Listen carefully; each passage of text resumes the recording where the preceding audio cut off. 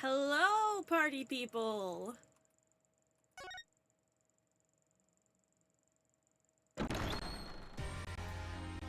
Who is ready for the finale of Apollo Justice, Ace Attorney?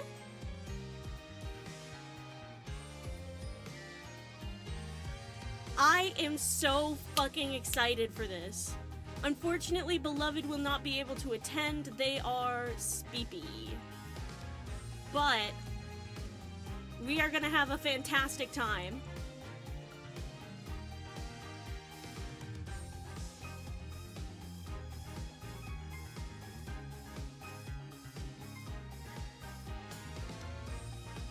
Oh my god, okay. I don't really have anything to report today. I made myself spaghetti last night. That was really nice.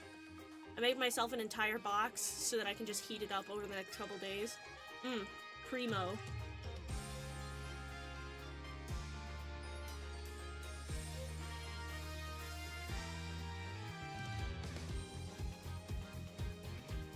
W pasta, so true. How we feeling for this, gang? Are we anticipating?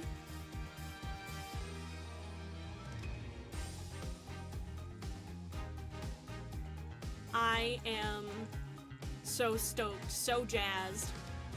Let's go to the game selection screen.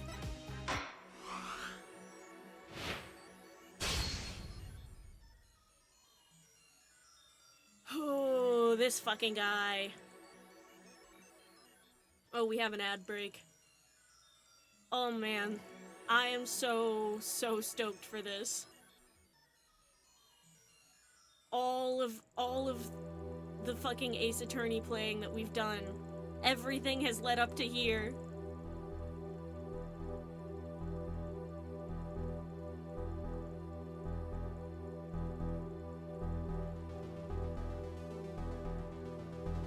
The best case ever. The best case ever!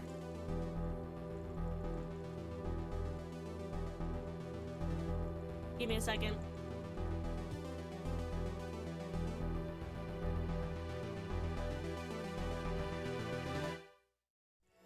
Okay, I had to knock on the wall to let the children know to stop screaming because I'm streaming.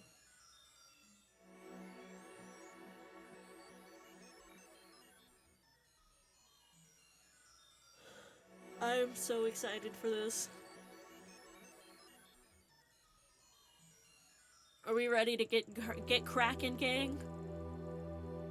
Is everybody stocked up on throwables?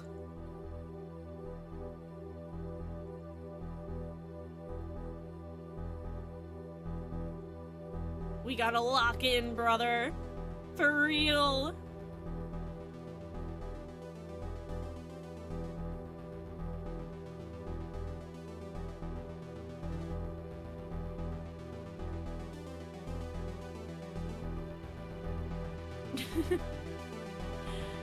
Yeah, make sure you're stocked up, guys. We're gonna have a lot of tomatoes to throw today.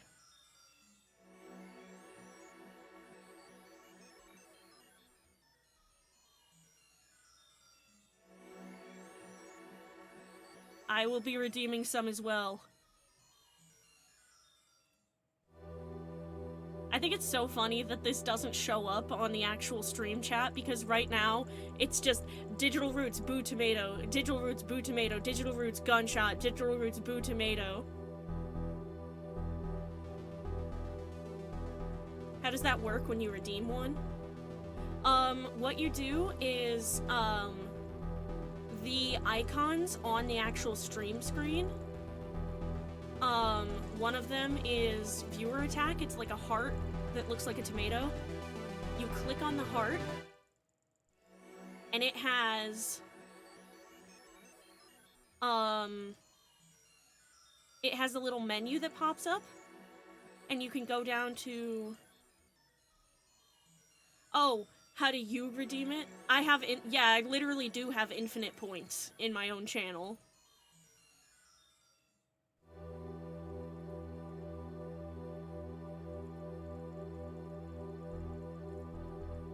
There's just an infinity sign next to the stardust.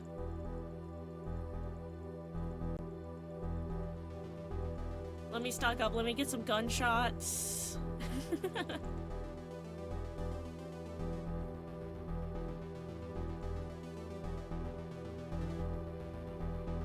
Maybe get a crab rave or two. Well, you can. The crab rave, it doesn't stock up. It just plays immediately when you redeem it. But you know, just keep the applause and the bonk. Keep things in mind, you know?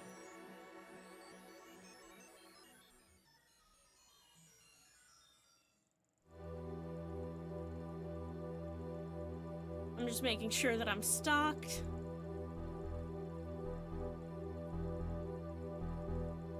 I've been trying to run modded Stardew for 2 hours. I'm losing it.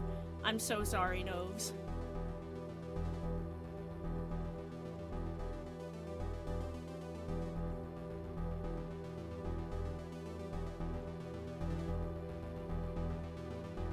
I've never played Stardew, and I never plan to.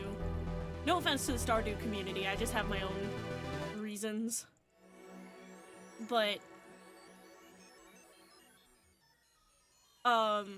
I would not know what portraits are.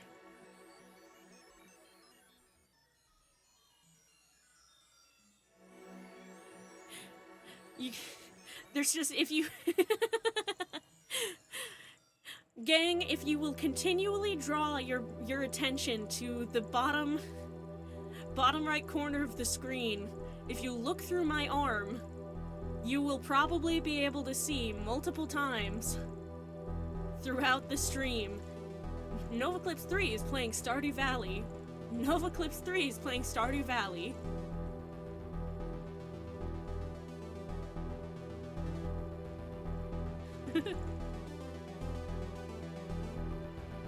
It's okay.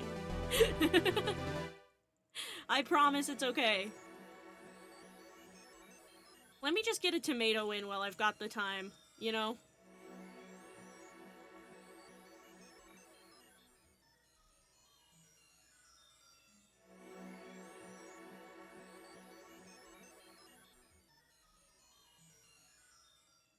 God damn it. Doesn't fucking...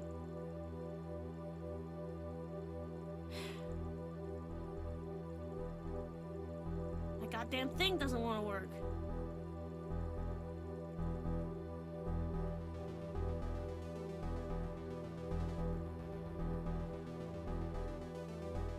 Give me a second. I'm gonna make it work. I'm gonna make it work. There we go. Refresh.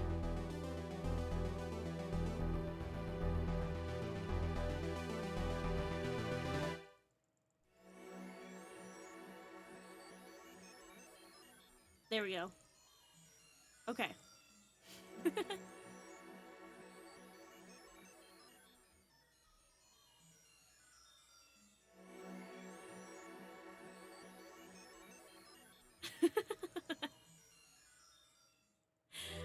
Okay.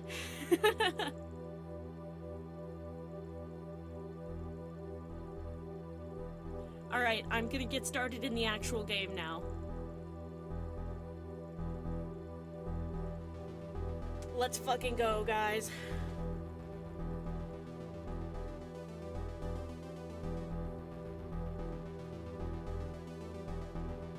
Load game.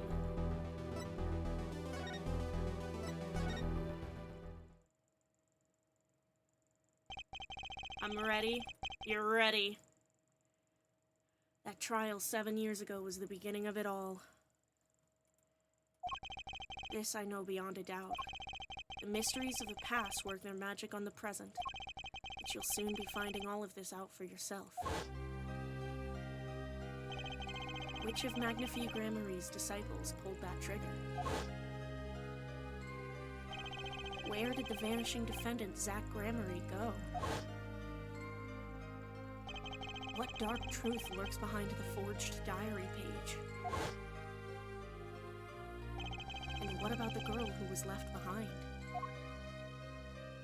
She's just a baby! Mason system.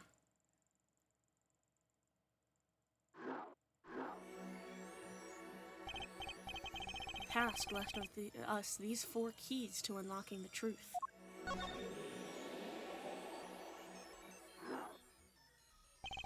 But that's not all. There are 4 keys in the present as well. And when all the questions have found their answers, the final trial will begin. But first, you must chase the truth through then and now. Think of it as a game.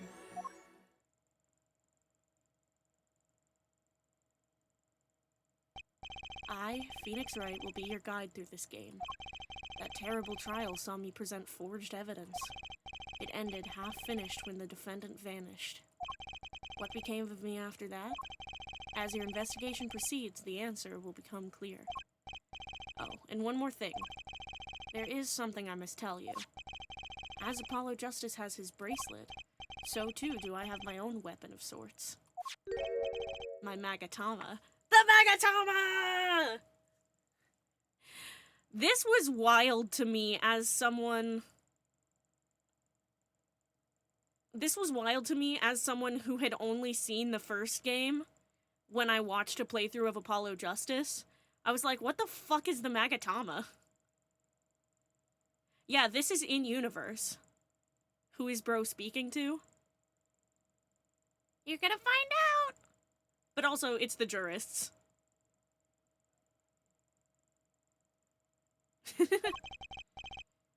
What does it do, you ask? That I would have you see for yourself. Well now, shall we begin? Use L and R to jump between the past and present. But let's begin 7 years ago, in the past. It is right after my last trial came to an abrupt end. Now that you know the game, let's play.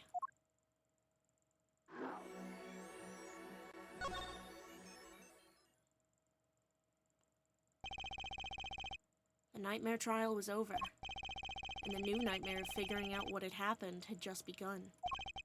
I wanted to wake up, to walk away, but I figured I'm the only one who could do this, probably. And besides, I had plenty of time, thanks to the Bar Association Review Board's decision. It's hard to work when your attorney's badge has been taken away. 7 years ago, detention center, visitor's room. Hi, Ronald. Hi. How you doing? For once, I think I might be doing better than you, Phoenix. For once, I think you're right. What strange sight doth mine eyes behold? Excuse me? 2 men on either side of a single transparent pane. Yet it seems fickle fate has switched sides, so to speak. The forger of fakes walks freely, while the innocent languishes within these plexiglass confines. There's been no proof that I forged anything, nor proof that I took the life of my dear mentor. Yet, these chains cannot hold me for long. The stage awaits! And what, may I ask, awaits you? A little piano and a cold hole in the wall. But since you are here, what shall we discuss? The shooting of Magnifi Grammary, for one. Who pulled that trigger, Volant or his partner Zach? His partner vanished before the answer could be found. If I'm going to get any closer to the truth, this is the place to start.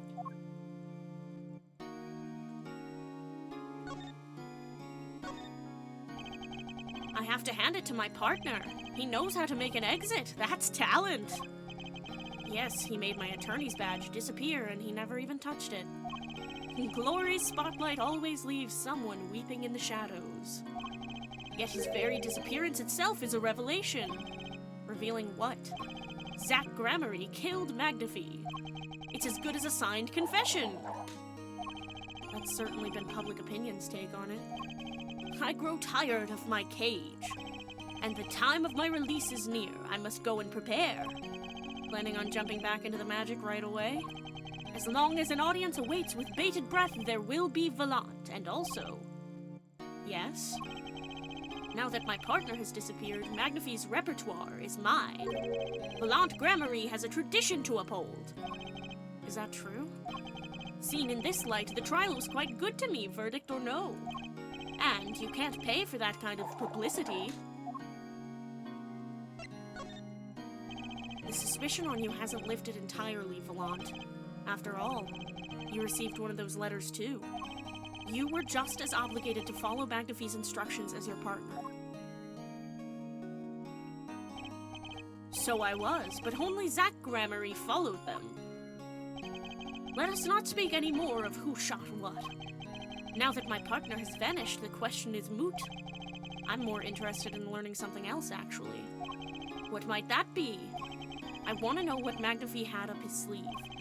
How could he coerce you and your partner to kill him? The trick up his sleeve? Perhaps you do not know. Know what? A great magician never reveals his secrets. 4. I didn't think it would be that easy. The audience must remain forever in the audience, bathing in the reflected glow of the spotlight. My Magatama, one of my most prized possessions, which I got during a certain case. It can show me the locks on people's hearts. And if I can unlock their hearts, they'll tell me their secrets. Throwback, baby! I feel like the Psyche locks look subtly different, though. Like, the texture has been updated to be slightly more, I don't know, vivid? Detailed? The Magatama starts it all, and the Magatama ends it. Oh, it's at the top of the screen now instead of something you present. I feel like that's a good change.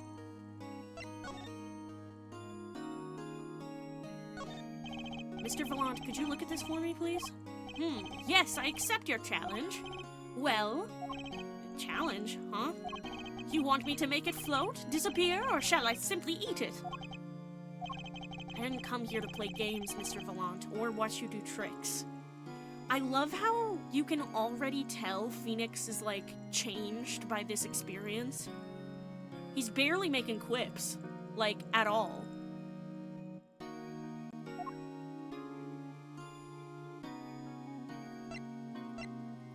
IV report. Yeah, I'd be jaded too, bro. Yeah. Okay. Nah, shut up.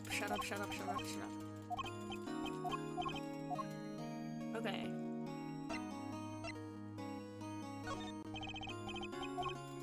Okay, I don't know what I'm supposed to show him yet. Maybe I'm not. Maybe it's not yet. Maybe I don't have the information yet.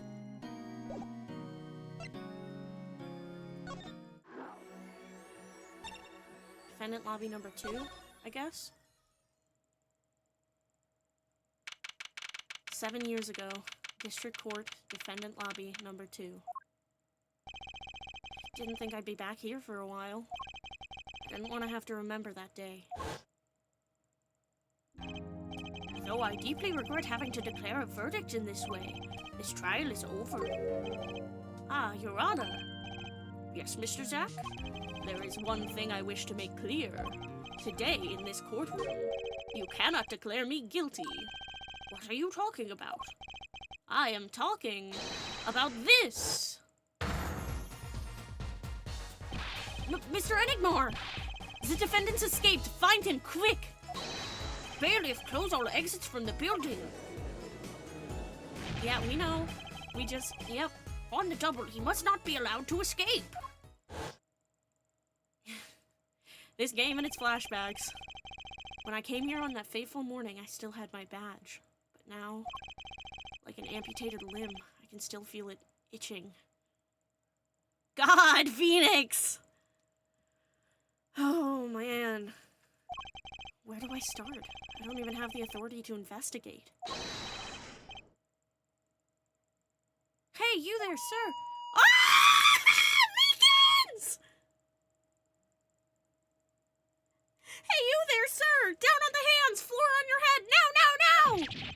Now! What's the big idea of my ears? No unauthorized personnel aren't allowed in here! But that would mean all unauthorized personnel are allowed. Drunk! I just say it like it is, sir, and it's usually wrong. Thrown out of the precinct, lost my friends, my girl, and even my wallet. Meekins! Oh, Meekins. We've met before, haven't we? On a case 2 years ago? No recollection of that, sir! Huh? For me, working on a case is always in the present progressive tense, sir! There is no past! There is only now, sir! Okay. You're the bailiff, right? Yes, sir! Court bailiff Mike Meekins at your service, sir! I've asked to meet with the bailiff at this court who let the magician escape. Let me try to make this as absolutely clear as possible for you, sir! It was me, sir! But you were a regular police officer once, right? He's part of the Arnold gang now! Good for him!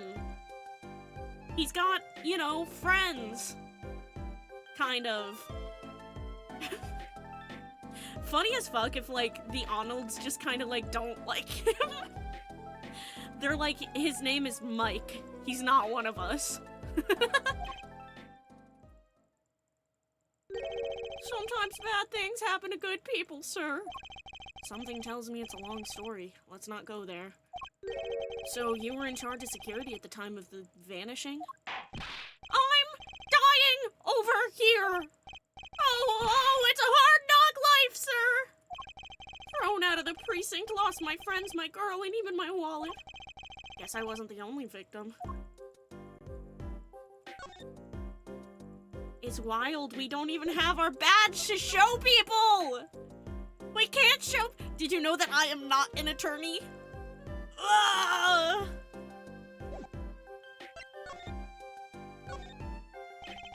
The last time we met, you were a police officer, right? In fact, you're still wearing your uniform. Sir, I wish I didn't have to tell you this. Last year, tragedy struck a rising star at the precinct. I lost my case files 4 times in 3 days. They fired me. That takes real talent, actually. They don't know what they're missing. So here I am, sir, forced to start from square one, a lowly bailiff. But your uniform? I took it with me as a souvenir the day I was fired. That can't be legal. So, you were the one who let the magician get away that day? I'm dying over here! A star rises among the court bailiffs, full of hope, then tragedy strikes! Is there anything you can tell me about it? About Zach Gramery's disappearance? He clearly doesn't understand the bailiff ways yet. Truly. Oh, the humanity! That's enough of that.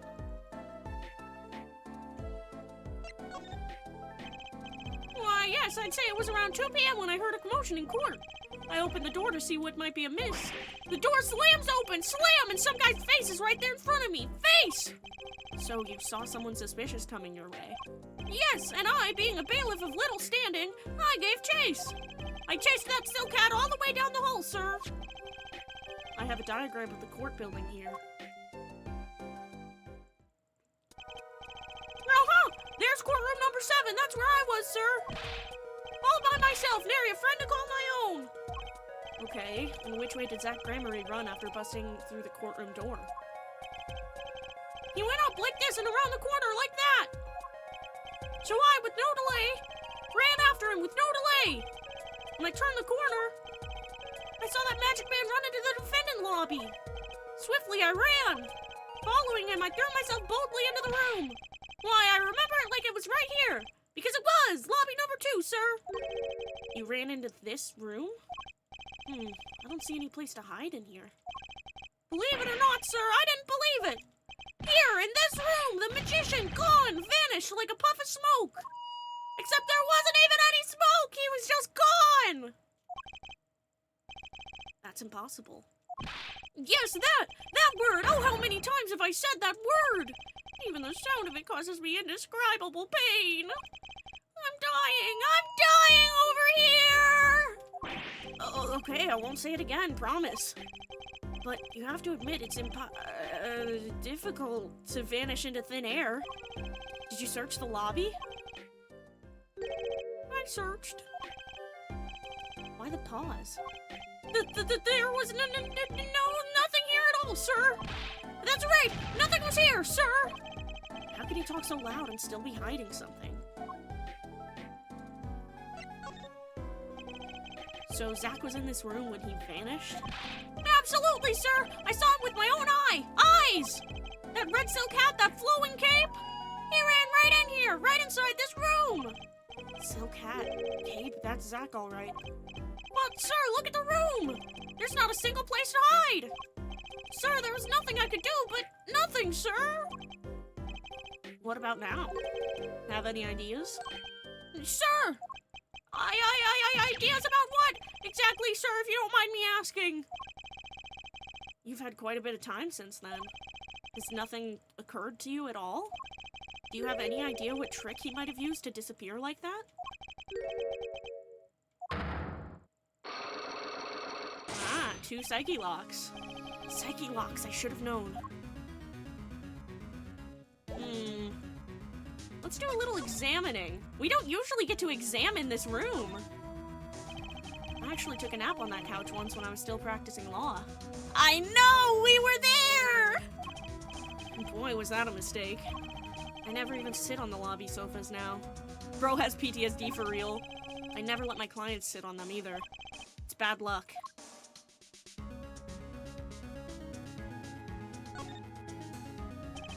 I must have seen that painting 1,000 times, but I never really looked at it until now. I guess my head was too stuck in the trials. I never had time to stop and appreciate art.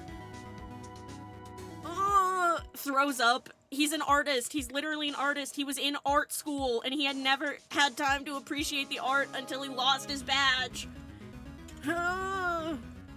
You know, I read a headcanon where the reason Meekins carries a megaphone is so Gant can hear him better, the subtext being Gant's hard of hearing.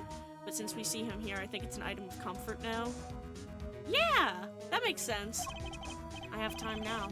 Okay, let's appreciate. Actually, it's pretty lame.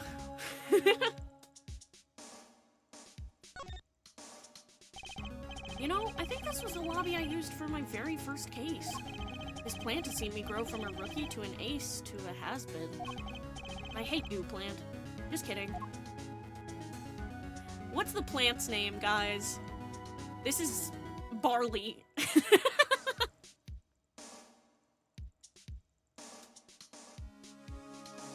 Evil Charlie. It's just Evil Charlie. What's up, Evil Charlie? My buddy Evil Charlie. I guess this door was officially a prop in Zach Gramarie's last show. He passed through that lobby door and vanished, but to where? He choreographed that entire fateful trial according to his grand scenario. I hate magicians. Oh, and he hasn't even adopted Trucy yet, apparently. God. This is so fun, though. I can't present profiles. I don't think we have... Well, here, we don't even have the diagram in our court record. Where the fuck is Trucy right now? That's a really good question. I don't even remember if they answer. Wright & Co. Law Offices. Oh my god, old Charlie! Old Charlie! Old Charlie! Oh, morning, Daddy! I'm so glad you came. You okay, Daddy? Are they picking on you? Ha ha ha ha ha! I am fine, as always. This old boy is here to help me, after all. That's young man to you. Good morning. That's a cute outfit you have on. Thanks! My first show's today, after all! 2 weeks had passed since then. I called her into my office. Trucy, there's something we need to talk about. It's been 2 weeks since your father disappeared. We need to start thinking about your future. Oh my god, she's been with Phoenix the whole time. I mean, where else should she be? Oh. Ad break in about 30 seconds, by the way. I, did some calling around. This is hard to say, but you have no living relatives. So, I was wondering if you wanted to stay with me for a while. Just until your daddy comes home. It won't be long. I hope. Of course, it's totally your choice. If you don't like it here, you can go wherever you'd like. I could look up some places you might like to stay at. This is so weird. Mr. Attorney, Daddy told me about you. He said I could trust you. Huh? Really? So if I stay here, does that mean you'll be my family? Huh? I guess so? Getting weirder. Mr. Attorney? Actually, why don't you call me Nick? Or you can call me Daddy if you like. It doesn't have to be today or anything. Okay, say, Daddy! That was quick. If I move here, I have to switch schools, right? And I was thinking, I haven't paid for lunches at my last school for a year. So, thanks, Daddy! Oh, and this office? It's a little blah. A little color goes a long way, you know. Oh, and Daddy, you got fired from work, right? Don't you worry one bit. I'll work twice as hard. We'll make it through this.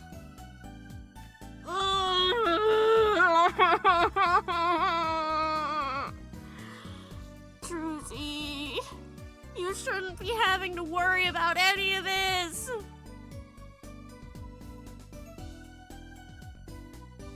Somehow she feels even babier than Pearl sometimes.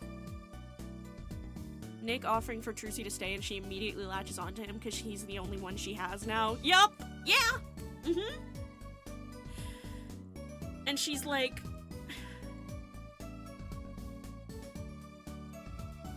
Oh, God. Pearl at least had Maya. That's true. Trucy has literally no one. She doesn't even have Volant. Because Volant's in lockup, and then, like, when Volant gets out, I mean, they're not actually related. And Volant doesn't exactly seem like the fatherly type. To be fair, Phoenix isn't exactly the fatherly type to begin with. But he's like, I'm all she has. God.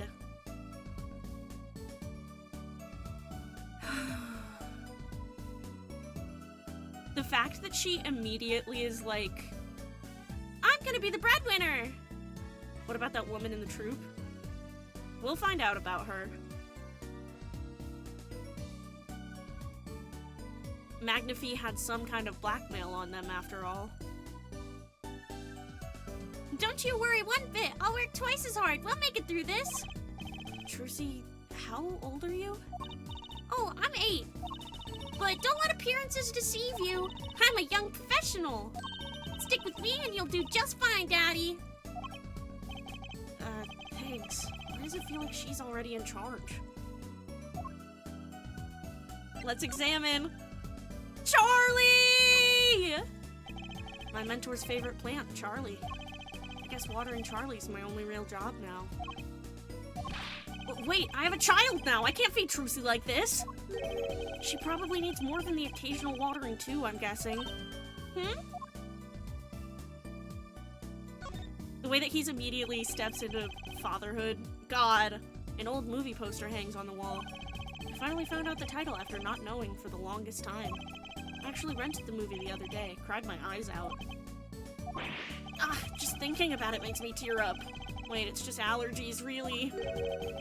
I should show it to her when she's a little older. Ugh! He's literally already, like, accepted the responsibility of fatherhood. Oh my god, I'm gonna puke. I should show it to her when she's a little older. Wait, what was it called again?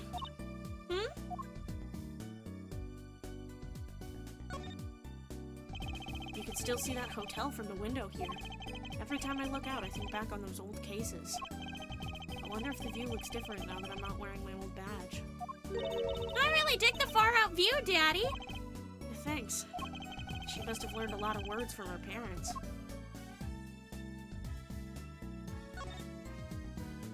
My desk. Not that I have any reason to sit there anymore. All that time with Pearl is paying off. Truly! I guess Trucy can use it. It's great for studying math, English, geography, magic. Ah, I'm not crying, I just got some dust in my eye. God, he's literally having to deal with the pain of losing his purpose in life at the same time as gaining a new purpose as a dad. So these emotions are like mixing for him so severely, where he's like, wow, I don't need to use my desk anymore. Fuck. Well, Trucy can use my desk. But fuck, it's not my desk anymore. And he will become dependent on that sense of fatherhood. Yep. Yeah.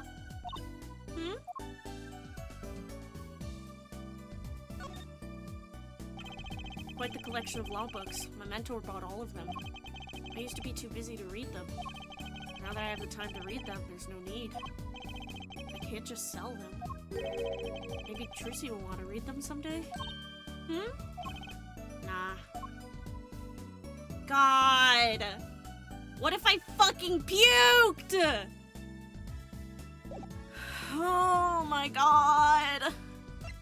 Literally, my hand keeps hovering over to the present button because the urge, the instinct, the muscle memory to present my badge in every interaction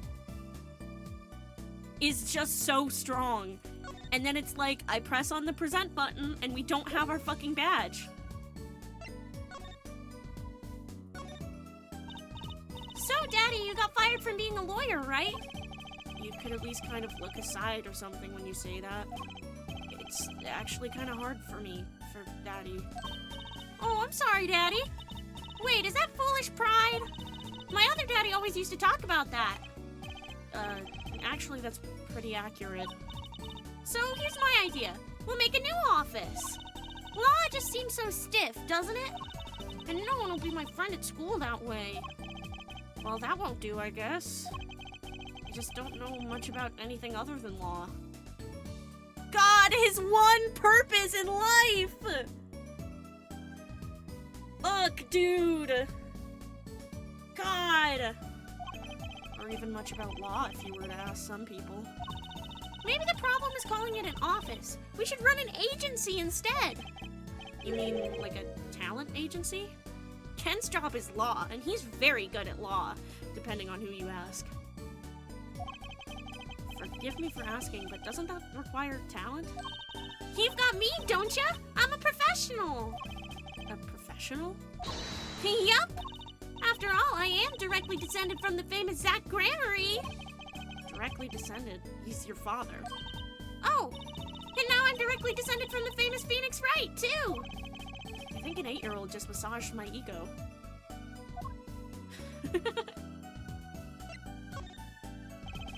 Could you tell me a bit more about your daddy, Zach Grammary? Daddy? Sure thing, Daddy. Which daddy was that again?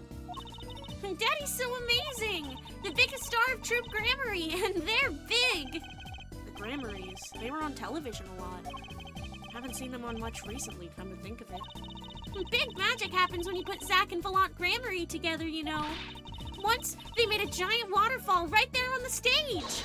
And this giant trout swam up the giant waterfall!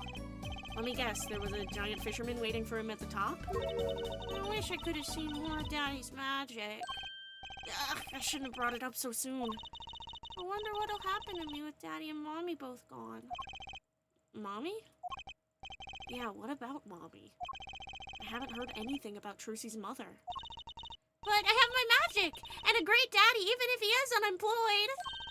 You know, I think things are going to be okay. I wonder if she'll talk about her mother. So, Trucy, you're a professional? Yes! It's like that thing they say. Baby frogs grow up to be frogs? They say that? I always thought it was funny, though. What was? Aren't baby frogs called tadpoles? Maybe they thought it would be easier to understand that way for kids. How stupid. Right. So, in conclusion, you're a professional magician, Trucy? That's right. Well, want to see a trick? You're going to do a magic trick? Sure. Actually, I would like to see your trick. The future of the agency depends on it, after all. That's the spirit. Ready? Here goes. Ta-da! Hey, folks, it's Mr. Hat. I gotta say, it's good to be seen. Yeah! Whoa, that was startling. The amazing Mr. Hat! Isn't he great? Your friendly neighborhood Mr. Hat at your service. He certainly makes an impression. Doesn't he? I'm so glad you like him, Daddy. Though my routines do get a bit heady at times. Huh? Get it? Heady? My friendly neighborhood Mr. Hat nearly gave me a heart attack. Startlingly realistic, it says.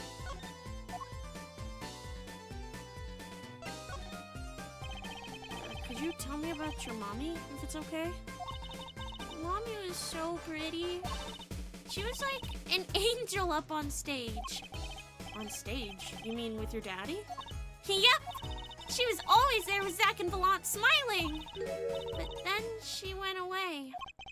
Went away? It was a grand illusion, but she made a mistake. She vanished, and I guess she didn't know how to get back. Maybe so. I cried then, a lot. That's when Daddy gave me this. Here!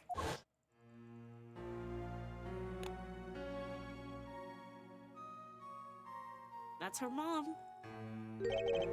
This is your mother? She's beautiful.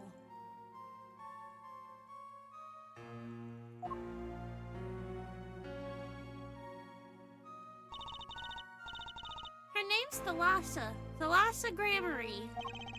Poor girl, I didn't know her mommy had gone missing. And now her daddy's vanished too, right before her eyes. It's the same locket thing. Yeah! Hey, Daddy, you won't... Don't worry, I won't vanish, I promise. Right, you can't even do magic. You're like a backup plan. Daddy always said to have a backup plan. I guess all I rate as is a backup plan. That makes me feel good inside. Backup plan. Woo! Phoenix write the backup plan. Backup daddy. Trucy's locket added to the court record. I think that's probably enough for today. Sorry to ask you so much all at once like that. It's okay. After all, we're family. I just hope you're ready. The Right Talent Agency opens tomorrow. What? But are we representing anyone? Me and you. That makes two, Daddy. I think you need more than that to make an agency. Besides, you may be a magician, but I'm no talent. Oh, I'm sure there's something you're good at. Well, when you put it that way. You mean you don't have any tricks? No old standbys? This will not do. A boy should always have a trick or two in his pocket. Okay, I'll think of something. That's the spirit. See you bright and early tomorrow, Daddy. Welcome to the team, Daddy-o. The team, right.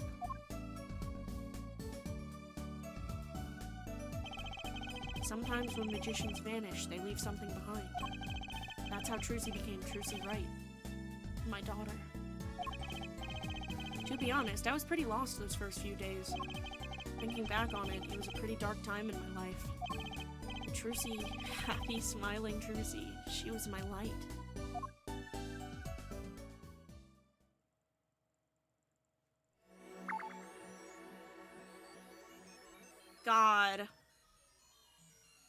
God.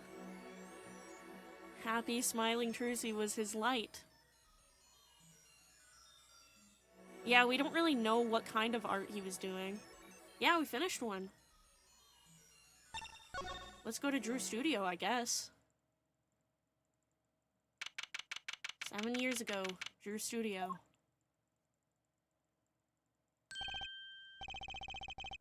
I figured you'd come here sooner or later. I decided on sooner. Your mission, was it? I haven't done anything illegal. And I didn't come here to whine about past events. I wanted to ask you some questions. I'd like to think it was performance arts. That makes sense. Are we gonna see baby Vera? I wanted to ask you some questions. I suppose you have that right. That day, the entire court descended into chaos. Only you stood still, your eyes calmly watching. I admit it made quite an impression on me. I'm used to finding myself in outrageous situations. A lot of outrageous situations. Phoenix Wright, was it? I'll answer what I can. I'm not sure, but it feels like I'm being watched intensely. Ibble! She's so Ibble! This is my daughter. Vera, say hello.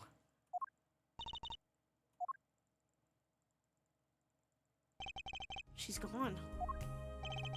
Notice her chewing on her nails already?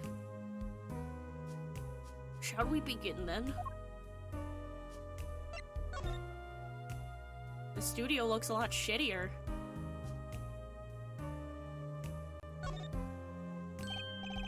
Going home by any chance? No, I was just checking out the door. Oh. Good thing I'm far too stubborn to take hints like that.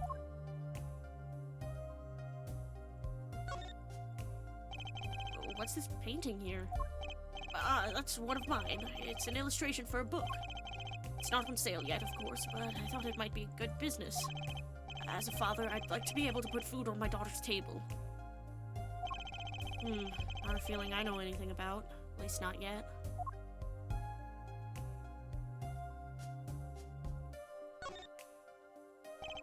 Paints are scattered all around, probably the ones he's currently using.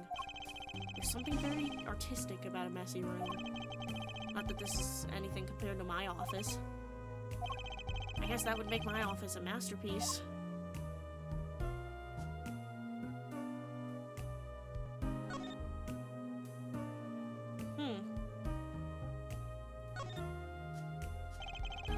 Paints and pigments are lined up on the shelves with some noticeable gaps. It's embarrassing, but I can't afford all the paints I want. I insist on buying the ones I use with my own money. I can see how you'd want to do that, sure.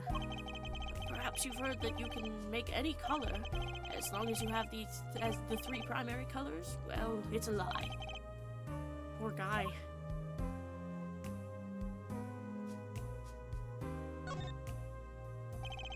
You use these gizmos for painting? They're pretty elaborate. Those aren't for painting, they're for analyzing. Paint composition, age, every conceivable angle. Tools of the forgery trade, I guess. Let's do a chair review, since it's all I have left. Alright, this chair right here. I guess it's pretty comfortable as far as office chairs go. The lack of arms is a little disappointing, but... and it's rather cheap. Kind of falling apart a little bit. This one, hard, but sturdy. This other chair back here, this one's pretty shitty. Drumish, I'm just watching Phoenix, like, go around trying out his chairs, like, what the fuck? There are some finished paintings stacked here. They don't look all that bad, really. I'll sell you one for 50 cents. That's okay, they look kind of heavy. Oh. 50 cents. It's all that he has left. And also a daughter. Maybe he needs to work on his sales technique a bit. Hey, what's this red envelope? Maybe I'll just sidle on over here for a closer look.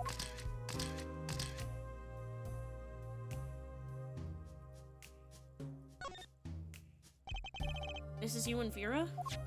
Yes, we took that one quite recently. I know I'm a painter. Why not paint a portrait instead? I've never been that good at people, unfortunately.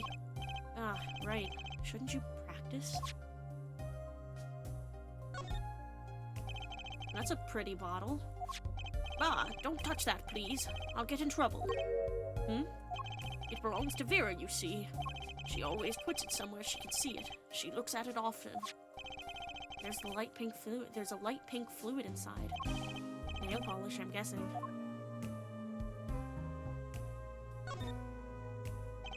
What's this red envelope?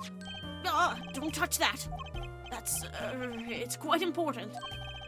The painter's face just changed hues. Guess I'd better behave, though it's tempting to just grab it. And what's this? That's an awfully small frame. What's that inside it? A stamp? Ah, please don't touch that. I'll get in trouble.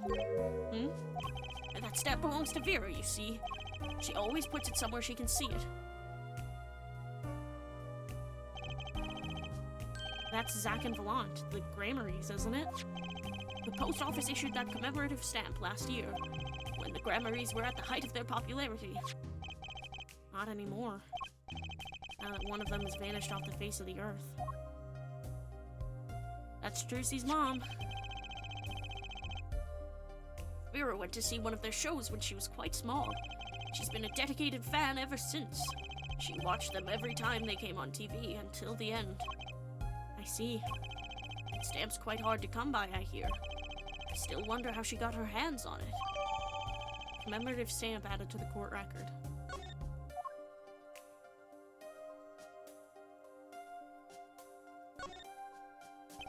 That's an awfully small frame. There's a commemorative stamp to Grammarys inside.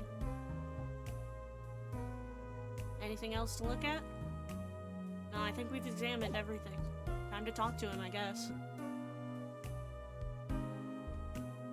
Just making sure. Paints and pigments. Okay, blah blah blah blah blah blah blah blah blah blah blah blah blah blah. I wasn't trying to click on the. Shut up.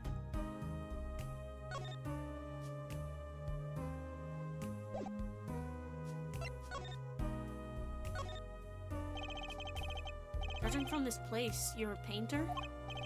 Not sadly a profitable one. I've never sold a painting. It's a source of considerable embarrassment. I would be able to get by were it only me. Your daughter? Her mother grew weary of me and left. I don't want her to grow up needy, Mr. Wright. That is why I began my other occupation. Forgeries. Don't look at me with those eyes. I know what it is that I do. More than half of the paintings they bring me are stolen. Who knows what my copies are used for? But some of your works aren't paintings, correct? You may not believe me. Oh, you may not believe me when I tell you this. That was my first work outside of painting. What? To think it would be used as evidence in a murder trial. I never even imagined the possibility. Then why did you take the job? I was well paid. Very well paid. I think he feels worse about it than I do, somehow. The past is hard to escape. Honestly, the sooner I can put this behind me, the better. With apologies to you, of course. Sorry, but it's not going to be quite so easy. He's trying to forget what he made. Looks like I'll have to remind him. Hey, motherfucker. What about this, huh? Your work. Don't try to pretend you've forgotten. Sure, all you did was make a copy. But that copy might have destroyed the life of an innocent man. I'm responsible too, which is why I have to know. And you have to tell me. I knew it would be difficult to escape this. Then let's talk.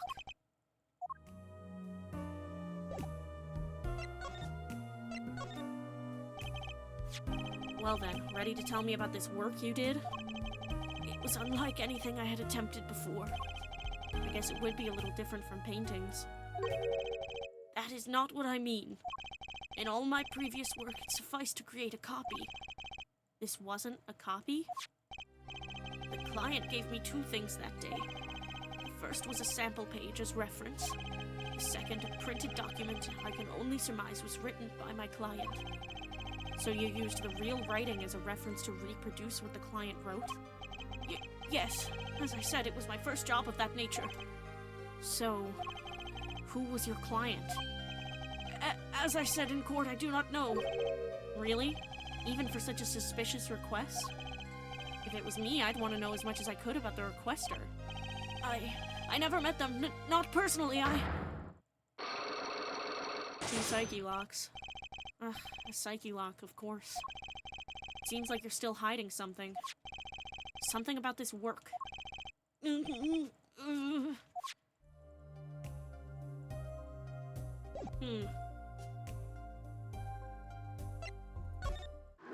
Let's go to the present, I guess. Find out more information.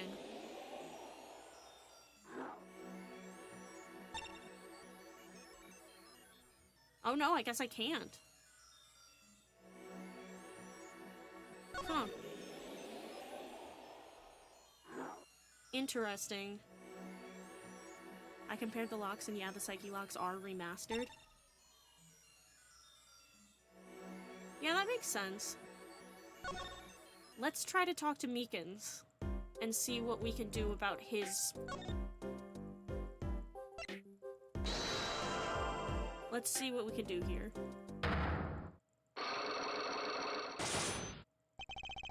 Disappearing trick. Okay, Mr. Meekins. What do you know? Spit it out. Hey, what's with the atmosphere in here all of a sudden? You know something, and I'm going to find out what. Zach Gramarye vanished from this room. How'd he do it? How, sir? Well, sir, I can't say as I... Sir! Why are you so nervous if you aren't hiding something? Phoenix is like... He means fucking business here. Well, sir, you see, at the time, sir, I was here and... listen! It was impossible! What could such a little girl possibly do anyway? What did you just say? Yeah, sir, did I just say something, sir? No, you screamed it through that megaphone of yours. There was someone else in the room, wasn't there? Sir, I'm going to have to invoke my right to remain in a state of not talking. It's okay, Meekins. You don't have to tell me who Zach's accomplice was. I know who was here in this room that day. He's so strange here, deathly serious. For real. Oh, god damn it, I didn't mean to press escape. Fuck. I know who it fucking is. Who do you think it is, Romeo?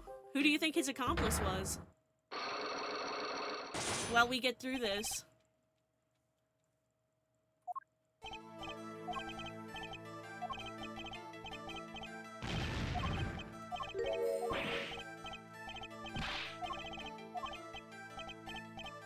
Mr. Hat, obviously. Hehehe.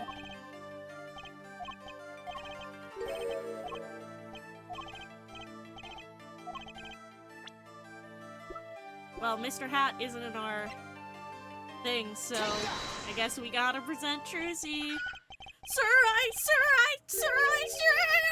I've never seen that girl until just the other day. Mr. Meekins, I'm not buying it.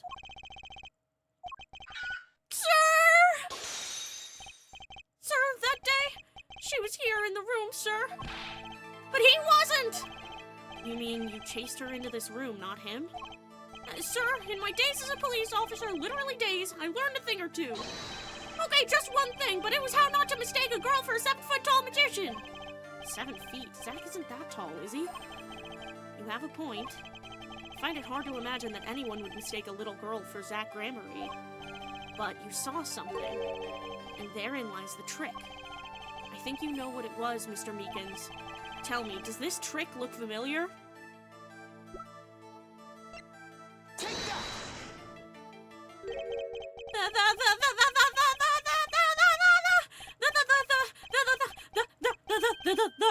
What's that? That girl's favorite trick, the amazing Mr. Hat.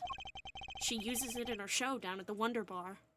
Okay, so this is after the official I'm adopting you conversation. Oh wait, I was joking? Hi, love! Hi! Hi, I'm so happy to see you! Hi! You're here! You were joking, Romeo? That's so funny! I thought you were answering seriously, and I was like, oh, Romeo figured it out! Yay!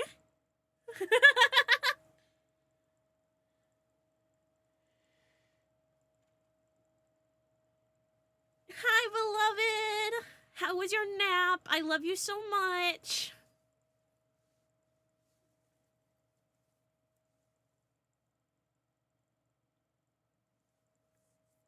Also, we might be getting ads in a couple seconds. She uses it in her show down at the Wonder Bar. Nap didn't really work, but I rested. I'm proud of you for resting. You did a really good job, and I love you.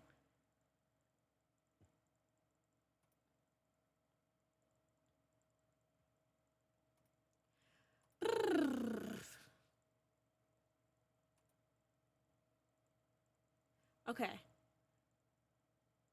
Watch stream, and then I will watch more show. Yeah, Beloved was watching Invincible today.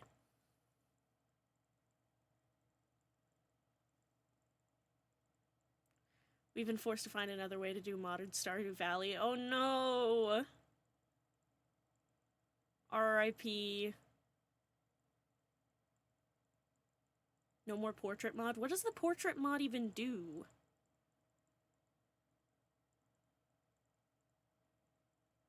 Oh, there's the ads. Okay. God, it takes like 30 whole fucking seconds for them to actually start after it says they're gonna start. Oh, it changes the way that people look in the game. Okay.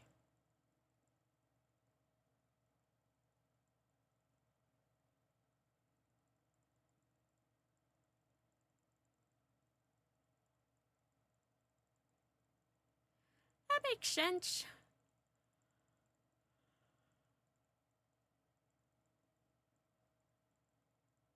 That sounds frustrating, though. I'm sorry about that. Oh, Dave Sprite and his dead John from his timeline, they got together in Tomodachi Life. Nova, you don't know what that means, but...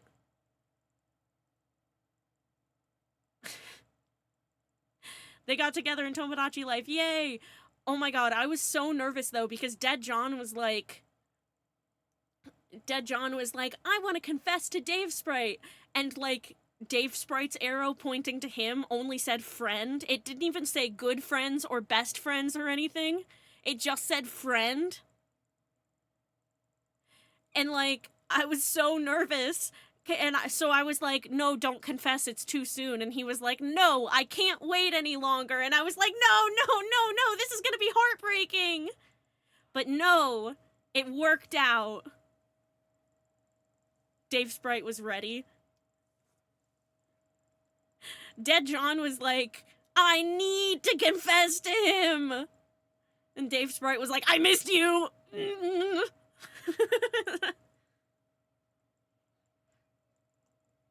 She uses it in her show down at the Wonder Bar. Have you been to the Wonder Bar? So it wasn't a waking dream, was it, sir? Come again? That night on stage, I saw a vision, except it wasn't a vision. It was a hat. An amazing Mr. Hat! He really exists!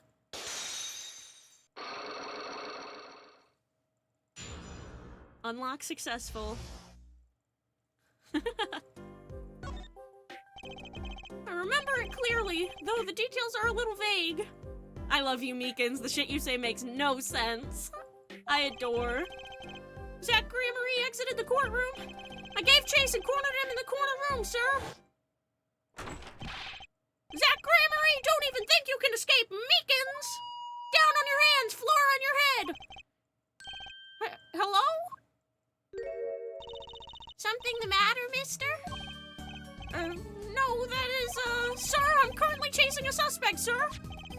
Zach Gramery, do you know him? Oh, I love Zach Gramery. His magic is the best. I'm his biggest fan. Trizzy! So the being included in her dad's schemes did not start with Phoenix. It started with Zach. I see. That's why you're wearing that costume you're wearing. Anyway, that very same Zach came into this room. But no one's been in here except me. But he has to be in here somewhere. If I look away from the screen, I realize your Meekin's voice sounds like a kid. he's a little guy to me. Under the sofa, in the trash can, behind the painting, under the rug! So, Trucy was his accomplice. Imagine my astonished surprise when, 1 week later, I just happened to walk into a bar and see him! Mr. Hat. I couldn't believe my own eyes! For a while, I thought it had all been a long dream. A dream that lasted a week? Oh, and it wasn't the magician who disappeared, it was Mr. Hat! Sneefle, sneefle. Though it seems complex, what really happened that day was quite simple. Apartment complex? You were standing by the door, and out came Zach. But that wasn't all. Another person got in on the act, and she was standing in front of lobby number 2. Look at the tiny top hat for Trucy! Oh! Along with Mr. Hat. Phoenix was so good at being Trucy's new daddy, he started to pull the exact same bullshit like him 7 years later. I bet they were scamming people the whole time. Actually, Trucy did say at one point that she came and helped with really important poker games. Because she has a lower level of Apollo's perception power.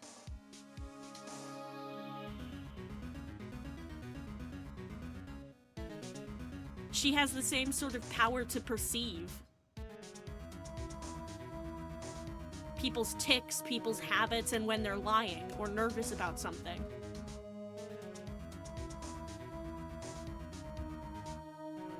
Why do they have that same power thing? People in this world just be having powers, I fucking guess. Fucking spirit medium.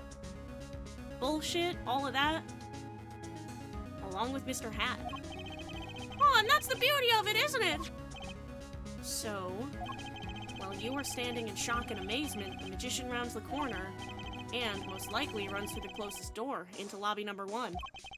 This is where you come in. You turn the corner in rather lukewarm pursuit. And at that very moment, Trucy runs into lobby number 2.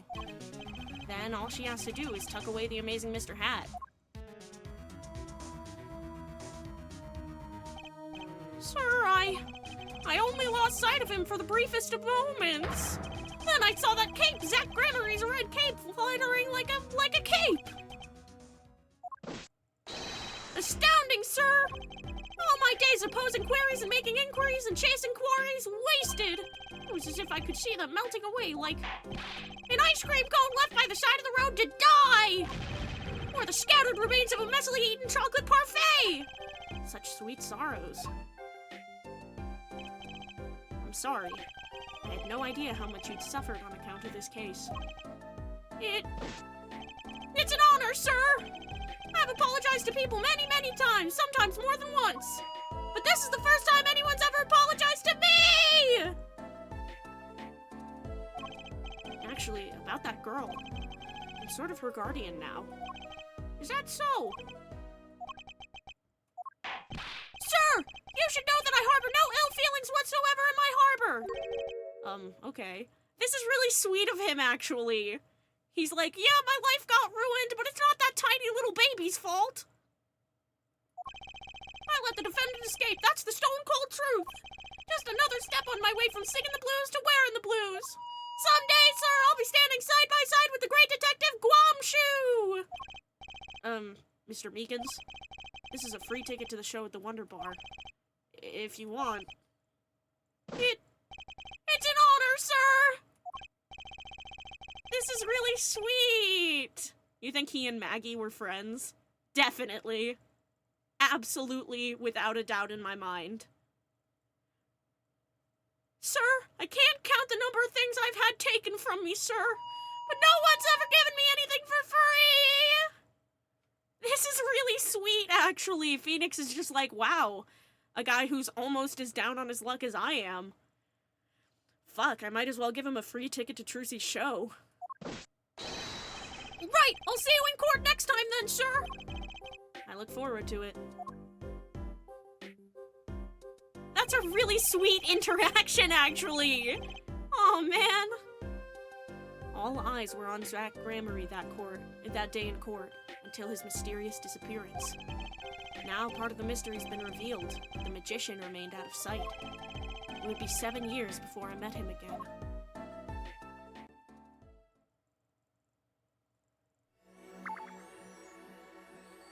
That's another one completed.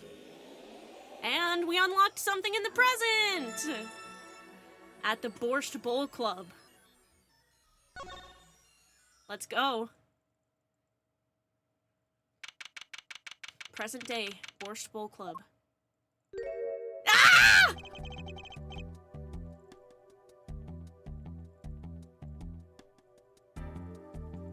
I'm getting my tomatoes out. I don't care. I need the tomatoes.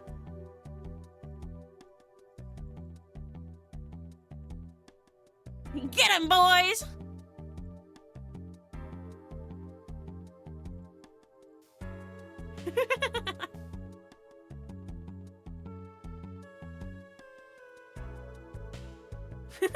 Good! Yes!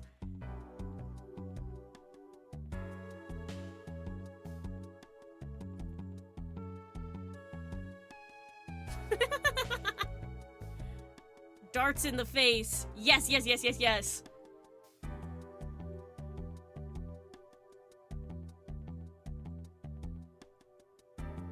Get the tomatoes on his suit, too. I bet it's expensive as hell.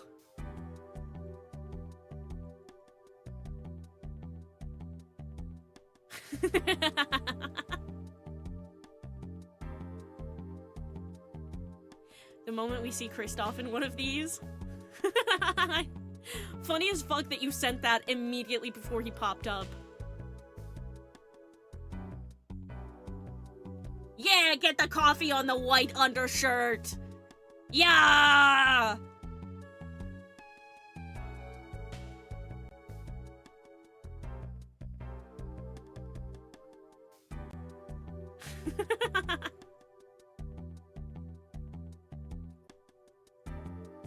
Incredible, guys. Thank you.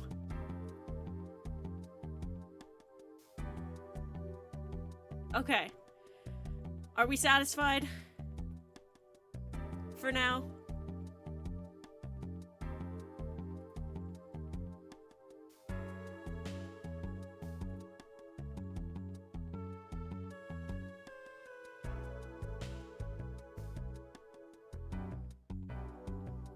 For now. Okay. Just stock up as needed.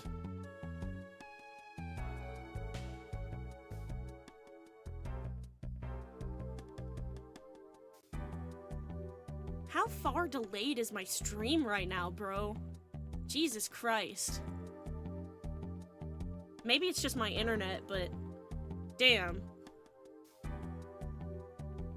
Okay. I'll be taking my leave now. Still have some work to do back at the office. Then I guess I'll go back to my piano. To be honest, it's better when you aren't playing. This frigid culinary dungeon almost feels comfortable. Later then. Sigh, 2 hours left on my shift. Wonder if we'll get any customers tonight. Ahem, do you know who I am? Who I am? No, but if you hum it, I can play it. Just kidding. I don't do requests. How about a different sort of request? You see, I play cards. Oh, a customer. I was just hoping someone would come in and save me from a night at the Keys. I seek a true competition. I have heard the Borscht Bowl Club is the place for this.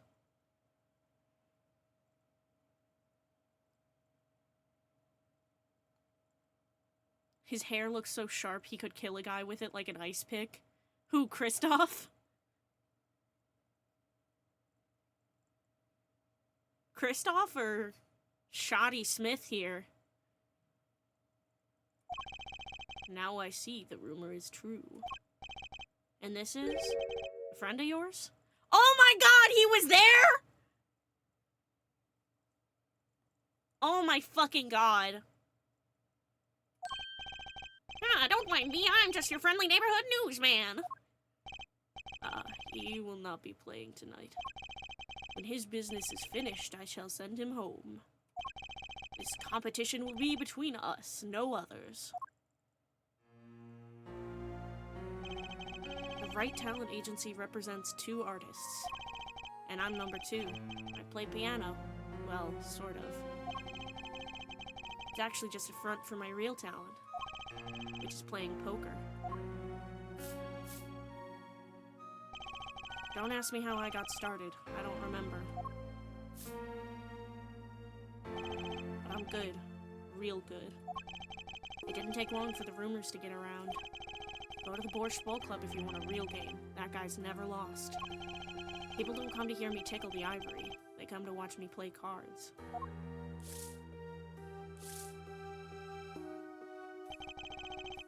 Is this a seedy poker club? No, it's a restaurant. We don't play for high stakes. There's no money involved. But real players carry cash, and they're always thirsty. It's a handy source of income for the club owner. Then let's compete. I'll take you to the room. The hideout, yes, but before we go... Yes? Allow me to introduce myself. My name is Shoddy Smith. Oh, and I'm Brushel, Spark Brushel, news reporter. Oh, I'm... No, Phoenix, right? Huh? You must always look a man in the eye when you make your introductions. You still do not know who I am. Have we met? Ugh! Today in this courtroom, you cannot declare me guilty. What are you talking about? I am talking about this. But Mr. Enigmar! The defendant's escaped. Find him, quick! Bailiff, close all exits from the building. We have already seen this flashback once in this section. On the double, he must not be allowed to escape. You can't be. But you're... Zach Gramarye? We don't have to see this flashback in its entirety, game. For real. Yes, the reincarnation act of the century. Pity I have only an audience of 1. You. Zach Gramarye, this must be a bad dream. God. Oh my god. Phoenix in this moment must be like, fuck, he's gonna take Trucy away from me. They cooked at the writing, let them profit. Okay. I'll let them get away with it. In a sense, this guy ruined my life. You there. Did he lose muscle, or is the suit just covering it? I think that suit might be covering it, but I wouldn't be surprised if he has lost muscle. We will play soon. Ready the room. I will be preparing the hideout for you.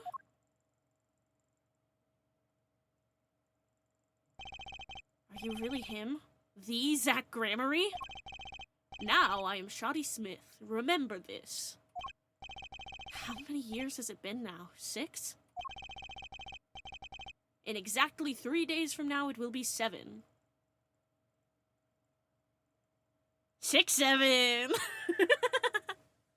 God damn it. I caused you much inconvenience, I fear. Yeah, you could say that. God! Just, in this moment, Phoenix is probably, like, shitting himself because he's like, no, you can't take Trucy away from me. You can't.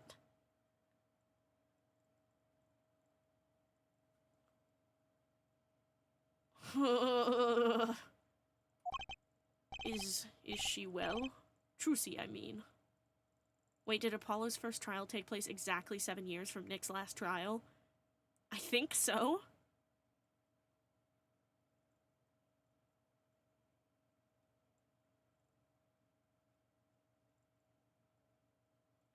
It was April 19th.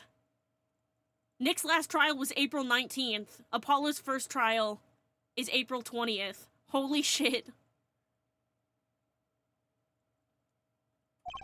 She's fine. I've got her working already. Hope you don't mind. I need hardly express my gratitude, but you have it.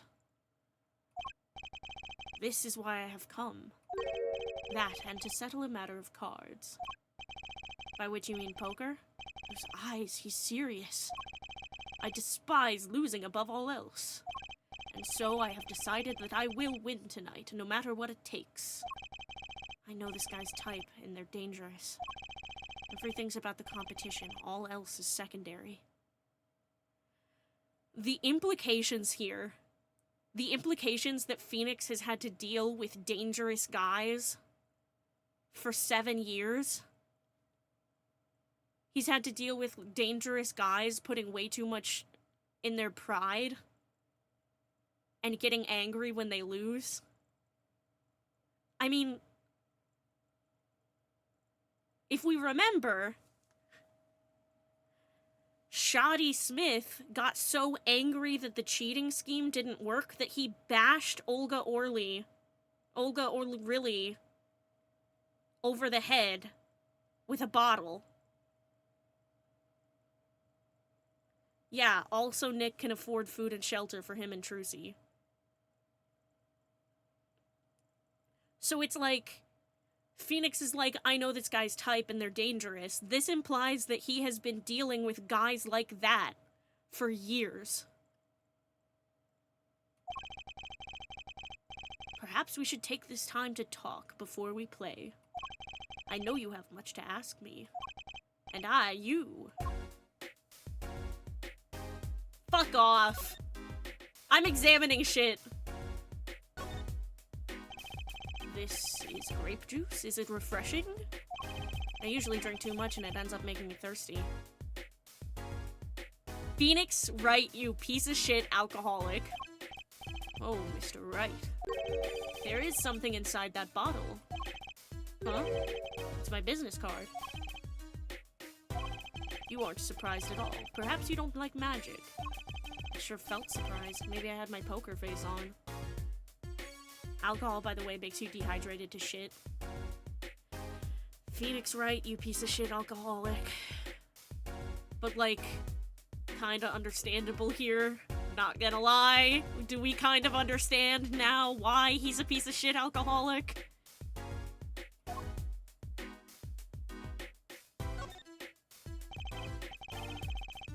What kind of drunk is he anyways? Probably a sad one. Oh, absolutely a sad one. Sad and self-destructive. He does self-destructive shit. Absolutely. Self-deprecating for sure. He, like, thinks about all of the shit he hates about himself and blames himself for. He's like, it's my fault Maya got kidnapped that one time. It's my fault. It's my fault that Maya got kidnapped the other time because I got involved with Iris / Dahlia. It's all my fault. It's all my fault. God, Phoenix Wright, you piece of shit alcoholic, but Phoenix Wright, you poor, poor man. I must say, it comes as quite a surprise. I never knew you played. I'd do anything else if I could, believe me. Oh yeah, there's something you could help me with. Do you think you can make that piano disappear? It'd help out in a lot of ways, really. You say the funniest things with the straightest face. People always tell me that, except I wasn't joking.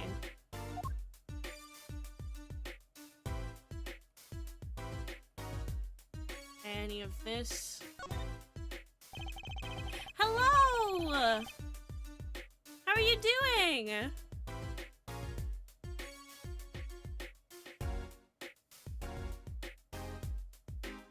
We're just playing Ace Attorney 4.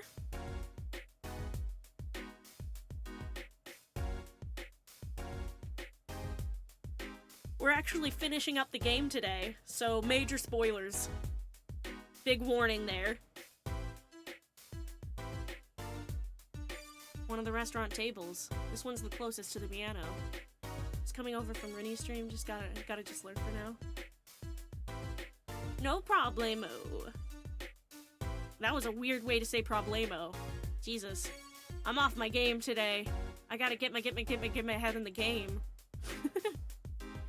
One of the restaurant tables. This one's the closest to the piano. Which makes it the hardest to eat at, I hear. On days when I'm playing, that is. What do you think about the ukulele? The sound is slight, the annoyance curtailed. A ukulele in a Russian restaurant? Then you must go to a Hawaiian restaurant. Hawaiian shirts don't go with my complexion. I give up. Okay, nothing else to look at? Okay. Let's talk to him, then. We competed that day 7 years ago, too. Ah, yes, you must have been surprised. Called to the detention center out of the blue. To... 1. Showdown time.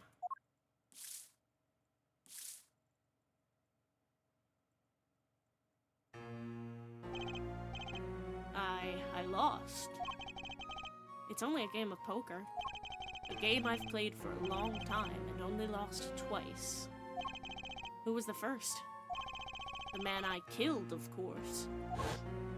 You choose your defense attorneys by playing poker. Some are hired, others fired. When you compete, you see a man's true nature. You know what I speak of. I know that you do. Trucy's power? Trucy? She's in a class of her own.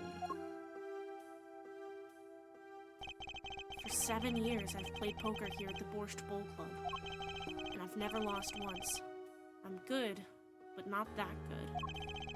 I win because whenever there's a big game, I bring in Trucy. And she sends me signals.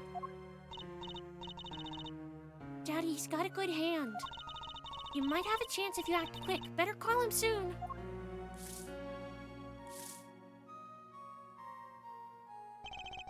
Can you tell me what her power is?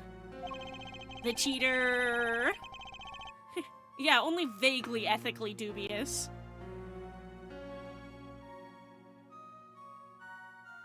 Judging a person's thoughts by reading their reactions is a staple of performance magic. But those of Trucy's line possess far greater skill. Her line? Recall, you were the second man to whom I've lost. Magnifique Gramarye. That was the first time I learned of this power, as you call it. Wait, so you're saying her power is genetic?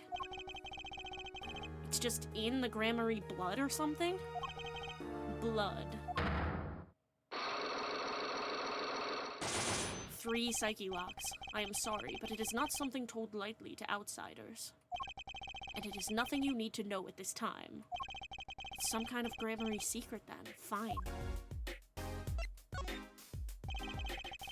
She's 15 this year. She's still trying her best to follow in your footsteps, you know. I see. When I planned my disappearing act, it was the thought of her alone that gave me pause. Wait, you were planning on vanishing from the get-go? Yes, and for that I must apologize. However, I could not be found guilty that day. Because of this. This? A transferal of rights. You see that signature? A transferal? That's Magnifique Gramarye's signature, isn't it? I hereby give all rights to the secret staging and performance of my magic to the recipient named below. And the recipient's name is you, Zach Gramarye.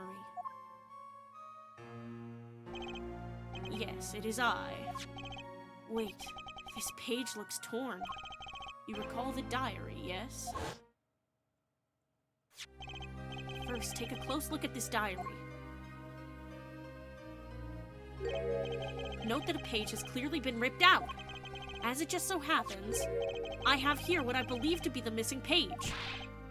Wait, let me see that. How could I forget? That scrap of paper lost me my attorney's badge. This is the real page that was torn from the book. Magnafee gave it to me that night. You could have told me this earlier. Like, 7 years earlier? Since Zach's dead, does that mean Trucy inherits it?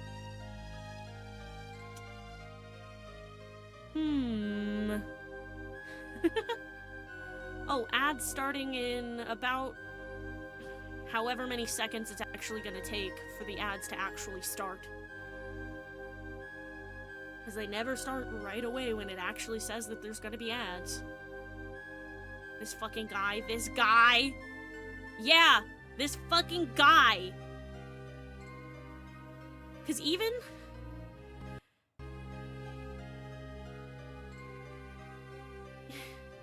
that stupid fucking magician's face pisses me off. I'm glad his deadbeat ass died. Once again! Once again, we have guy who was murdered that it's kind of fucking justified. Literally every victim in this game so far, their murder has been, like, justified.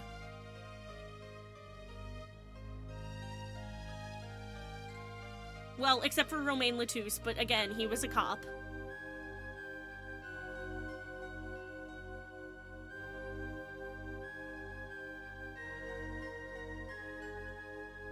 It's really interesting, actually, like... just... ah! I mean, first we had Shoddy Smith, who we now know was a fucking deadbeat that lost Phoenix his attorney's badge and abandoned his goddamn daughter. For 7 years. Then we had Pal Maractus, who was doing shit for the mob, and left Waki to die, and who literally tried to kill Alita Tiala. Alita Tiala was a fucking horrible person, yeah, but, like, still, that's murder. Uncool. And he brought it in the fucking noodle cart because he thought he killed her. And then Romain Latouche is a cop. So...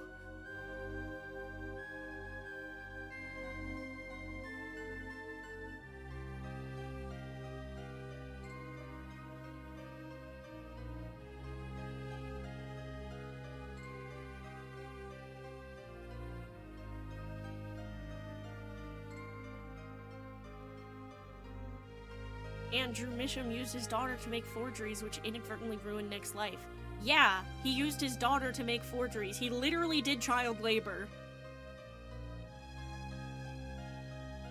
He literally used his autistic daughter for child labor. Like, using his position as her father to convince her to do illegal shit. For 7 years.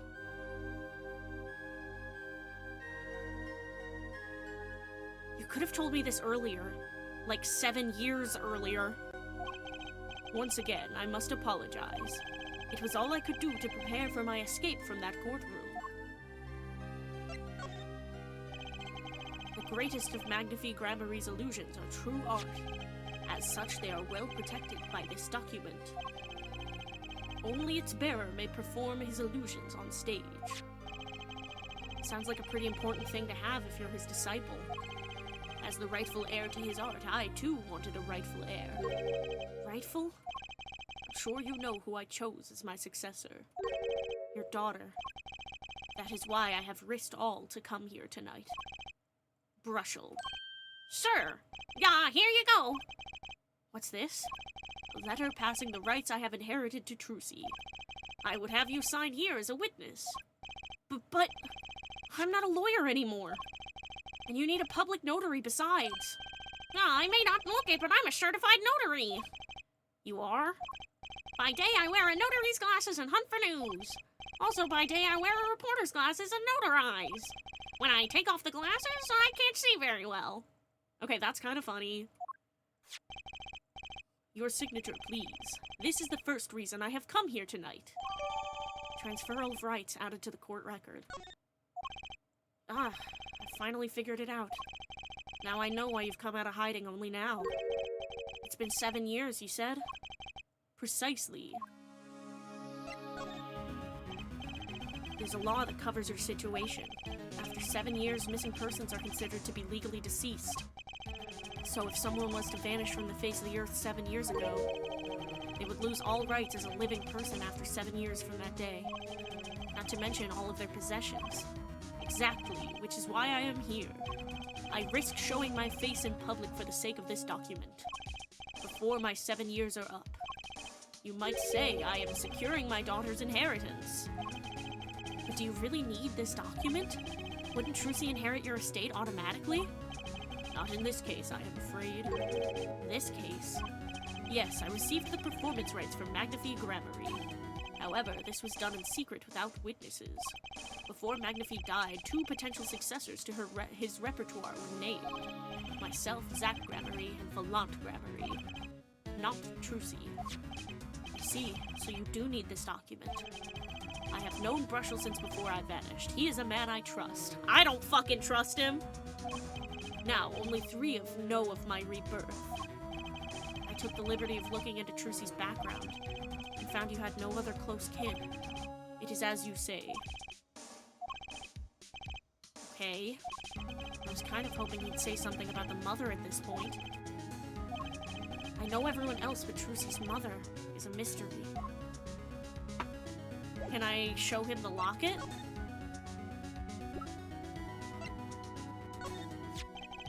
This person in the photo is Trucy's mother? How did you come by this? Trucy showed it to me. She said her mother was gone. Then it is so. Huh? She is gone. What more is there to say? Lots? Once again, there is some stupid, complicated family drama regarding inheritance and legacy and supernatural bullshit. Yup. Ah, I know. Whoa, you're still here? According to my in-depth research, Trucy's mother, Magnifi Gramarye's only daughter, end quote. What? Magnifi's daughter? Is that true, Mr. Zach? Brushel, you say too much. Why am I the bad guy? Why? Zach decked him. Oh my god, he's literally violent!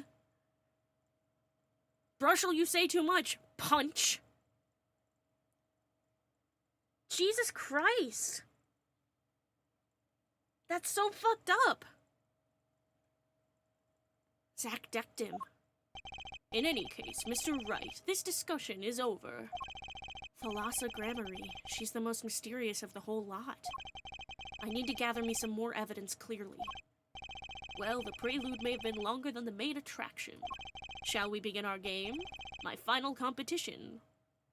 I forgot he's not related. Zach looks more like Magnifi than Thalassa, TBH. When we finish this game, I'm going to need Beloved to send me some charts. To send some charts to the stream Discord. Once we're all done here. Because, they're about the skin color of characters. It's interesting for sure. Interesting, it is. Final? Why? As you said, I have come out of hiding today to make this document legally binding. Once that is done, I shall slip once more underground. Without seeing your daughter? It would be best if I did not. 7 years ago, we played. 7 years ago, I lost. I already lost to Magnifi. I do not care to lose to another. And I have heard that you never lose. It's just a rumor. Yes, for it is impossible to never lose unless one has an ace up one's sleeve. As a magician, it causes me no end of irritation. To think a mere lawyer might be out there pulling the wool over so many eyes. You can tell Zach Gramarye genuinely thinks he deserves to live. Yeah. Evil man who despises being a father. Literally, the way that he talks about Trucy here is so... I wanted an heir. An heir, he calls her. And what about her likes? Her interests? She adores you. She wants to be just like you. Yeah, that's a justified tomato. Fucking hell. She adores you. And you just don't care about her at all. No wonder Phoenix was so nonplussed when he got murdered. Also, a mere lawyer. A mere lawyer. Fuck off! To think a mere lawyer might be out there pulling the wool over so many eyes. Hey, I just signed your document for you. Maybe you could try lightening up? That was that. This is this. For my final competition, I will destroy your perfect record, Phoenix Wright. And he, like, hates him for no reason! It almost seems like he fucking resents Phoenix for being the dad that stepped up. What else was he supposed to do? You know that one Bo Burnham song? You know the one!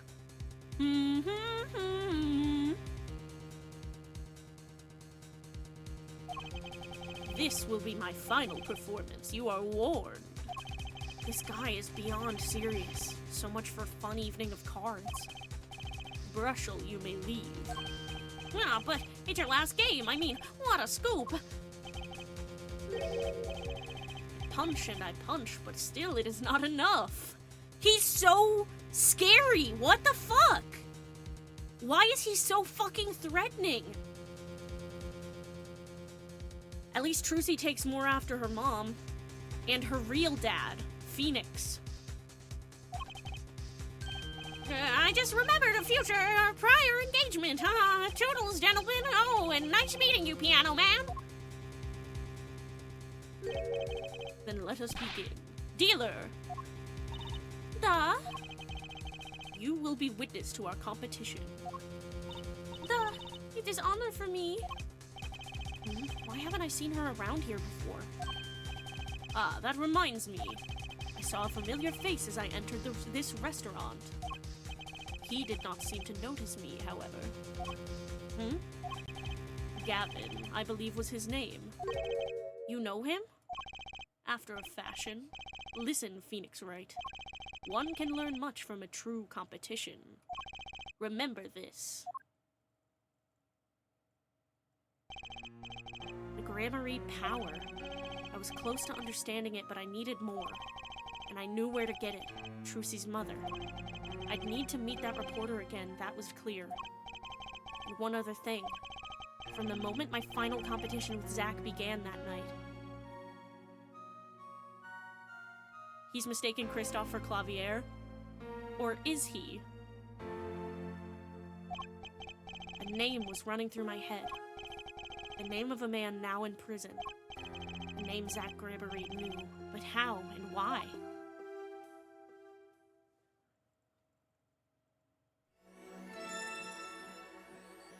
So, we still have more to do at the Borscht Bowl Club. We still have the Gramarye power to examine and break the locks of. But, first, we go to Solitary Cell 13.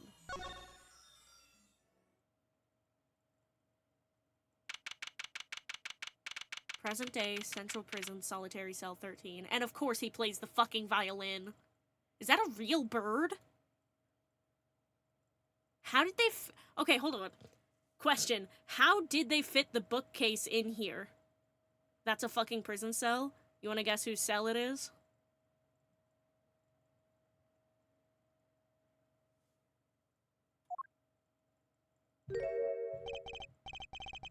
Well, isn't this an unexpected surprise?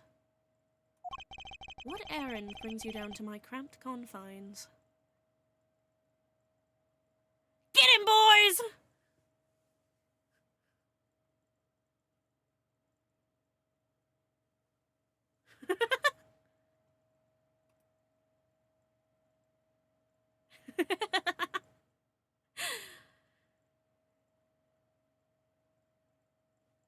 Make sure you save some. We're gonna be seeing this asshole a lot.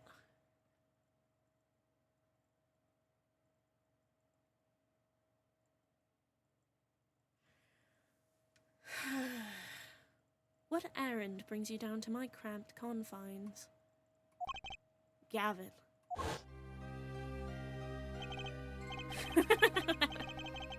Is this your idea of revenge, Phoenix Wright?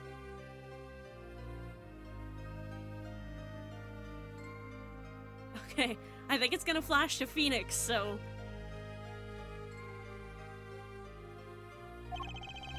Revenge for the events that took away your attorney's badge 7 years ago. My past is like my logic, straight and true. Nothing's changed. All I did was point the finger of justice in the proper direction. Fine. I'm glad we could have this little tete-a-tete, right? Cramped confines, my ass. You have a sitting chair and personal library. Exactly. Oh, hey, you fixed your portraits. Good job. Suddenly I realized why Clavier was the prosecutor in that case.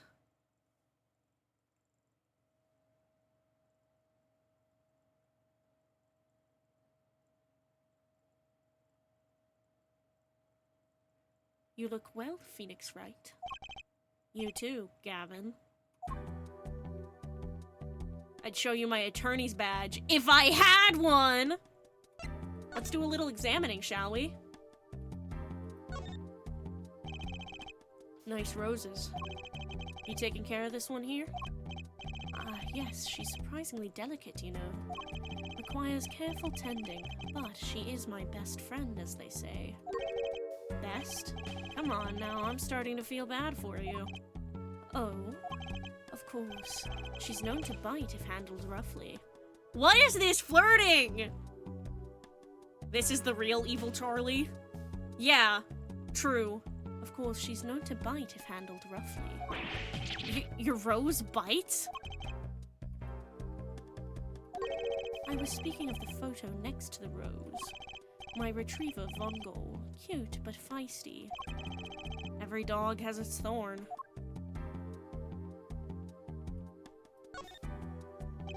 It's strange, you know. Here I am in solitary, and yet the books keep piling up. Looks like you've got more than books up there. Ah, yes, my collection.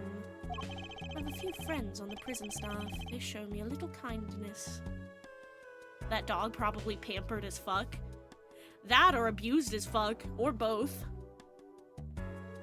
I mean, doesn't he strike you as the type of person to not like that his dog, like, makes mistakes, pees on the floor, tears at the couch or the curtains or something? This motherfucker uses shock collars.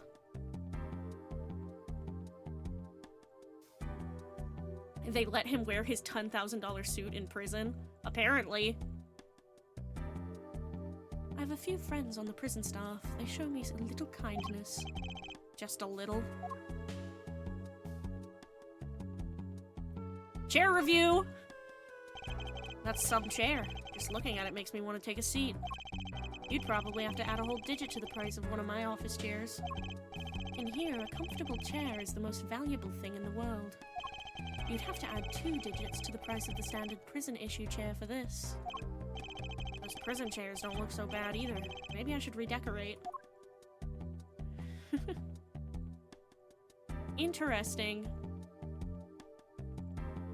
Evil fucking chair. It goes in the evil tier. Interesting. A yellow envelope. Huh. That envelope's been bothering me since I came in here. It's not nice to peek at other people's mail. You get mail here in the jail? That I do, though they read it first, apparently. Still, I am allowed the pleasure of correspondence. Packages and the like are a different matter, however. Looks like sneaking a peek is out of the question. Was Brushel mistaking the envelope from before for this? That's a good question. Nothing else to examine. Time to talk. Life has been full of surprises for both of us. I've no doubt you never expected to lose that attorney's badge of yours. And I'll bet you never expected to wind up here. Shoddy Smith was the name of the man you killed. Did you know who he really was? Who he was? Zach Gramarye, you know, the defendant. I remember him, of course. But you say Smith was Zach. Impossible. Don't even try to tell me it was a coincidence. What did I just say? Life is full of surprises, don't you think? After that trial, you were arrested and found guilty. But your motive was never made clear. A mistake I plan to remedy. You're not an attorney anymore, Phoenix Wright. What possible conclusion do you think this investigation of yours can lead to? I killed a man named Smith with a bottle because I am an evil human being. Isn't that enough? Isn't that enough? His fucking smile when he says it. Not for me, it isn't. I need to know why you did it, Gavin. You recall that case 7 years ago? Ah, yes. The trial where Zach Gramarye pulled his famous vanishing act. My brother won his fair share of praise and adoration for that trial, as I recall. Genius prosecutor reveals crooked attorney, was it?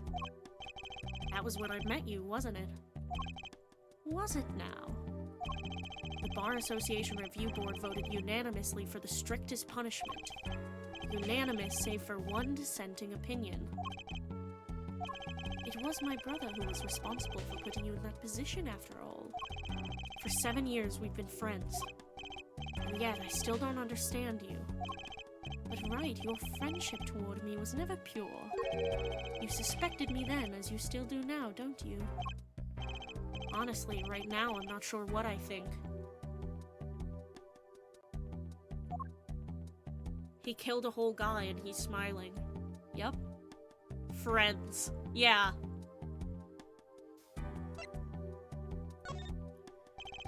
You didn't just brain a guy with a juice bottle for no reason. Tell me why you did it. Persistent, aren't you? I came here because I remembered something. The night of our game, Zach Gramarye mentioned your name, Gavin. Ah, that reminds me. I saw a familiar face as I entered this restaurant. He did not seem to notice me, however. Gavin, I believe was his name. After that, he was killed, and I asked you to help me. Because I remembered your kindness back when everyone had turned on me. I seem to be in a bit of trouble. Something like that. Dead. Someone hit him. Hard. Me? Please. The cops should be here any minute. I'm in your hands, should it come to that.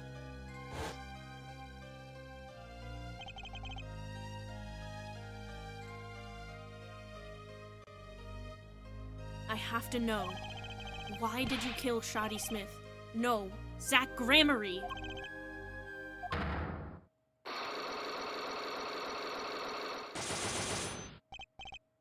Whoa! I've never seen psyche locks like these. Dark, cold, full of despair. Despair? Who up dankening they rampas? Wait, why are they black? Can I even unlock these things? Something wrong, right? No, it's nothing. You shouldn't push yourself so hard. Life is to be taken easy, you know.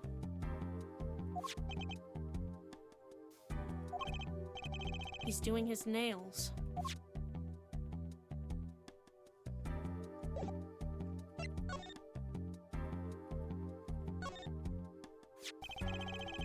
thinking, what self-respecting man would use nail polish? Not really. I know appearances are a big thing with you. You know what I say? One cannot live a beautiful life without beautiful nails. First rate in all things, except nothing less. Hey, that's the same one Vera has? Yeah, interesting. Interesting coincidence, huh? That certainly does look like a first-rate nail polish. I like the sparkly bottle. It's crystal. If you're so drawn to it, please have one. It's on me. Nail polish slipped into pocket.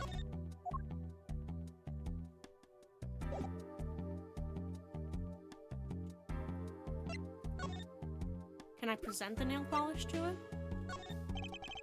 What do you think about this, Gavin? I hardly need to remind you that I am not a free man.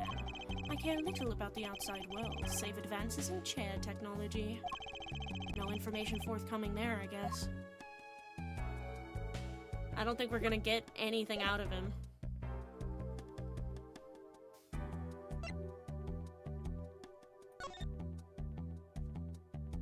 Yeah, I think that's it for this.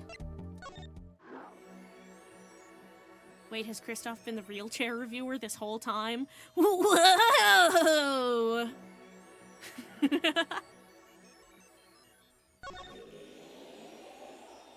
Let's go back to the past, I guess. Back to Drew's studio? What was his psyche lock again? Magnify's diary. About his client. Let's see. Well then, ready to tell me about this work you did?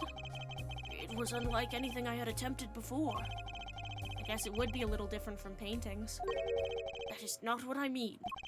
In all my previous work, it sufficed to create a copy. This wasn't a copy? Client gave me... okay. Oh no, I already did this dialogue. I have to present the Magatama. Okay. I never met them, not personally, Yeah, okay. Ah, a psyche lock, of course. Seems like you're still hiding something about this work. Let's just try it. See what we can come up with. You're hiding something. Let's hear it then. What are you hiding from me, Mr. Misham? I'm sorry, but I really don't know. I never met the client. True, when I asked the client's name, there were no psyche locks in sight. Regardless, you're hiding something. You have to be, otherwise it wouldn't make any sense. Why are you doing this to me? Listen! Wait, can we review evidence? Oh, shit. Yeah. Let's look at the court record.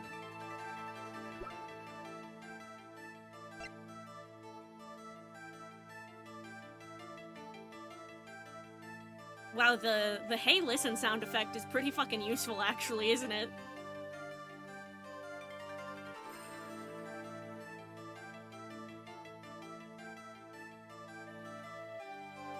So we've got the nail polish, transfer of rights, commemorative stamp, and everything we can and inspect it all. Yeah.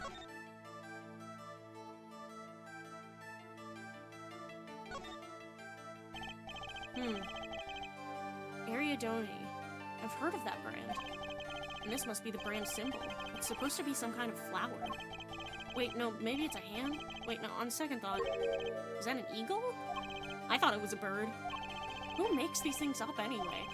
You'd think they'd try for a clearer symbol at least.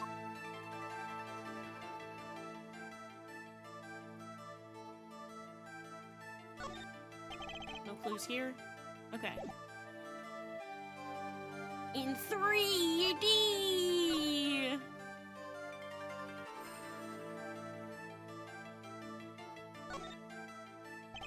Zach's signature. I'm sure he's written it many times, being an ex-star and all. I bet there's plenty of people out there who'd kill for a Zach Gramery autograph. I love the concept of a nail polish bottle having a hand cap. I wonder if anybody's, like, 3D printed something that's, like, similar. Also, we have an ad break in about a minute.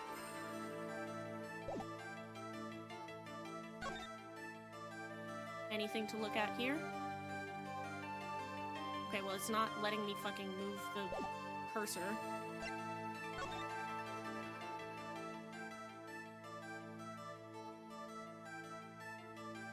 God, wait, Trucy's outfit is like a picture-perfect recreation of her mom's. Trucy inherited her mom's symbol, too. God, let's match with Mama.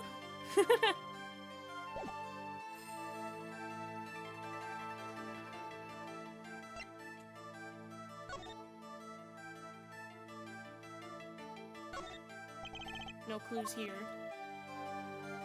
Yeah, open it up. So this is Trucy's mother, Thalassa. She's pretty. I can picture her on stage with Zach. Still, she looks like a down-to-earth type, too. I guess Trucy takes after her. Let's become the ghost of Mama.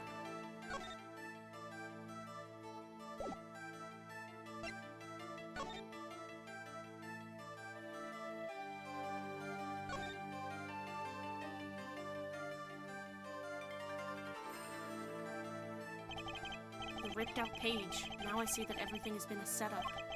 Also, I would present forged evidence to the court.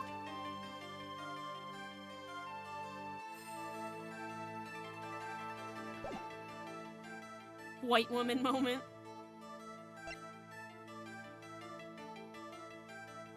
Yeah, so she's not actually supposed to be white, considering she's Magnafie's daughter. Look at Apollo! Oh my god, Apollo's 15 in this part of the timeline!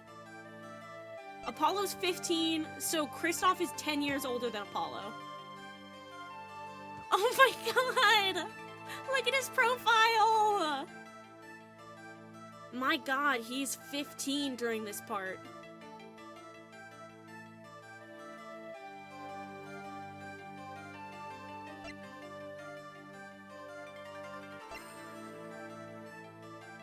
Bro's probably in the debate club while this shit is happening. Yeah, look at Magnafie's skin color. And then look at Thalassa's. And then look at Trucy's.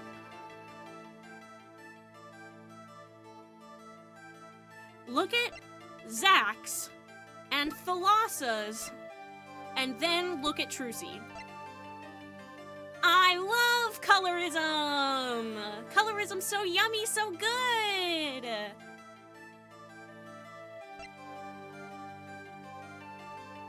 I genuinely can't remember any dark-skinned women in these games. Me neither!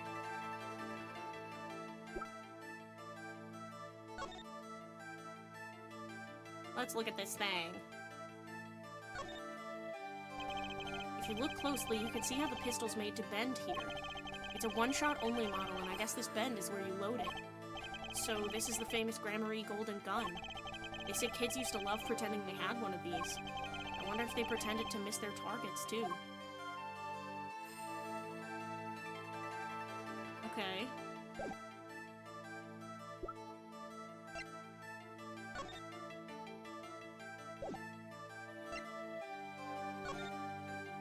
In 3D! Volant used this to manipulate the time of death, washed it, and left the scene. Which is why it shows no signs of use.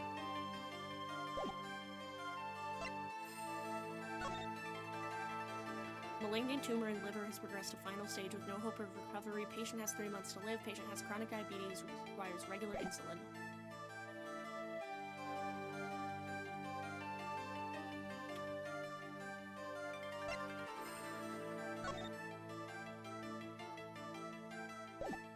Okay. Well, we've examined pretty much everything. How old was Magnafie? That's a good question. Old.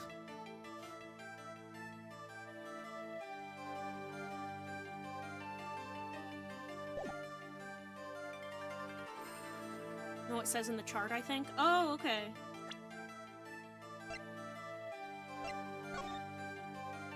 $67. 6-7! 6-7! God damn it.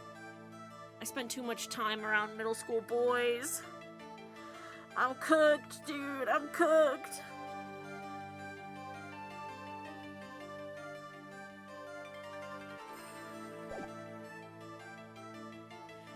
Thank you for supporting me in this, beloved. Okay, we've examined all of our evidence. So, what's Misham hiding? I mean, the forger and the client. The forger? Do I click the forger, though, because I know that he's hiding that Vera actually is the one who did it? I can pretty much piece together what it is from what you've said. What is it, then? You told me what you knew about the client, and I couldn't see any psyche locks. Psycho locks? Is that some sort of asylum security? Or a new hairstyle, perhaps? But then they did show up, didn't they? Who was your client? As I said in court, I do not know. Really? Even for such a suspicious request? If it was me, I'd want to know as much as I could about the requester. I never met them, not personally, Not personally. Those words triggered the psyche lock. Again with the psycho locks, now I really must know what they are. So, you didn't meet with the client, but someone else did. Maybe the real forger behind this evidence? Perhaps I'm hung up on this lock business, but I'm afraid you've lost me. Yeah, well, I didn't come here to talk about psyche locks. As long as I come to the right conclusion, it doesn't matter how I got there. And your conclusion is? The real forger behind this wasn't you, Mr. Misham. But Poppycock! I don't know what you're talking about. That's my work, I tell you. Made here in my studio, who else could it have been but me? That's the real question, isn't it? If the forger wasn't you, and I don't have many other people to choose from, the real forger at Drew's studio is...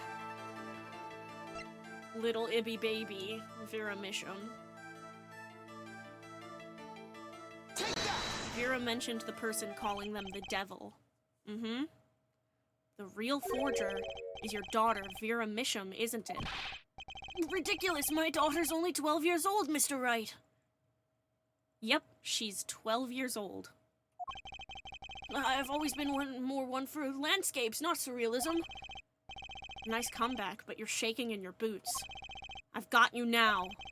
The only two people with access to this studio are you and your daughter. The psyche locks tell me you're not the forger, which makes your daughter the only possibility. I feel very much on the verge of going psycho-lock myself! She's 12 years old, and her dad got her to forge evidence for $100,000, selling her skills. It's fucked up. I don't know how you knew, but you're right. The one who made this page was my daughter Vera, not I. She's only 12, a genius you might call her. Hashtag kill Drew Misham, oh wait a minute. So true, so real. A precocious little girl outshining her father. There's been a lot of that going around recently. Ooh, burn on Zach! I let her play in the studio and she watched me. She taught herself in that way. The drafting tools and analytical devices I bought when they became necessary.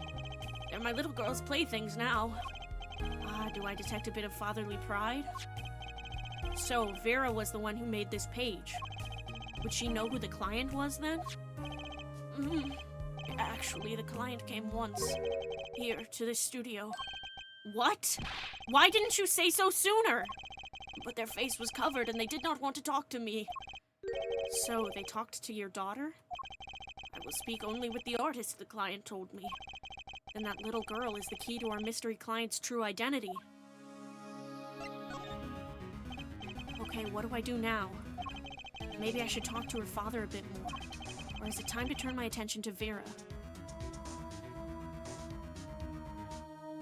Why is autoplay on? Mr. Misham, I have a request. Let me guess, you'd like to speak with my daughter. Can I?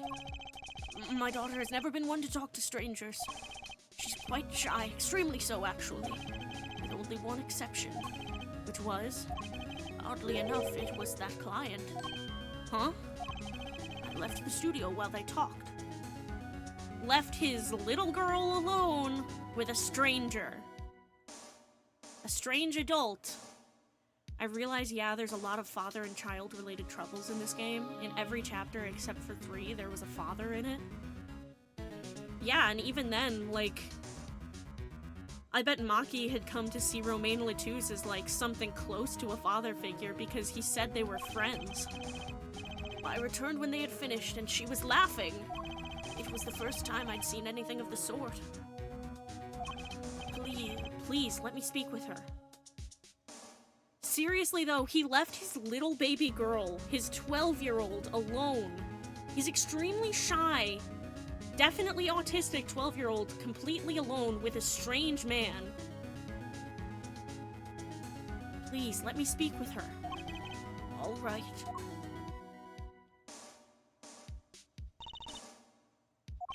Uh-oh. This could be tough.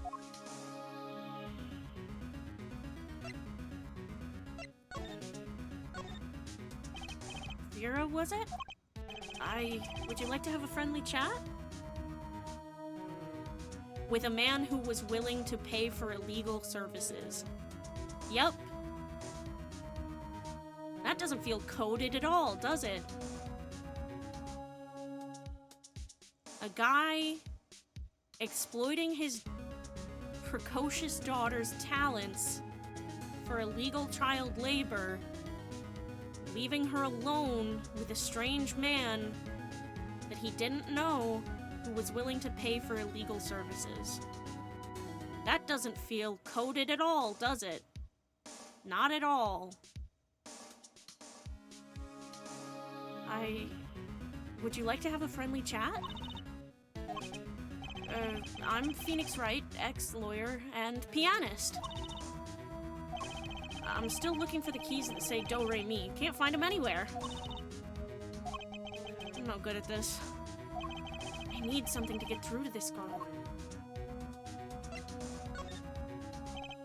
Vera, was it? Would you like to? Okay, no, she's not gonna say anything until I present something that'll get through to her. Present, this? What do you think about this? I think I just made her nervous. I need something to grab her attention. But what? Probably the forged page. What do you think about this? No, okay. So the stamp then? And then there's this. My stamp. Hey, she spoke! She can talk! Yeah, so this stamp. How can I keep her talking? Isn't Troop Grammary amazing? Yes? Oh. I especially like those two, Zach and Volant. I mean, they're, just so magical. Aren't they? Aren't they? Yeah, whenever I go to one of their shows, I'm like, whoa, magic, you know? Me too, me too. I love them, they're so cool. It's like magic, yeah. All right, she's talking. Not saying much, but it's a start. Nick voice, here, have a bottle of nail polish from 7 years in the future. She really does love them. I went and saw them with Father the other day.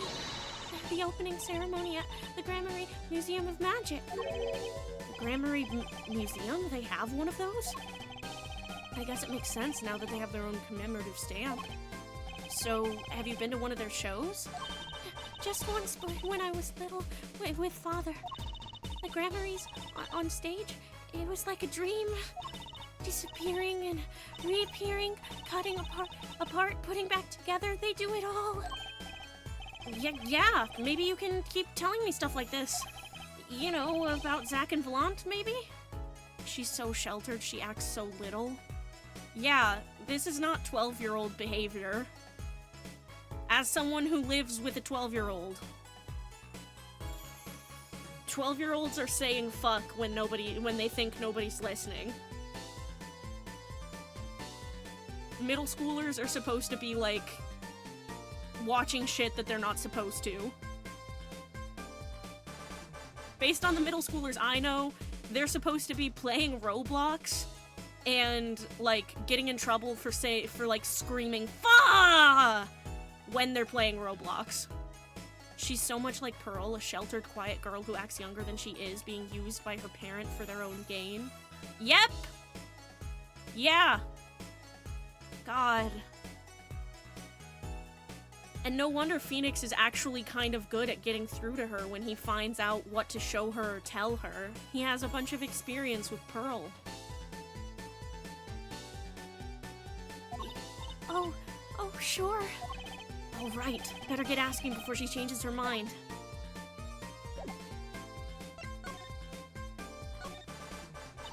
I won't go outside much.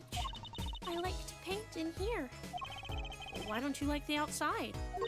There's bad people out there.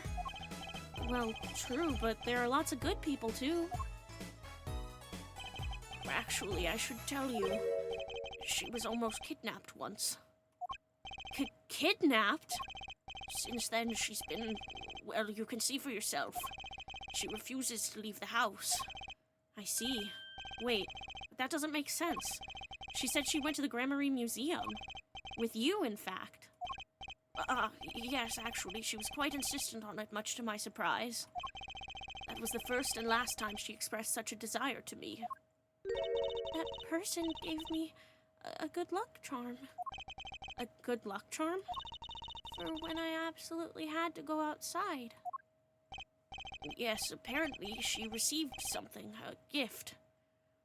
Oh my god, and when she arrested, she screamed that she was gonna die? Yup. From that client, actually. She won't tell me what it was. Father, I told you to keep that a secret. From that client, huh? This I have to hear about. So, your father tells me you're good at painting all sorts of things? I really like painting a lot. Father is always very happy when I paint them exactly the same. So, you did this, too? Oh, yes, that was my first job. Your first... All I used to do was paint the same thing I saw. But this was totally different. The pen slips and the way the writer held the pen and the pressure on the nib. I had to use a microscope and analyze it on the computer. She seems happy. Odd. Her work was the last nail in the Gramarye coffin. I guess no one told her. They're the best in the world. Huh? Oh, you mean Troop Gramarye? Of course. Father gave it to me. Your father? But I asked him about it. He didn't know how you got it. I guess I just took it, yeah. Took it? Father got a letter from that person. That person? You mean that letter was from the client? Oh, we talked about the Gramaryes forever that day. I'm sure that's why I was sent that stamp. I didn't want to just send it back, so I took it. They're a sneaky one, this client. So they were trying to get on her good side. Commemorative stamp updated in the court record. So, you met the person that asked you to do this job? And you talked with them? What's this about a good luck charm you received? I can't talk about it. Hmm? If I do, it won't work anymore. That's what I was told. Yeah, but I really, really have to know.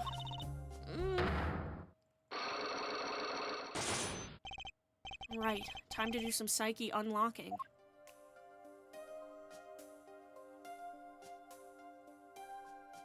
Should we try it now?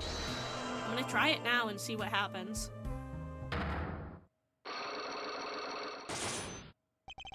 The client. You seem to trust this client quite a lot, in fact.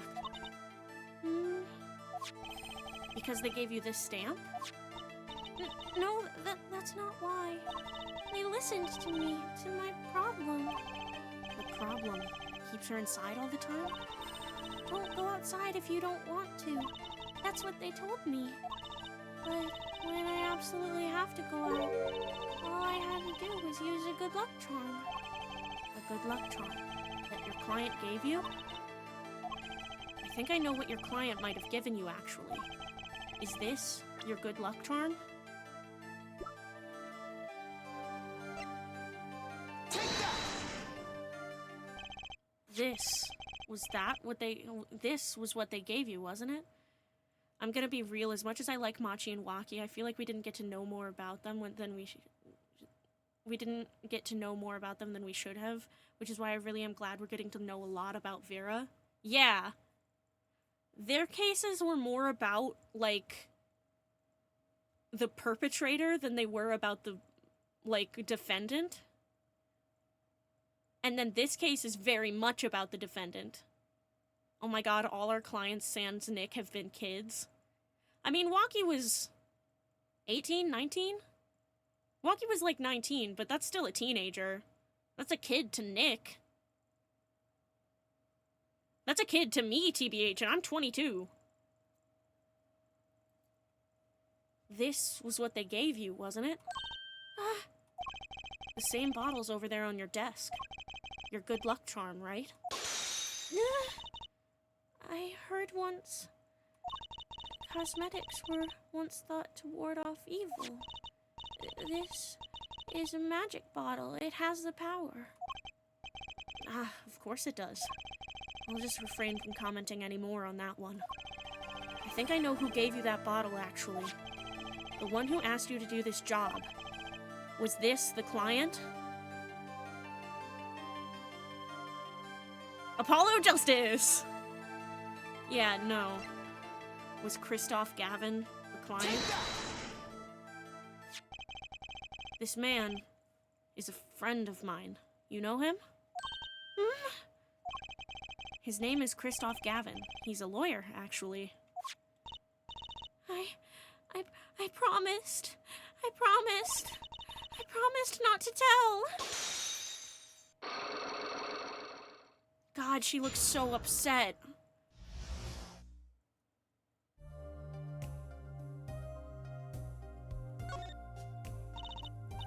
I'm sorry, I can't talk about the client, I promised.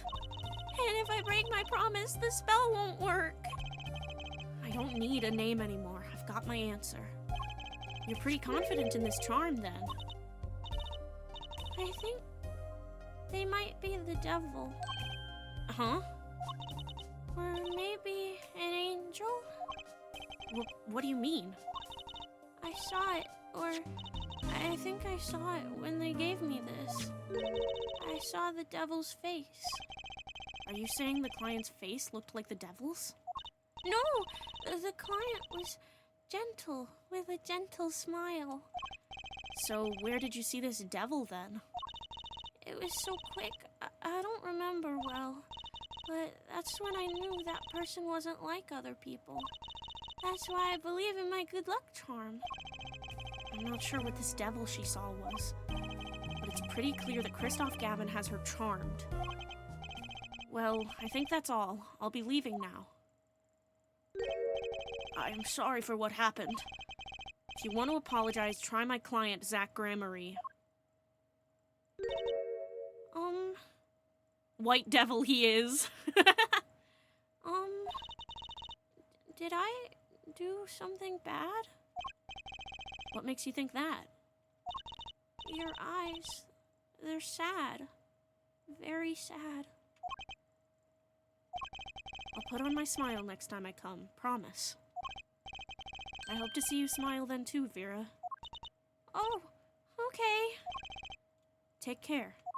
God, he's so gentle with kids! Ah! She doesn't even know, man. She doesn't even know she did something wrong. God. Oh. Thinking back on my first encounter with the young forger, I witnessed something of vital importance that day. Of course, by the time I realized it, it was already too late.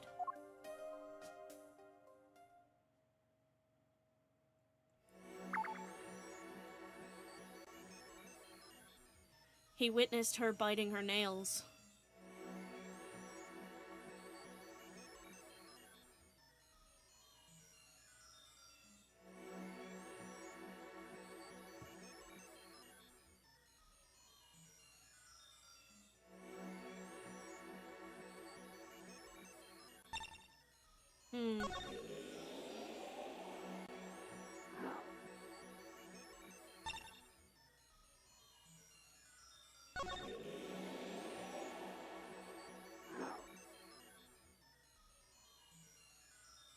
I guess we go back to the detention center?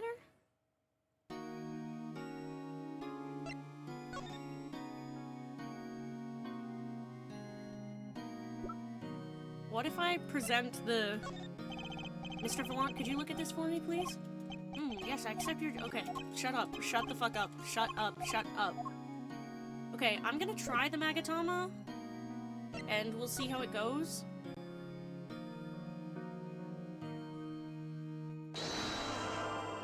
If I don't have enough evidence, I can just escape out of it. Man, Ronald looks so young there. The trick up his sleeve. I'm flying by the seat of my pants on this one. There must be a path leading from the evidence to the truth. And that's what I'm going to find. To ask someone to take a life, even one not long for this world, that's asking someone to commit murder. Yes, our mentor was fond of dramatic moves and dramatic finales. And he got his wish. His life was taken. What weakness could be so powerful as to coerce someone to committing murder? My guess is it was a matter of life or death. Care to explain? Your troupe lived in a world of showmanship. The flashier, the better. And flashy so often means danger, doesn't it?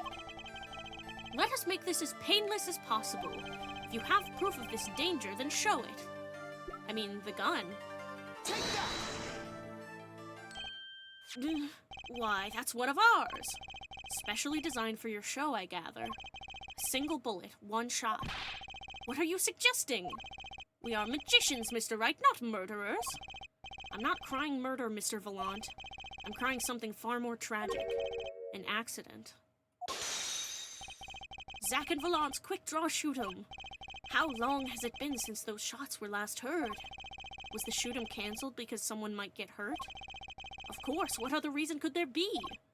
Well, it could have been cancelled because someone had already been hurt. Ugh. Fascinating, my Faustian forging friend. But tell me, what can you prove with a single pistol? Well, tell me what could have happened if there had been an accident. What if one of your bullets took a life on stage? The performance of magic is not concerned with what-ifs. It is concerned with precision. Precisely whom do you claim we shot? Looks like I've chosen the right path. Let's just hope he walks it with me. A life was sacrificed so that the show might go on, and this shows who it was. Take that! But that's...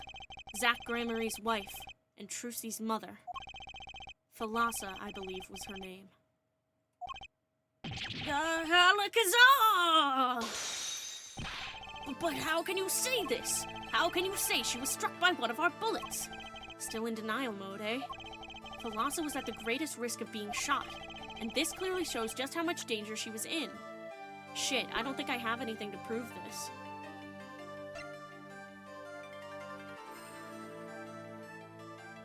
I don't actually think I have anything for this.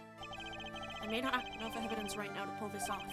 Maybe it's time to do a little more legwork. Okay.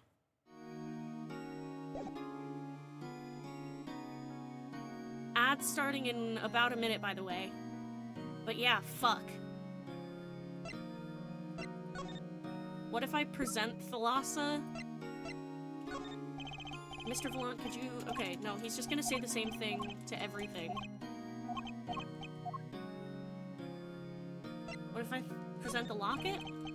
No, okay. Yeah, no, he's just gonna say the same thing.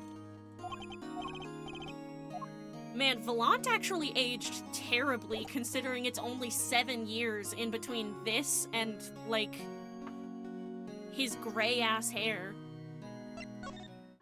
So I guess maybe we go back to the present and talk to Shoddy in the Borscht Bowl Club? Prison stressed him out. Okay, let's talk. Grammary secret. Mystery unfolds. He's only got 3, so... I have to know more about this power of Trucy's. It's like she can see right into people's minds. The first time I saw her do it, it blew mine. And after you were done having your mind blown, you took her to play cards with you. Gotta use the resources at hand, I always say. Yet I myself have no such power. But Trucy does. Why's that? Maybe Trucy got her power from her mother? Thalassa Grammary? I will not speak of that. Thalassa is officially missing, correct? And I think I know why you don't want to talk about her.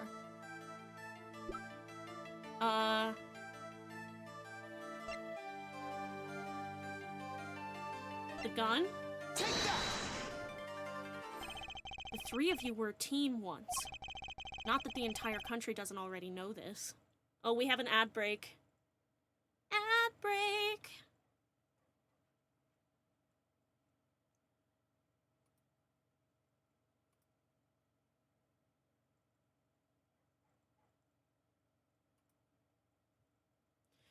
Man.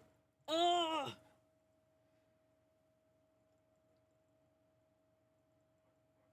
I can't believe I've only been playing for 2.5 hours right now.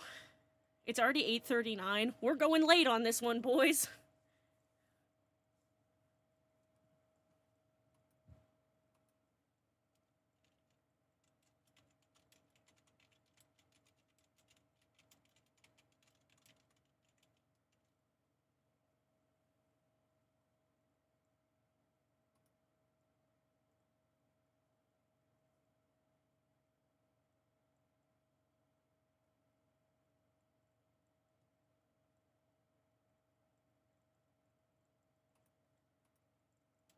Sorry, I'm just looking up how long each section is supposed to take.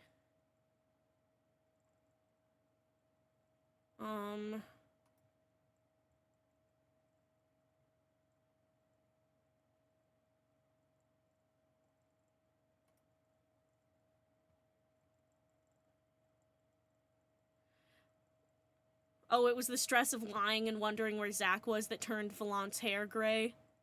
True.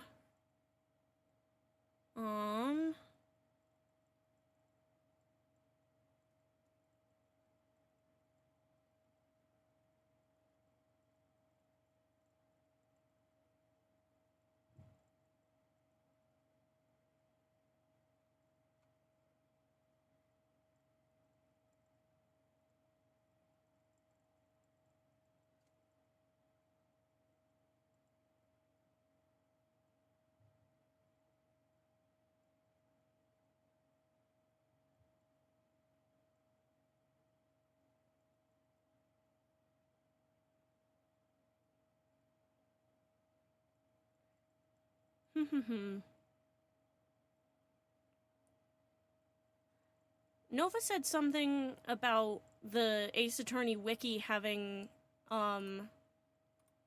rough estimates of the time it takes to get through things. But I don't see that anywhere.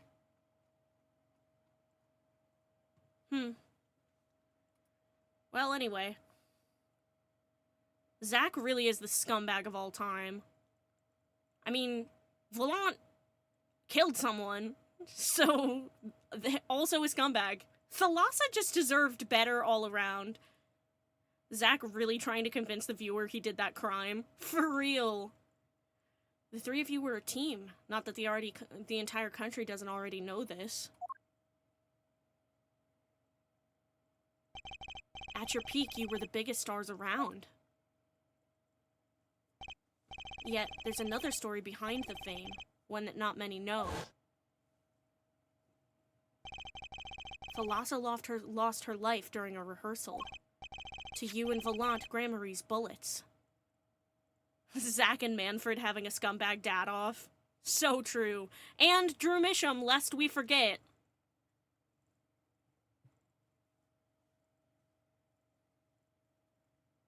To you and Volant Gramarye's bullets. It was an accident! It wasn't me! How could I shoot my dear Thalassa? I'm sure Volant would say the same thing. Why, it's just like another murder I might mention. Damn you. Her eyes. I loved Thalassa's eyes. To think they could read my mind was frightening. Yet there was a warmth in them that felt like an embrace. She is dead, and Magnifie Gramarye has joined her. So the only one with her power left now is Trucy? Mr. Zack? I do not know. I don't need any power to see through that one, buddy. Was Volant like their third? So there's someone else. Someone other than Trucy. Someone who inherited Thalassa's power. How would I know? My chances are slim. It would take a miracle to learn the truth. Or maybe one has already occurred. There is someone else with the power, and I know who. Who else has the power, Romeo?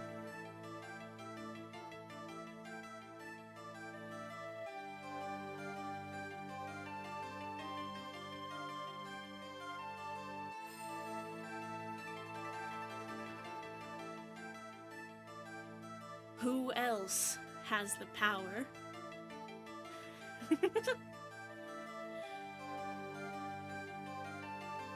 Mm-hmm.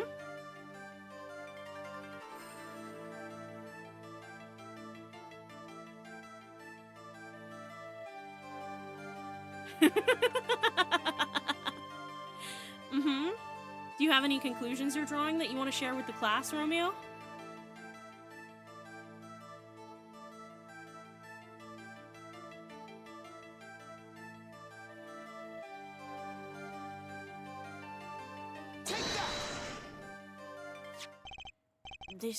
This boy. His name is... I forget. Something weird. Who could he be? An attorney. Attorney? I think his name had an A in it, maybe an I. I don't know. I noticed him when I went to visit a friend's law offices. So, what are we to make of this, oh great ex-attorney? You could show me pictures of strange boys all you like. Sorry, what?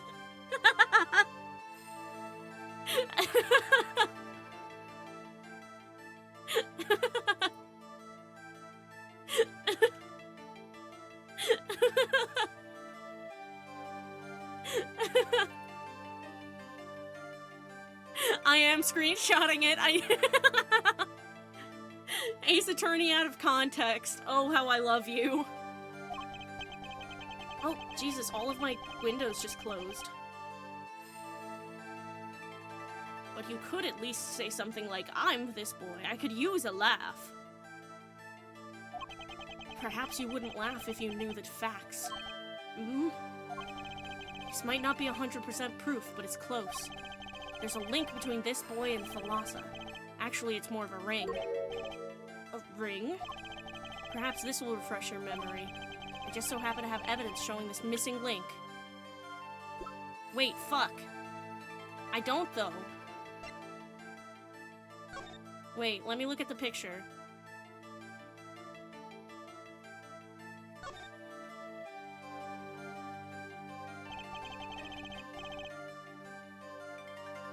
Ah!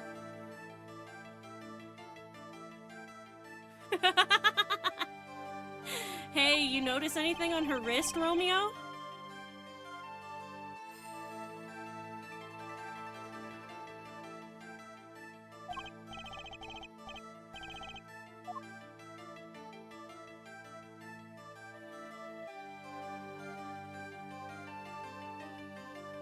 Get the fucking cursor out of here. It won't let me move the cursor, but... Ta-da!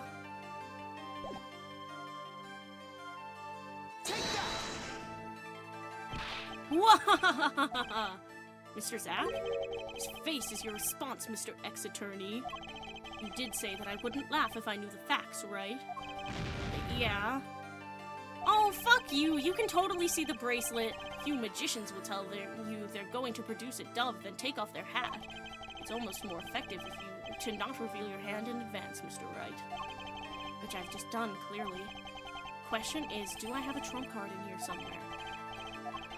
Fucking... It's too bad Thalassa is dead, because she was fine as fuck. Okay, no, hold on. I may not have enough evidence right now to pull this off. Maybe it's time to do a little more legwork. Okay, do I have to go back to... Do I have to go back to... fucking Kristoff?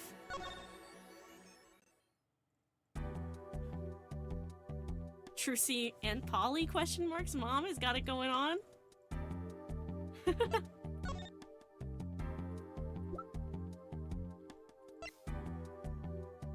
I can't present profiles. And I don't even have the option of the Magatama. Is there anything else I can examine more? What am I supposed to do right now?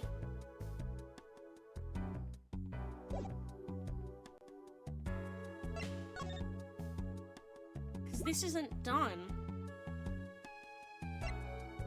A stamp? What do you think about this, Gavin? The head shake. Fuck you.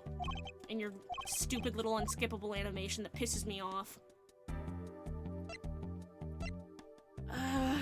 The diary?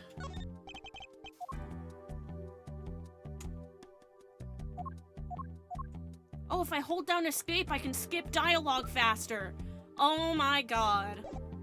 That's useful. What am I supposed to do right now? Let me just have a little look-see at the, Let me have a little look-see at the walkthrough.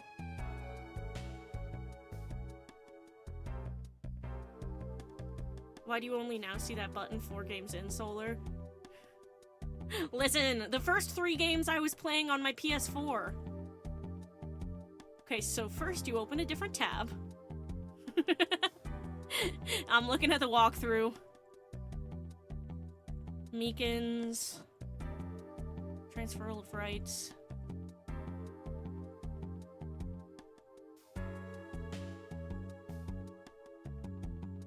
Okay. Nail polish, Drew Studio.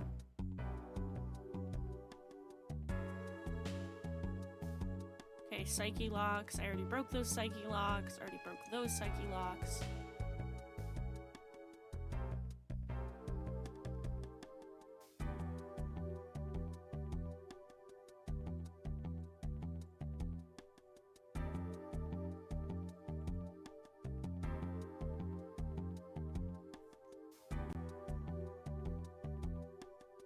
Okay, apparently, yeah, so...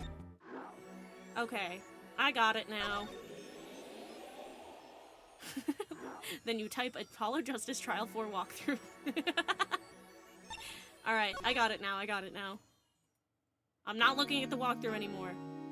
Or at least I'm gonna try not to. We're gonna break his Psyche lock now. And we're gonna skip through dialogue. Okay, come on. Come on.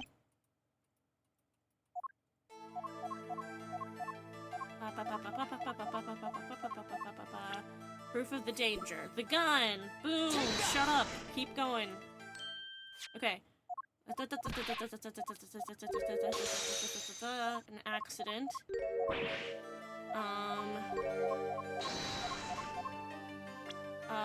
Thalassa. Bada bing, bada boom. Yeah. Okay. And this clearly shows just how much danger she was in. Take that! Apparently it's the fucking stamp.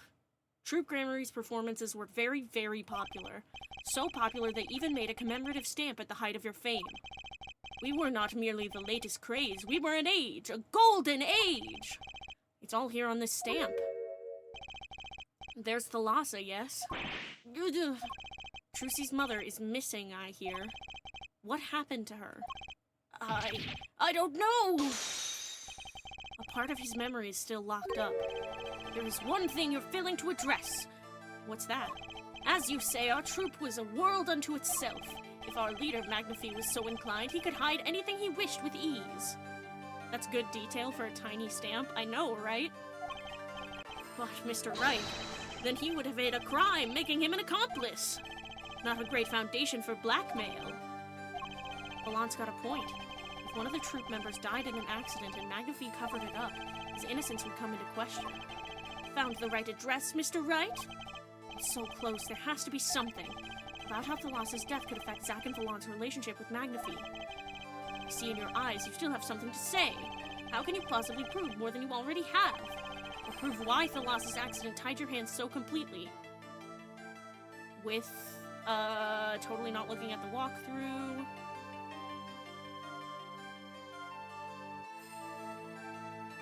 Okay. With a person. It's going to take a little knowledge of the players to crack this one. The accidental death of Zack's wife tied both of your hands. Yeah, you're right. Romeo, you are on a further page than I am, for once. Sorry, that sounded really bitchy, but, like, it wasn't meant to. I was just like, fuck yeah, Romeo figured it out before I did. The accidental death of Zack's wife tied both your hands, and this information proves why Magnifi held so much power over you. Because Thalassa was his daughter. Take that! It wasn't a question of who shot Thalassa. Thalassa herself was the problem. What do you mean? She was Zack Gramarye's wife, Trucy's mother, and Magnifi Gramarye's only daughter. Ugh. There was a terrible accident, and the two of you killed your mentor's only daughter. If that wasn't the key to Magnifi's power over you, I don't know what was. It was an accident!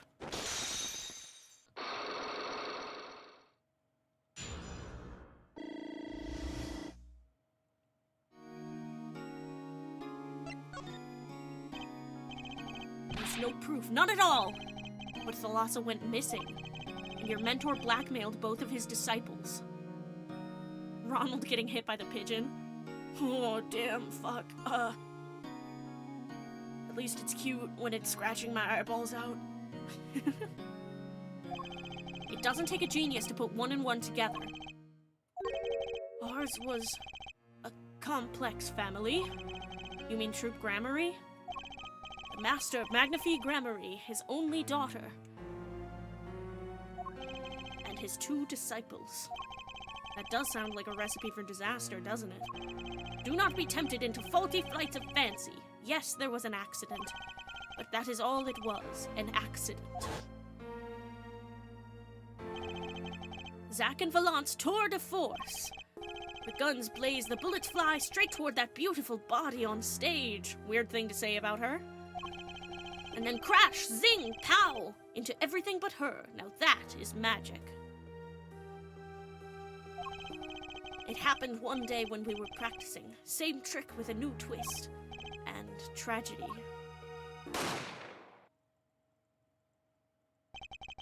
But as for whose bullet stole Thalassa's life, we shall never know the answer. Thalassa disappeared from our lives, and Zack was bereft of his wife. Trucy lost her mother, and Magnifi his daughter.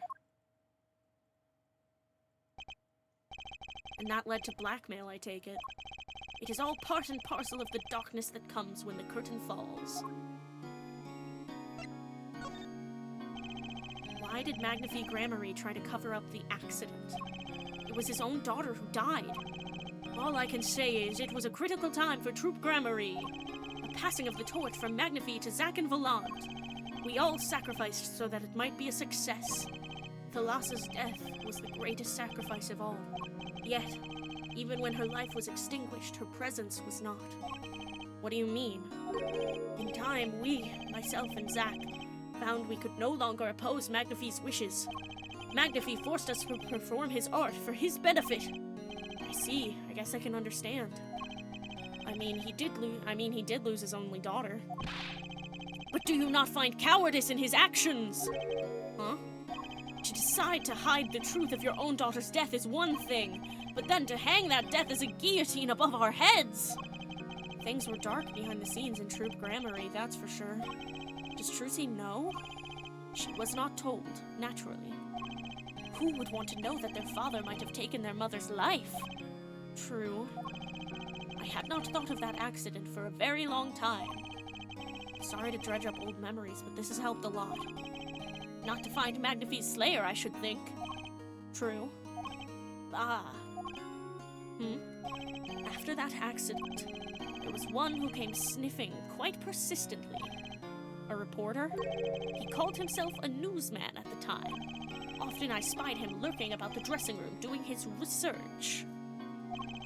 Would you happen to remember his name? What was his name? Sorry, I have forgotten. But in the course of his interviewing, he became quite close to my partner, Zack. I liked him not. I see. His name, I do not recall, but his scent, the cloying aroma of mint. Yes, whenever he smiled, which was far too often. I see. Thanks for your help. It does no good to interfere with the past, Mr. Wright. You will not uncover answers, only wounds. I'm sorry.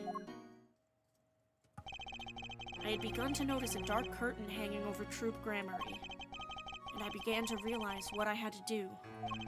I had to protect Trucy from that darkness. The reporter he mentioned. The newsman. I never learned who that was at the time. Why the fuck is Brushel so goddamn important? Yeah, ugh. Though I've got a pretty good idea who it is now. That smile and the sickly sweet smell of mint. Last floss-thin thread connecting Zack Gramarye to this world. Sooner or later, I'd have to track him down.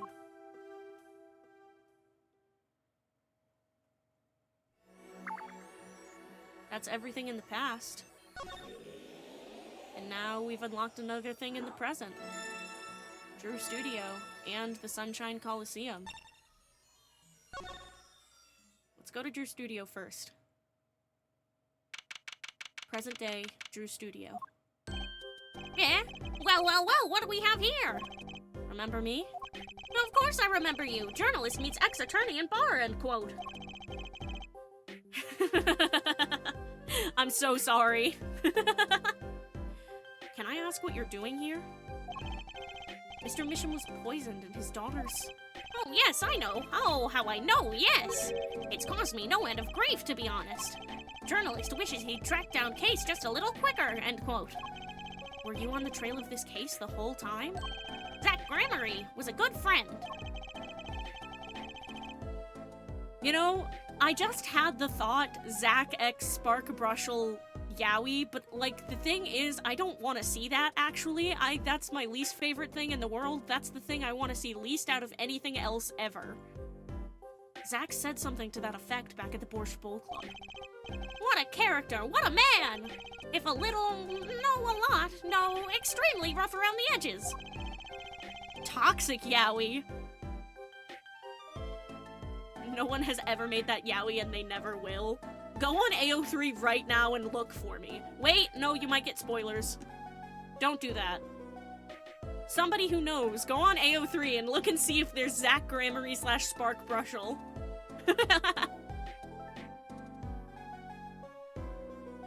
Do you think I could ask you a few questions? Oh, you serious? I mean, I'm usually the interviewer, not the interviewee. Journalist asks questions, not other way around, end quote. Fine, shoot, I don't care. People have been asking me all sorts of things lately. Thank you, my love. I wonder what Phoenix has to say about stuff in here. Nothing about that painting. This is where Mr. Misham fell? Never thought our 7-year reunion would be quite like this. Wait, you knew Mr. Misham? I met him once, in court. It was a brief meeting, but one I'll remember for the rest of my life. Now that's a story right there, that is. I smell a scoop. Ex-attorney now down on his luck pianist plays Sonata of Sorrow, end quote. I'm all ears. I'm all ears. Let's have it. Don't hold anything back. Could you at least get rid of the down on his luck part?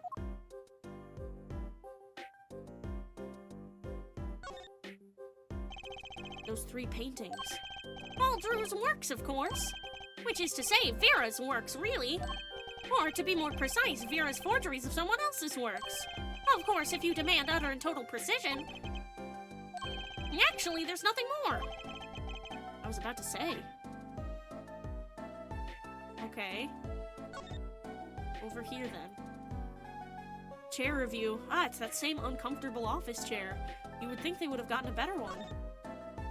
A drafting table, probably for making detailed designs for forgeries. You know what I think about that? I'll tell you. Painting should be done freehand. No rules, no restrictions. You really think a line drawn by a ruler's going to move anyone? I smell a letter to the editor.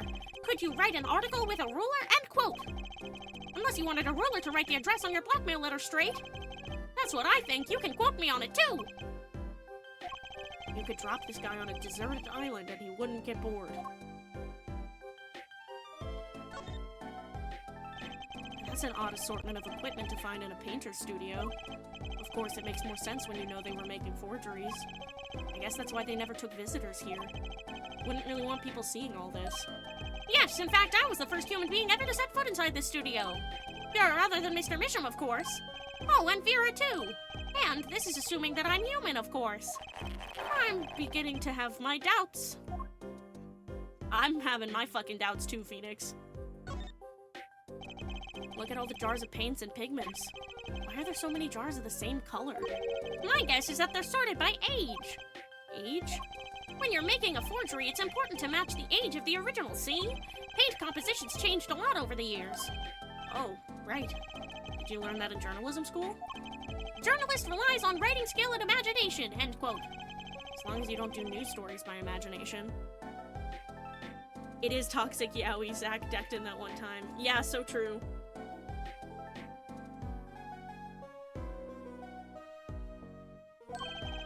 Either that or they just bought a lot of the same color by mistake. I find myself not caring anymore. Let's take a closer look at that desk.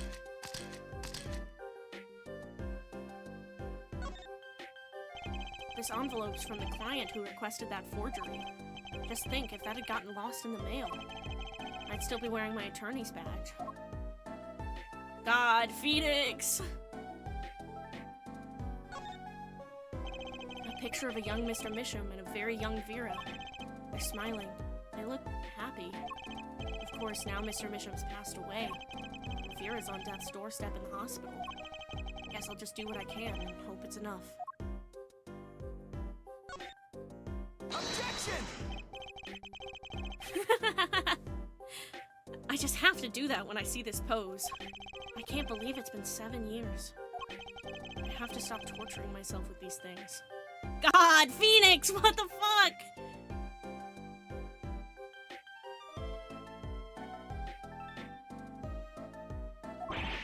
I know, I'll just pretend it's saying something else. The post office? Why, it's right over there. Good day, sir. Oh, man. Phoenix, bro. Okay, let's talk to Spark Brushel now.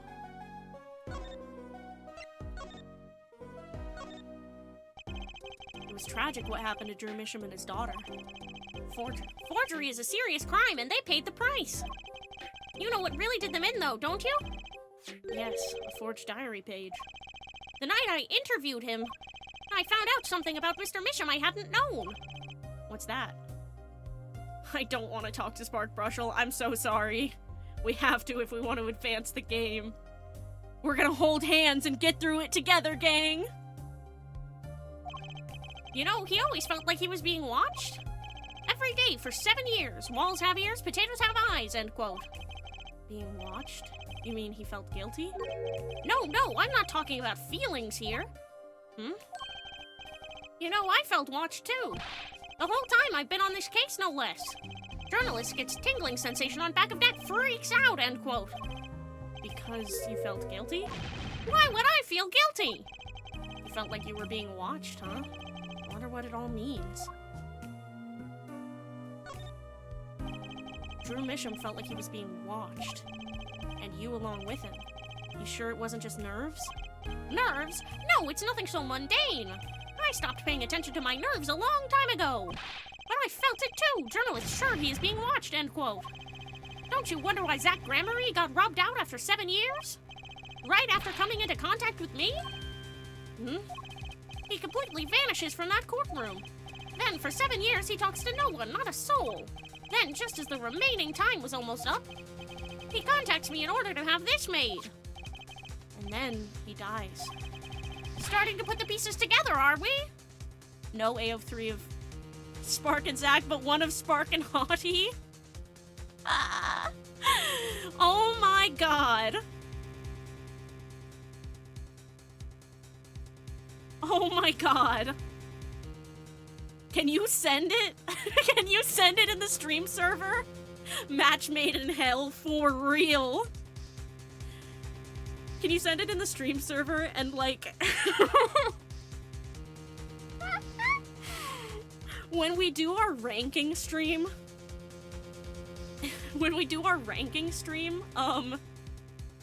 maybe I'll do a dramatic reading too.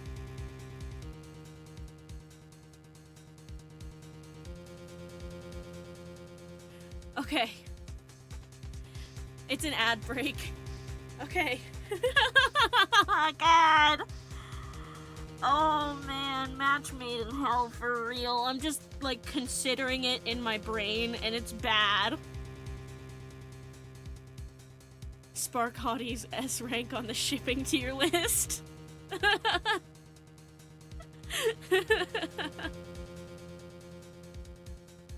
I might need to make my own, like, tier list for shipping. Because all of the tier lists I found, they didn't have, like, Godot and Ronda Light, and they certainly wouldn't have Spark Hottie. So...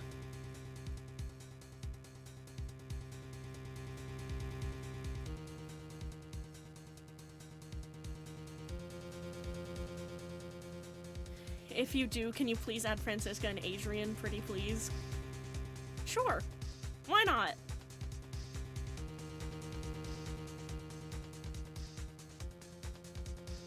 Okay, we're back from ads. Starting to put the pieces together, are we? And you were being watched this whole time? Maybe not just me, maybe you were too! Me?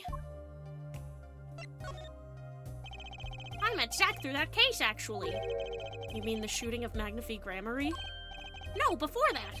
It's not widely known. You mean the accident during the quick draw shoot 'em practice? My, you're well informed. You should have seen me back then. I dug up quite the scoop. I wanted it all. Money, fame, women, a little puppy, all for me. I was younger then, and my days and nights smelled of fresher mint than they do now. How is that possible? Volant Gramarye did mention one particularly nosy reporter.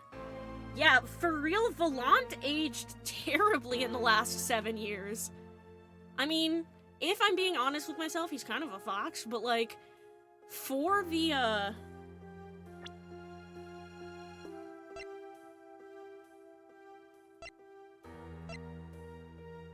for the time frame, I guess he's 44, that's when people start to get gray hairs, but like, there's 44-year-olds that don't, I mean, like, it's, from where he was to this, it's a pretty significant change. In fact, I was on close speaking terms with Magnifique Gramarye at the time. I knew his daughter, too, of course. Thalassa, was it? Really? Then Thalassa disappeared, quite suddenly at that. And Magnifique wouldn't say a word about it. Yeah, my evil habit got the better of me. It was the stress. I know, but I'm making fun of him for aging bad. journalist catches scent of a scoop, goes on feeding frenzy, end quote. I set up a one-on-one interview with Thalassa's husband, see? Zach Gramarye. Something strange was in the air over at Trip Gramarye in those days. The whole screwy mentor-controlling disciples scene had started by then, I'm guessing. Thalassa, she was part of it all, right? Come on, you can tell me off the record. Sorry, I don't know. Anyway, I kept prying and eventually became friends with Zach. Sure, he punched me once or twice or 5 times. Toxic doomed Yowie, unfortunately. But over time, he came to see me as his confidant. He's been waiting this whole time, 7 years, eh? Waiting. For his big comeback, of course. A big revival of the Magnifique miracle. Of course, it was all a dream. Because of this. Performance rights. In the absence of any official documents, he was golden. Who's to say the old man didn't give his rights to both Zach and Volant? So Volant waited until Zach died, legally at least. The time finally comes and Volant's like a kid on Christmas morning. He's getting ready for his show at the Sunshine Coliseum, you know. If that document sees the legal light of day, it's going to put a bit of a damper on the big show. He's a sorry one, that Volant Gramarye. Lost out to his partner at work and in love, too. Love? It's the same old story, really. 2 disciples and their mentor's only daughter. What has 3 sides and all of them pointy? A love triangle. That is pretty classic. He really was their third. When you're in a performing troupe, that's your world. It's like family. One with an entire high school's worth of drama, intrigue, and backstabbing. And in the middle of all this, Thalassa has Trucy. And then she dies. I need to find out more about this Thalassa. Okay, is that everything we can get from him? I don't want to talk to him more than necessary. I'm just gonna look at the walkthrough. Okay.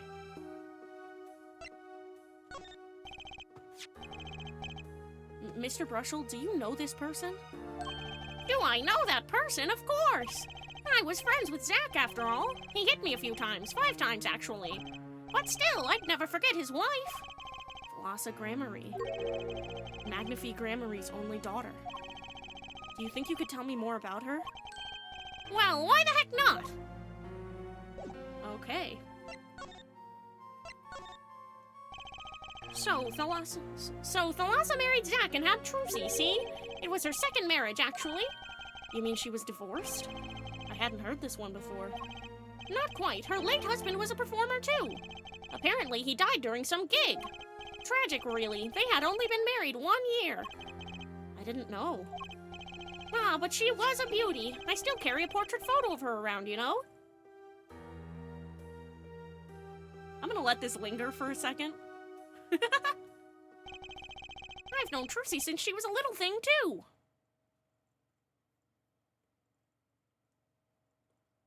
Apollo's, she had 2 bracelets. She did indeed have 2 bracelets.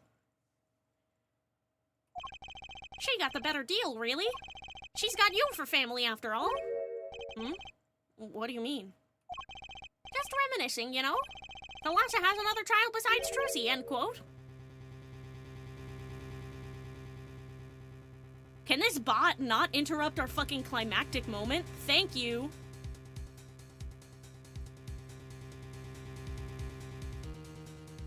Thalassa has another child besides Trucy, end quote. What? But Trucy said she was an only child. Ah, yes, this one she had with her previous husband. Her previous husband? Her first husband who died during a performance? Yep, they had themselves a kid. Another orphan now. That's another one who slipped through the cracks. No idea where they are now. Thalassa had another child? Do you think I could borrow that photo? Sure, I could be generous on occasion, you know? Thalassa's portrait added to the court record. I won't need this locket anymore. Better return it to Trucy before I forget. People and events all get tangled together and get biggerer and biggerer. Don't you think? I was too busy wondering about biggerer to listen to what you were saying. Sometimes you just gotta accept that you won't be able to untangle it all, I think. Maybe so, but still. I have to do what I can. And I have to tell what I find to those who come next. Next, you say? I'm not the one who will close the curtain on this little play. Apparently, that's not my role anymore. Magnify! I was just wondering what Magnify would think of all this. What do you mean? Haven't you seen it in Trucy? She's got his power! Yet again, though, a final trial reveals a love triangle between two men and a woman, which resulted in the woman's death. Yeah, for real! You mean how I can't lie to Trucy? It was the same with Magnify! And with his daughter, Thalassa. It's a strange thing. You think it's some Grammary gene? Magnify told me once back when Zack married Thalassa. He said Zack had good eyes. But not good like a Grammary's eyes, not that good. I wonder if Zack ever played a game of poker with his wife. Who knows what the Grammary secret was? Maybe nobody now that Zack's gone. Zack Grammary. The plot had finally begun to reveal itself. It sprouted from a warp in the Grammary fabric and grew, swallowing everything, wrapping itself around the Grammary's power. It's like the Kurain channeling technique. Yeah, a power which passed from Magnify Grammary to Thalassa to the next generation. And I would once again need to meet the one who bridged it all together.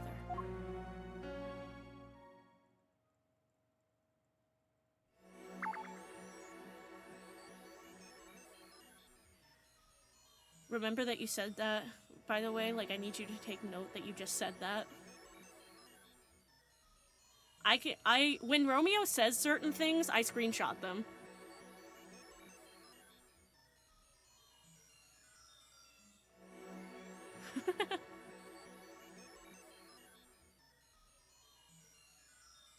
So, if Romeo ever says something particularly foreshadowy, don't worry. I probably have a screenshot of it. Okay.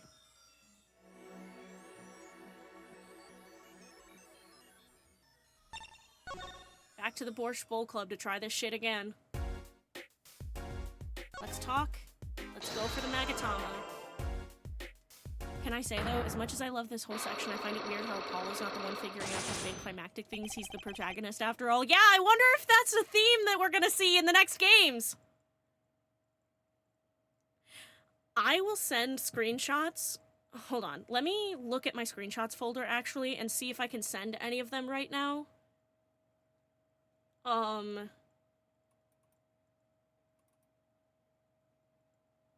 Let me just...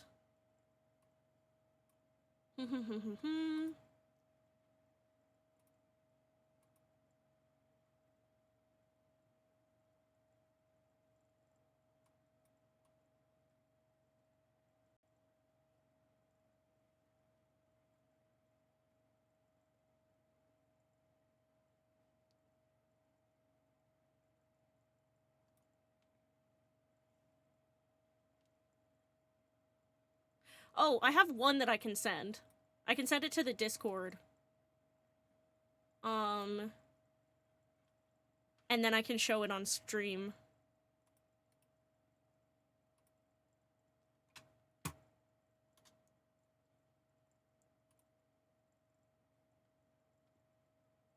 Let me just...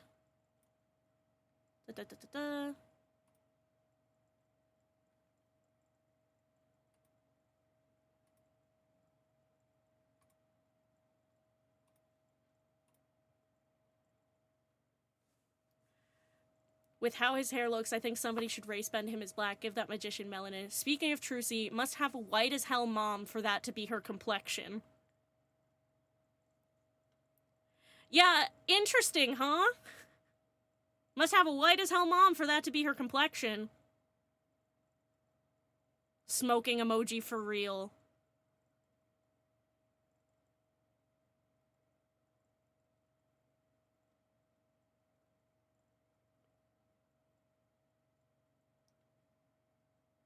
Sure makes Trucy being that pale interesting. She did indeed have a white as hell mom. But the thing is, her mom has a darker skin tone than her. Let me look at the core record again. Look at Thalassa. Look at her skin tone. And then look at Trucy's. Trucy's mom is darker skinned than her. And her dad? Look at her dad compared to her.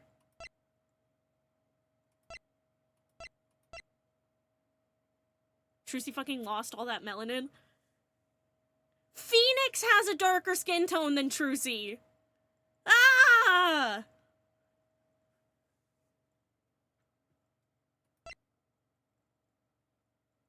Yeah, also Thalassa is way too white. Look at Magnify. Look at Magnify. Now look at Thalassa. When we finish the game, Beloved is gonna send a chart. Why couldn't they make her look similar to any of her family? Because that would mean making her, not look white as a sheet.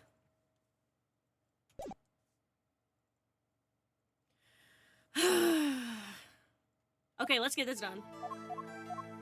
I think I know why you don't want to talk about her. The gun.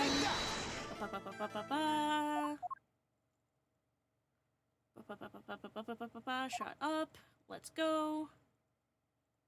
There's another story behind the fame. It was an accident. Blah, blah, blah. Damn you. Her eyes, I loved Thalassa's eyes to think they could read my mind. There's a warmth in them. She's dead, and Magnify Grammary has joined her. So the only one with her power left now is Trucy? Mr. Zack? I do not know. I don't need any power to see through that one, buddy. So there's someone other than Trucy. Someone who inherited Thalassa's power. But how would I know? The chances are slim. It would take a miracle to learn the truth. It's Apollo! This boy? His name is, I forget, something weird. Who could he be? An attorney. Attorney? I noticed him when I went to visit a friend's law offices. So, what are we to make of this, oh great ex-attorney? You can show me pictures of strange boys all you like. But you could at least say something like, I'm this boy, I could use a laugh. Perhaps you wouldn't laugh if you knew the facts. Hmm? This might not be 100% proof, but it's close. There's a link between this boy and Thalassa. Actually, it's more of a ring. A ring? Perhaps this will refresh your memory. I just so happen to have evidence showing this missing link. Now I do. I want to look at this picture more. She's so pretty. She's so pretty.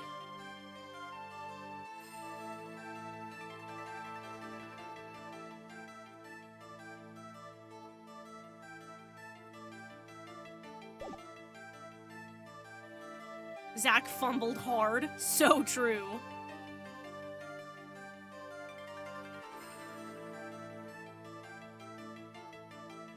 Okay. Actually, I know something. Your marriage to Thalassa was her second. How did you know this? Her first husband, he died a year after they were wed, yes? He was a performer. They met when he joined us Grammaries as a guest in our show. After Thalassa wed him, she left the troupe for a while. And you say she had a child then? Zack and Valant both fumbled like morons so hard that shit was embarrassing. So true! I have a photograph of her here. I couldn't help notice what she was wearing when I first saw this. Those bracelets stand out. They are a Grammary family heirloom. This boy wears a bracelet just like the ones in the picture.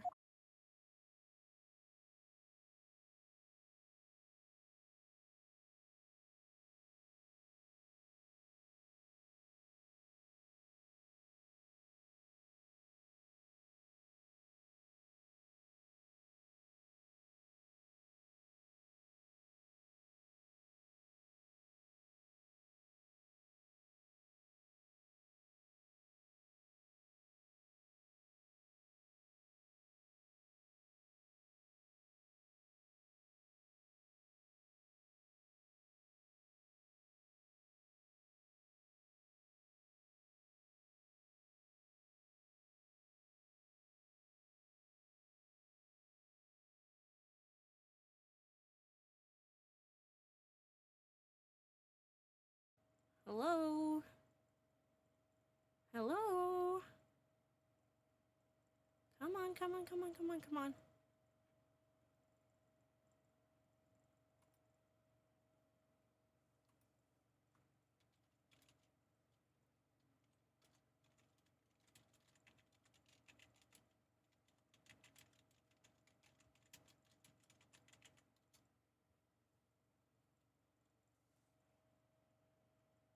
Are we back? My Twitch isn't loading.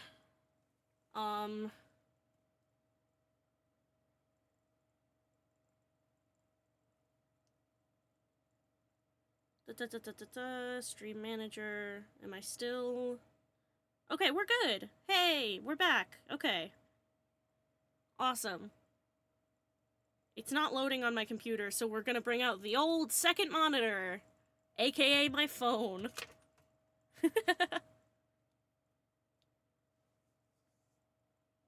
She gave it to this boy, her son. Oh, we broke both. Sick.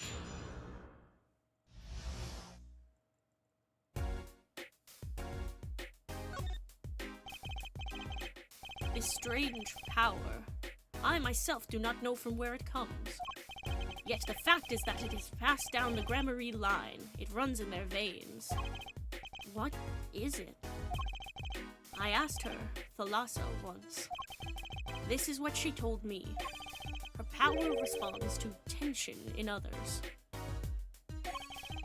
Tension?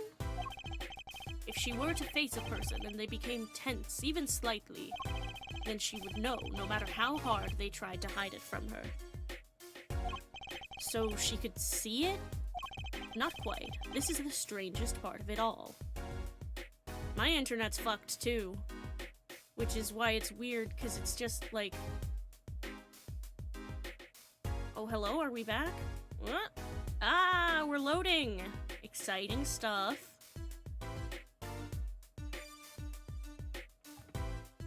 We're kind of loading. I know I'm back, but like my computer isn't loading the Twitch page. Oh, there we go. There we go. We're back. Okay. Woohoo! Okay. Yippee! Alright. Not quite. This is the strangest part of it all.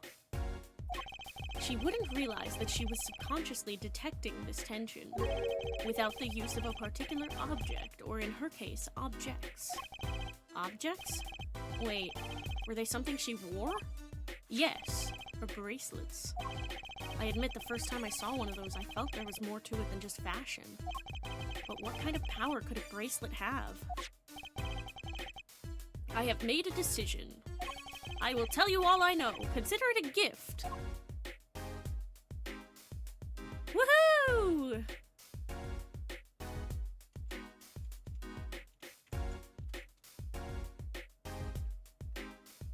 And that's why Trucy's isn't as focused as Apollo in lie detecting. Ah, wait, that's really smart. Because she doesn't have a bracelet. Well, I hardly need you to tell me at this point, but those two are brother and sister, yes. And the brother, too, has this power of theirs. So Trucy has an older brother. I wonder what will come of that. Me too! Wonder what will come of that. I wonder.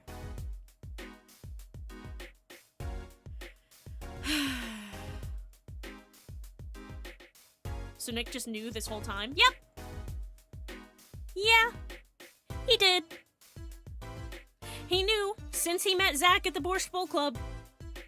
He knew they were brother and sister this whole time. Didn't tell them. I wonder what will come of that. Oh, hey! Using the viewer attacks! This somehow makes Turnabout Trump worse. He intentionally screwed over the half-brother of his daughter. Oh my god, literally, yeah! Yeah, it does!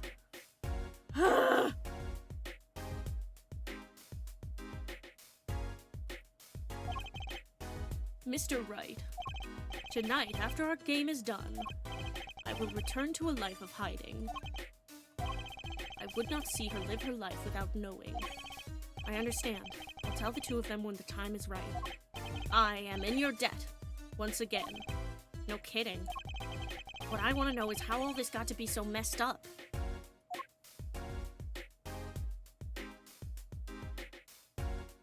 Thank you for the tomato, Ollie. The bracelets. Those bracelets are made of a special alloy. It is said to expand and shrink very slightly in response to body warmth. So they're temperature sensitive or something? Yes. This is how they can shrink to the exact size of their wearer's wrist. And this has something to do with the power? Valid and justified tomatoes, guys. What have I told you? The Gramarye power reacts to the tension in others. When a Gramarye senses tension, they too become tense. And this tension translates into minute contractions of the muscles. So minute they cannot sense it on their own. Their muscles? Oh, so that's what the bracelets are for. It's so fucking funny to me that they make spirit channeling a real, actual thing within this world. And then they're like, thank you for the quack. They make spirit channeling a real actual thing within this world, and then they're too big of cowards to just make it so that they actually have like lie detecting powers. I mean, they kind of have lie detecting powers, but they go through all this hullabaloo of explaining it through like, oh, they can sense when others are tense, so it makes them tense, so they tense up against the bracelet and the bracelet feels tighter to them. And it's like, just make them lie detectors. Just make them, like, able to tell when people are lying. It's not that big of a deal. People can channel dead people in this world. This is not that far fetched within the established world building. Their muscles? Oh, so that's what the bracelets are for. With a bracelet on, one can sense these contractions. Because the bracelet is always a perfect fit. So when the person they're watching gets tense, the Fays literally have an object that can detect secrets, bro. Literally, the Magatama we're using the Magatama actively, and they're still like, no, but the bracelet is actually very scientific, bro. Just make it magic. Don't be a coward. Don't be a pussy. Just let them be magical. The bracelet feels tighter on their wrist. Precisely. But that alone doesn't really count as mind reading. I believe I understand how the process works from there. Emma coping when she sees this supernatural bullshit. Emma is influencing the simulation to make it so that things have to have more scientific explanations. It's a simple question of eyesight. Eyesight? I guess that sounds simple enough. Have you ever heard of kinetic vision? Something about the ability to see moving objects with full clarity, right? I've heard of it before. They say athletes can see a moving ball like it was stopped if they focus. Oh, but it's not confined to sports alone. It all relies on the ability to focus. When we focus, we can see many things. The faintest twitch of the face, and the meaning that lies behind it. Therein lies one of the secrets of magic.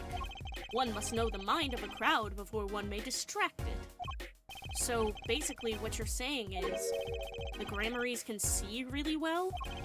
For them, seeing is more than believing, it is knowing. So it's not even a special power, it's literally just that they have, like, genetic good eyesight. Fuck you! They have special secret powers, and you can't convince me otherwise. Their power relies on eyesight combined with exceptional focus. Things are starting to come into focus for me, too. Of course, it is difficult to maintain such levels of focus for any length of time. But what if someone could tell you when to focus?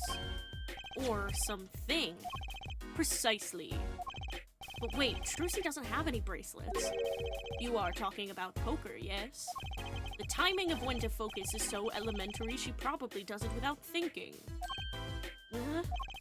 I doubt Trucy herself has realized this. That is all I know of things Gramarye. Thank you, Mr. Zack. If this boy's bracelet is the real thing, then he will use it before long, thereby awakening his power. I'll keep that in mind. Well, shall we play a game? I've said so much. Let me say one more thing. I will tell you of that night. That night. The night my mentor, Magnifie Gramarye, passed from this world to the next. Oh, we have an ad break. Little cliffhanger for a minute and a half. Woohoo!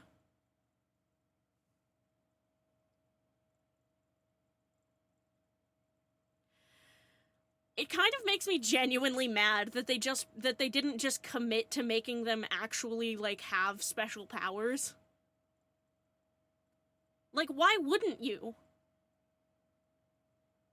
Yeah, I get that they're trying to do all this scientific stuff with the DS and everything, but, like, fuck you, it's Magic Eyes because piss the fuck off. True! Exactly! They have magic powers. Eat my fucking shorts. Talk to the goddamn wall. Yap yap, shut the fuck up. Exactly. Me and Beloved are on the same page here.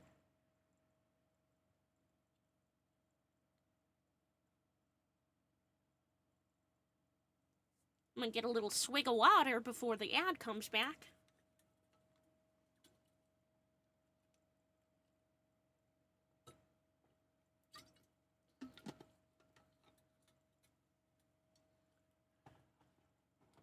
They have magic eyes. Capcom can suck my dick.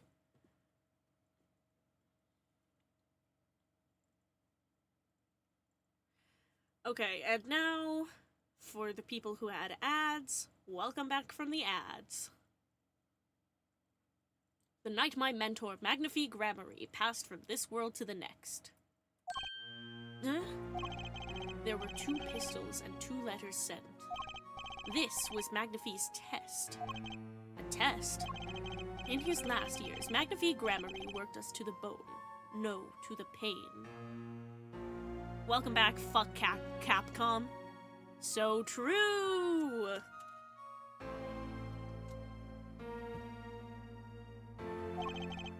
But that night, I could not shoot him. So I shot the clown's forehead instead. This, it seems, was the correct answer. Take this. I give my art to you, Zack. What? It is thanks for playing along with my show. You shot well tonight, Zack. Though I would not have minded dying by your hand. How could I shoot you? You're my mentor. Bah, I thought you might say that. If I went home without shooting anything, what would you have done then? Then, of course, I would have given Volant his chance. And if I had shot you in the forehead instead, then it would be over. If you or Volant were to shoot me in the head, then I to the darkness would go, and my art with me. A fitting end, don't you think? Ah. Yet this ending too gives me no cause for regret. I thank you, Zack. And I am sorry. I have done much that was wrong in my day. I like the spades on Magnifie's nightcap. I think it's really funny. Bro had everything themed. It seems to me that Magnifie wanted you to be his successor all along. That's why the time he gave you was earlier than Volant's. Perhaps, but it is not something we will ever know for sure now. I wonder, what is Volant up to these days? Waiting for you to die. If 7 years pass like this, the performance rights go to him. Ah. And now here I am, and his dream is ended. It's worse than that, actually. Public opinion's a fickle thing, you know? What? You don't mean to tell me they've put the blame for our mentor's death on him? The trial ended when you vanished, Mr. Zack. There were even rumors that Volant had helped you pull it off. But that's madness! Well, it seems that before I can once again disappear from this world, I have one more act to perform. Isn't it odd that sorting out my life should prove so complicated, even though I'm dead?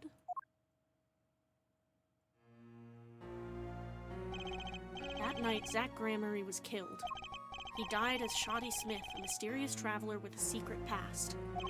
But he left one thing behind before he parted. This.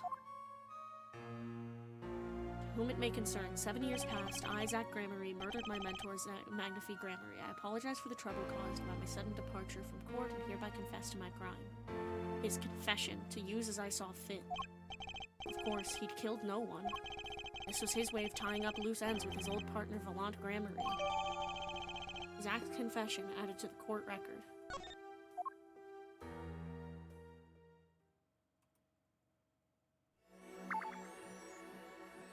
Borscht Bowl Club completed. To the Sunshine Coliseum we go, I guess. Present day, Sunshine Coliseum. Well, this is a blast from the distant past. Long time no see, Mr. Valant. 7 years has it been. Frankly, I didn't think I'd ever see you again. Actually, I came because there's something I want to ask you. I've spoken to the press. I've nothing more to say. I've spoken to a lot of people myself and come to some conclusions. But then I realized I needed to hear it from you.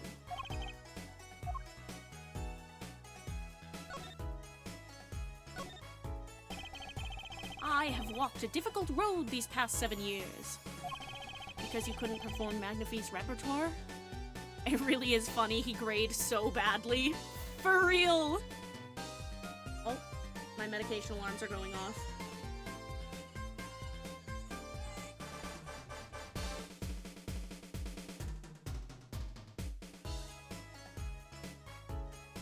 Because you couldn't perform Magnifi's repertoire? Do not be deceived! Valant's skill is the real deal. I do not require my mentor's hand-me-downs. No, it was my partner who slowed me on my way. Zach Gramery. His rather well-performed disappearing act 7 years ago was the end. Or so I thought. Zach Gramery murdered our mentor and fled to escape punishment for his crime. You said something to that effect 7 years ago, didn't you? I remember it as if it were only yesterday. Yet, that was not the way of it in the end. For while he vanished, the suspicions upon my own person never did. His partner Zach vanished to protect him. That's what those thieving magpies of a press said. I had no idea. Yet that very same press comes to me now, feigning interest. They cover the greatest magic show in history as if it were a vaudevillian distraction. And here must I stand, smiling at them all. What am I, if not a player in some fiendish farce? Might I suggest it's because you never made it clear what happened? Magnifi's death is still a mystery to this day. Which is why I came here to get the answer from you. 2 Psyche Locks. I knew I'd be seeing these sooner or later. The audience has no business stepping upon the stage. They must be content to sit and stare at the spotlight. That sounds an awful lot like something I heard 7 years ago.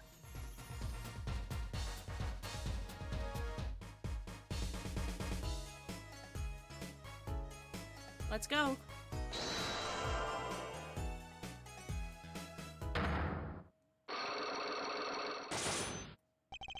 Magnifi's death. Ask what you will, you'll get nothing from me. I'm as much a part of this affair as you are now. I have to know what happened. For 7 long years I have endured. Now, finally, the curtain lifts on my new golden age. All the miracles of our troupe within my grasp. Sorry to do this, Valant.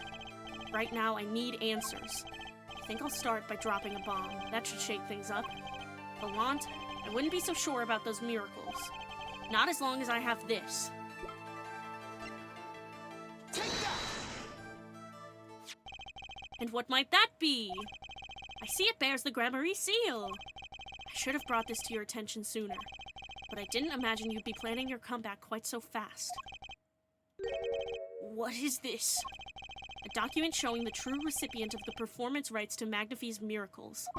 What? Zach Gramarye, he wrote this? What? He passed everything to his daughter? Trucy Enigmar. Actually, she's officially my daughter these days. Preposterous! Zach is gone! Vanished into the void! This is the genuine article. Zach was alive when he wrote this. Both myself and the notary can testify to this.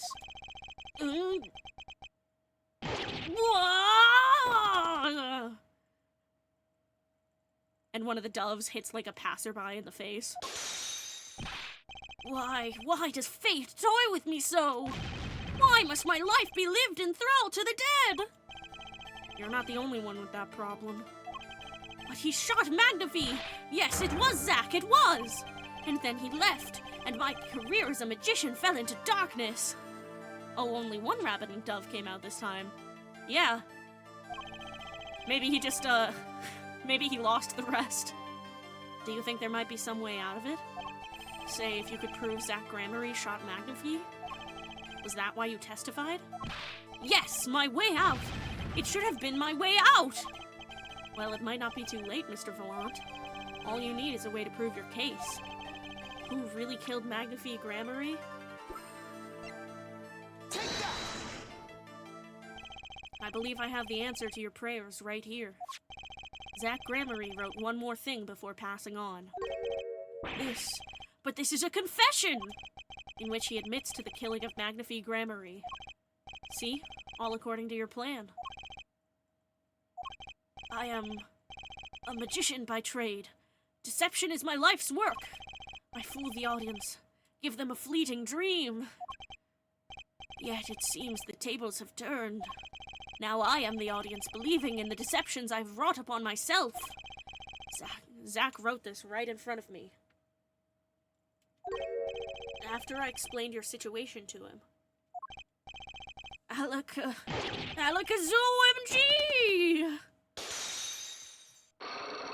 Stream crashed for like a second. Whoopsie!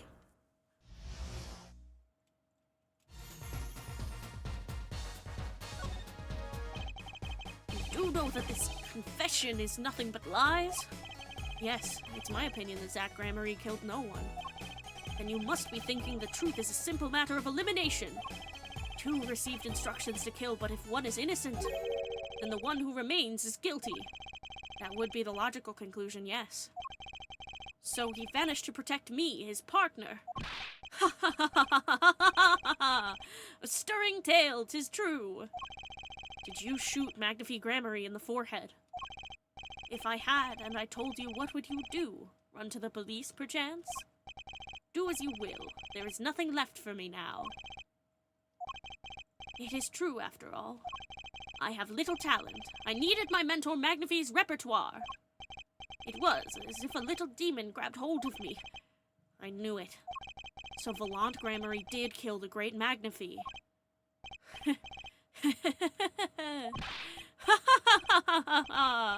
So sorry, Mr. Wright, but it was not I who shot my mentor. What? But if it wasn't you, then who was it? There wasn't another disciple, was there? Another disciple such as? I don't know. Knack and Talent Gramarye, maybe? Your wild fancies couldn't be further from the truth. Only Zach and Volant received those threatening letters. But there was another. One more person could have fired that pistol that night. I don't suppose you figured it out by now? Could have been Magnafie. If it wasn't Zach or Volant who shot Magnafie, then it had to be the only other person at the scene, which means... Wait, you don't mean... Yes, the great Magnafie Gramarye himself. Oh my god, I fully forgot about this part. I thought Volant did it. So Magnafie Gramarye committed suicide? You find it hard to believe? To be honest, I hadn't even imagined it as a possibility. When I arrived that night, the old man was still alive. He appeared to be asleep. I could not shoot him. But when I turned and made to leave the room, the old man called out to me. So you spoke with Magnify Grammary? Yes, and this is why I knew what he had done. Magnify transferred the rights to his repertoire to my partner, Zach Grammary, not me. I see. Then I guess I owe you an apology. I always thought you were the one who did it. Me too, dude. You owe me no apology. Huh? My crime was, in a way, more serious than that of murder. What? Your crime? Is Volant Grammary confessing something to me? What could be more serious than murder? You see, I knew that 2 letters had been sent. There are no secrets between partners. It was easy to find out. That was when I understood Magnify's plan. He wanted to die by one of your hands. Little did I expect it had anything to do with the rights to his repertoire. That was when I heard it. The little demon whispering inside my heart. The demon. Let me confess, I had intended to shoot Magnify. And I planned on framing my partner for the crime. What? That night, I prepared something before going to Magnify's hospital room. Which was? IV fluid, of course. I'd seen it on an earlier visit. If Zach did not shoot, I would do the deed. Then I would use the IV liquid to place the murder on his hands. That was my plan. But you didn't shoot him. I could not. The demon in my heart fled when the moment came. But then Magnify called me back. I am sorry, Volant. I'm giving my magic to Zach, not you. You still lack the draw he has. Please help him if you can. I left the room, and then I stopped. The shock of what I had just been told consumed me. That is when I heard that fateful gunshot. Magnify Grammary killing himself. Then the demon awoke anew within me. Zach killed him, he was the one. Frame him and the magic would be yours. I altered the scene of his suicide. I took the pistol from his hand, wiped off the prints. Then I used the syringe to add the IV liquid I'd brought. So in the end, things happened pretty much as planned. Magnify died and you framed Zach for his murder. As planned indeed. Of course, the outcome was somewhat different than I had anticipated. Fucker. For real! Well, what do you think? Do you believe my story? Can it be believed truly? That was 7 years ago. I don't know what to believe. But, yes? I'm glad I heard it from you, Mr. Volant. Thank you. It is I who should be thanking you, Mr. Wright.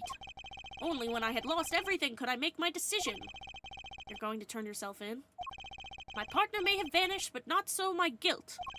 And as my guilt stays, all else begins to leave me. My friends, my performance rights, my magic. I've had enough of vanishing acts. I understand. I thought my life was ruled by a dead man. But I find I was wrong. For Zach Grammary was alive. Well, not anymore. And now it occurs to me. What if he was not the only one who survived? What do you mean?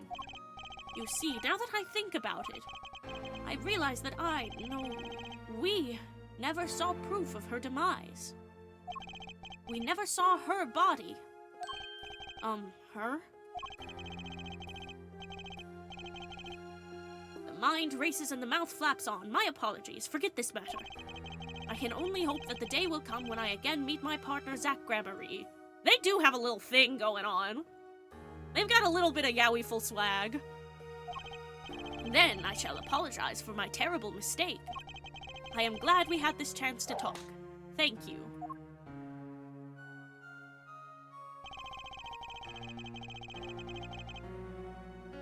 Zach Grammary, Shoddy Smith.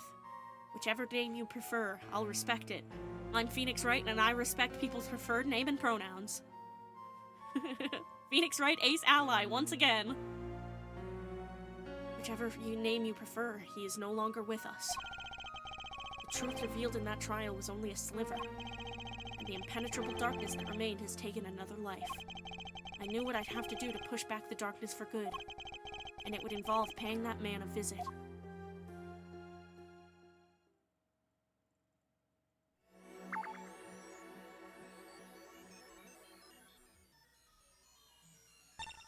Here we go.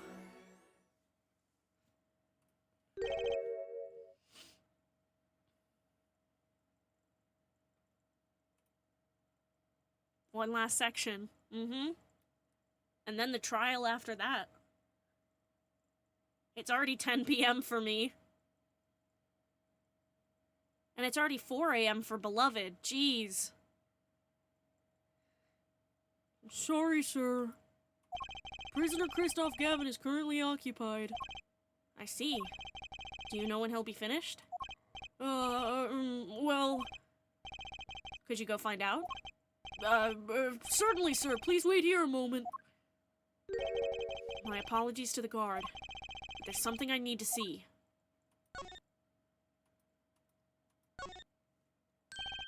There it is. The yellow envelope. And the sender is...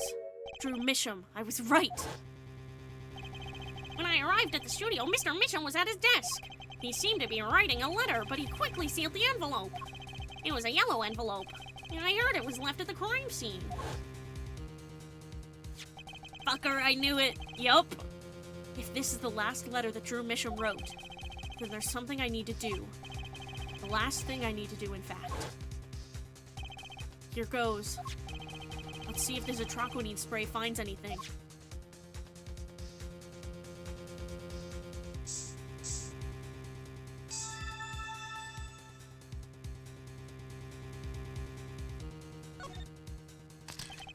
So this was Drew Misham's messenger of death.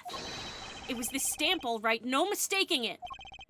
And his last letter was sent to Christoph Gavin. The interview request came like you said it would, and they're looking into the case. I swear on my life I won't tell them about you, so please release the spell you've put on my daughter. I'll write later with a report. Gotcha. Letter from Misham added to the court record. Finally, decisive evidence. What's this? A burglar in jail. Gavin! I didn't know you moonlighted in larceny, right? Gavin, there's something I have to ask you. Can I steal your stuff? The answer is no. Yellow and red, 2 envelopes, 2 men, 2 letters. My apologies, but there's not much I care to discuss. Vera Misham hasn't received her verdict yet. You follow me, Gavin? There are no known survivors of atroquinine poisoning, but it never hurts to hope. Okay, I'll be leaving now then. Right, wait. Yeah, Gavin? Would you mind leaving that letter? It's private. Oh, sorry, forgot I had it. Many thanks.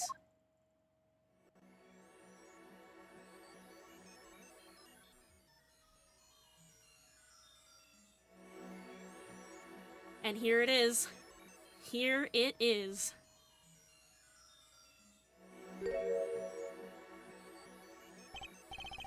We've now seen all the clues in this case. It was a fucking camera.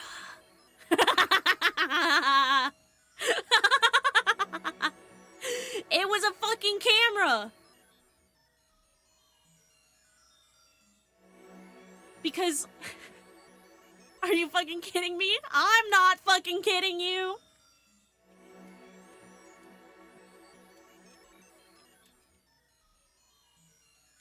I have to show you guys something. I gotta show you something, okay? I have to show you something real quick.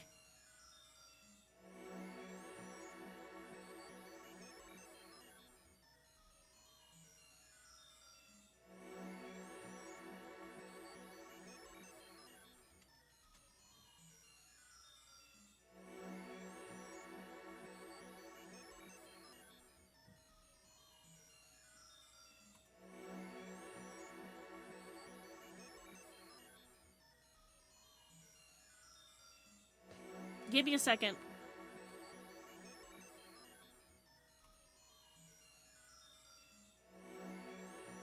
Let me pop this page out.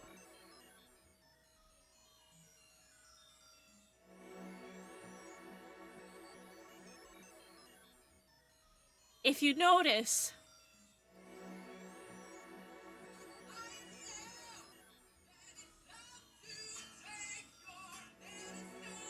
Sorry, fucking... That's how everything's been shown this whole time? Yup! And if you notice... I wonder who gave it to him.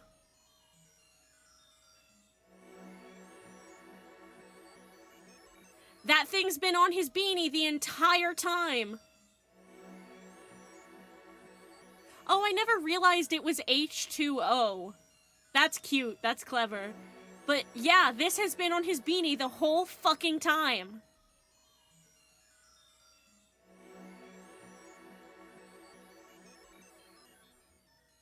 It's like Sam Reich! I literally acknowledged before that Emma had similar pins before. Yup! It's Sam Reich! It's been here the whole time!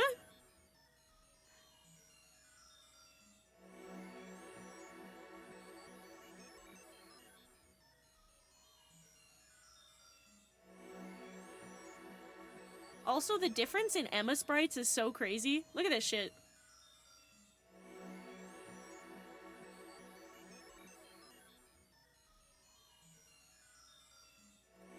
Look at how big she got. Motherfucker. Look at how big she got. Oh my goodness. Ah! Okay. I'm gonna hide this window now.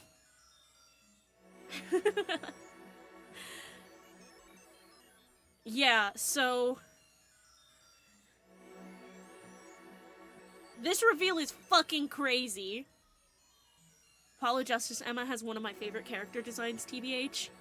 Yeah, it's so good. I love her so much. We've now seen all the clues in this case. Clues I gathered over 7 long years. Now, it is time. Every story has an ending. We've come to the final chapter, the final trial. Find the truth. You're the only ones who can. Bro's talking to the audience right now. To be continued.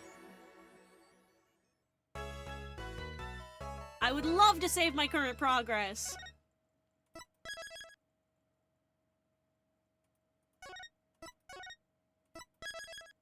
One last bit, baby. Uh-huh.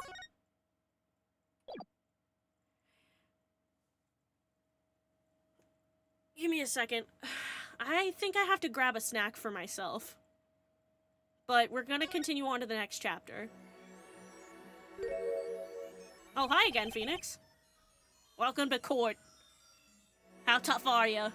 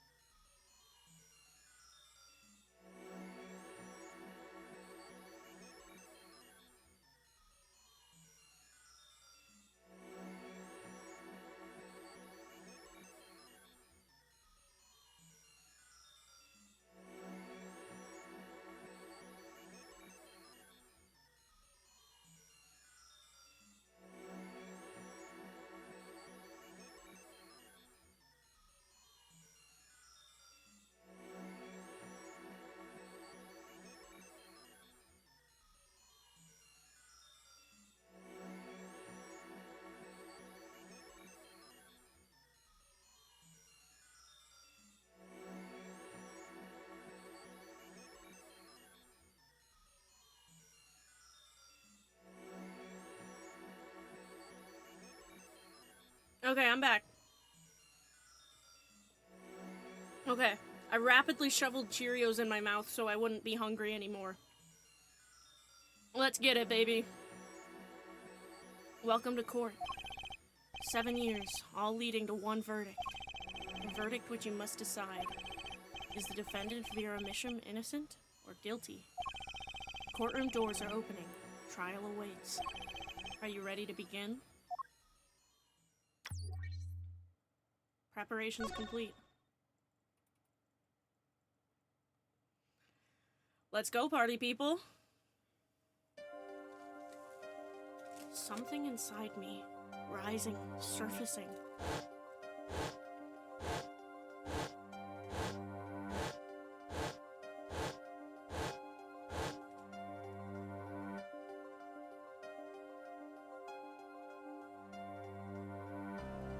Something important lost long ago. It's close now, so close. October 9th, 10 a.m., District Court, Courtroom number 3. No defendant lobby, we're jumping right the fuck into it. Court is now in session for the trial of Vera Misham. The defense is ready, Your Honor. Prosecution's ready to rock. Oh, I haven't done the clavier voice since yesterday, and it's like, I feel rusty already. Prosecutor Gavin, how is the defendant Vera Misham's condition? Acute trochvinine poisoning, according to her physician. She could die at any time. Thus, her absence from this courtroom today. What? They can't put her on trial without her being here. It is unusual. I really hope this is quick. I just remembered I have a dentist appointment in a few hours. I will try to get through it fast for you so that you don't miss any of this. How long is a few hours, though? Like, what's the time frame? When do you gotta leave? It is unusual. They should wait for her to get better and do it then. It's so bureaucratic of them. Oh yeah, we can be done by 1 a.m. I'll get it. I'll fucking buckle up, motherfuckers. Sit down, buckle up. Make sure the shoulder strap is across you instead of behind you. I know how you motherfuckers are with your sensory issues, but you better buckle the fuck in while I lock the fuck in. That's being a little harsh. They can't delay the trial any longer, or they risk having no one left to try. A trial without a verdict can only cause grief. The records of this case and experience tell us this. Apologies to the defendant, but the show must go on. Right. If Vera dies, the trial will be cancelled. I'm not going to let that happen. Mr. Wright told me everything that's been going on behind the curtain all these years. I'm going to get Vera her innocent verdict while there's still time. Oh, so Phoenix actually talked to Apollo for once. So we do have the ability to talk to Apollo. Just off screen, apparently.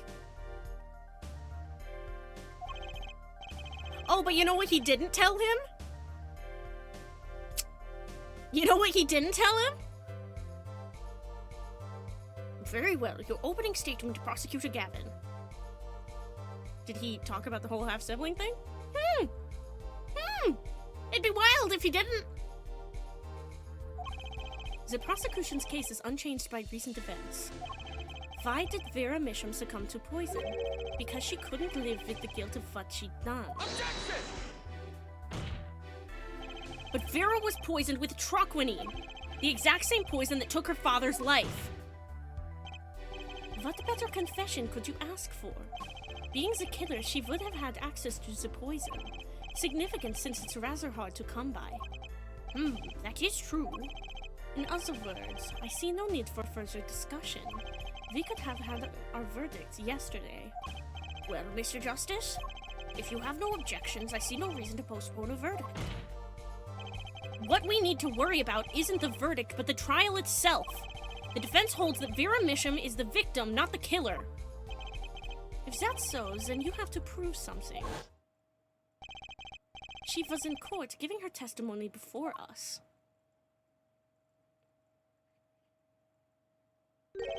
How do you propose her killer poisoned her? Oh, and incidentally, it would be nice if you told us who her mystery killer was. The prosecution's objection is sustained. I ask the defense to prove its claims to this court. Tell us how Vera Mission was poisoned. I've got two things to prove here. Who did it and how? Which to hit first? How? How did the killer poison Vera Mission? I will focus first on the method used. Any comments before we begin, Prosecutor Gavin? Not a bottle or container of the poison was found on the defendant's body.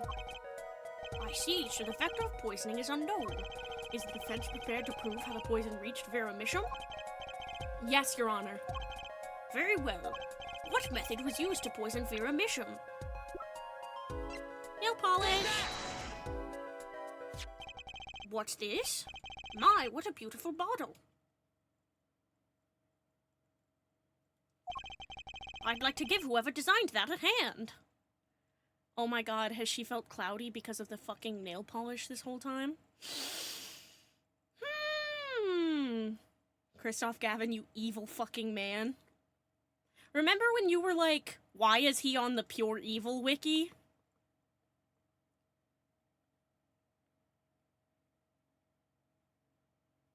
I'd like to give whoever designed that a hand. Is that nail polish? It's colorless. Ah! Something the matter? No, nothing. Nothing at all. So the killer put poison in this bottle and made her drink it? As Prosecutor Gavin has told us, this is nail polish. Nail polish? It's like paint for nails. Do you know any women with red nails? Ah, my wife has red nails! Canonical wife?! Little bro recognizes his nail polish. Oh my god! Also, canon wife moment? Like, we know he has a grandchild. Yeah, we know he has a grandkid, but like, I don't know, could be adopted. Canonically has felt the touch of a woman. Udgy, Manfred von Karma, Larry Butts. My wife has red nails. I see, so she's been painting them all this time. Let's recall yesterday's trial. We're not even gonna address that, like, at all? He gave that to a 12-year-old. She's been scared of going out because she almost got kidnapped. She's been sickly whenever she goes out. Yup.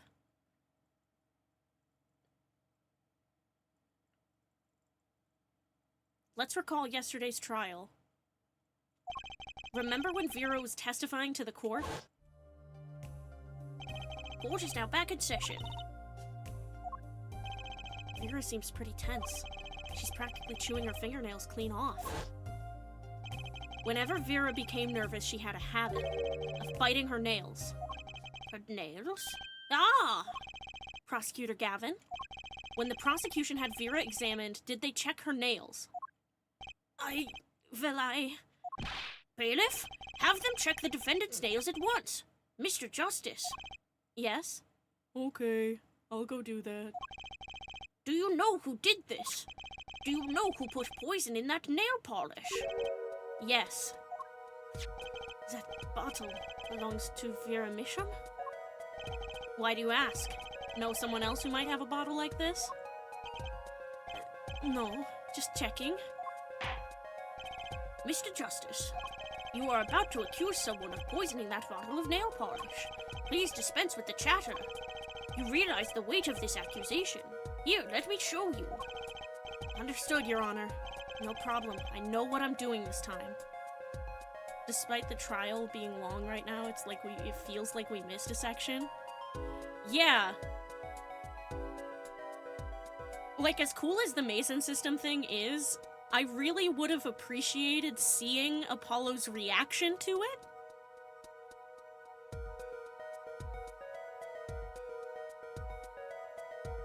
But, I don't know, maybe that would have killed the, momentum a little bit. But still, it feels I love Apollo's agency being taken from him in the story.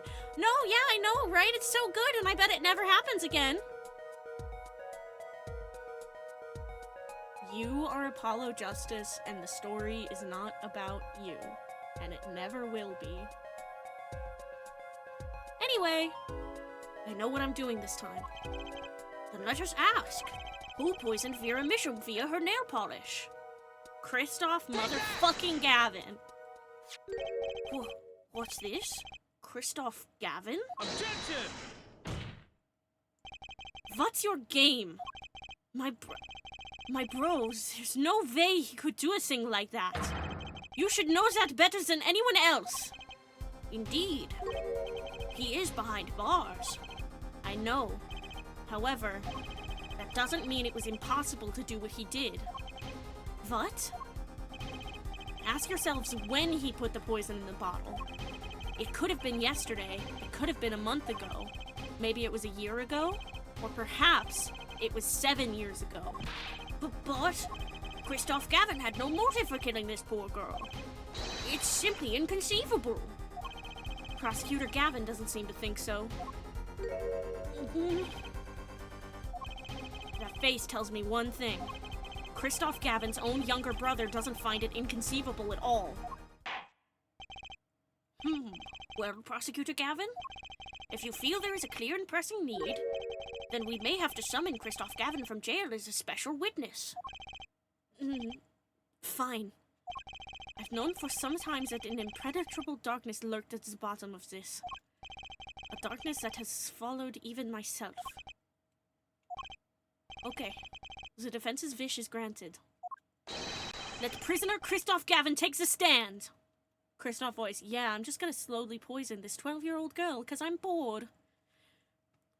I'm gonna poison that baby. Yeah, because I'm bored.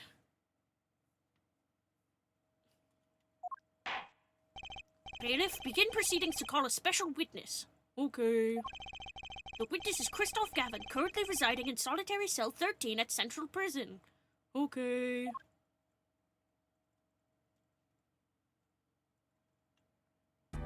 Get him, boys! Ah, Your Honor. How nice to see you again.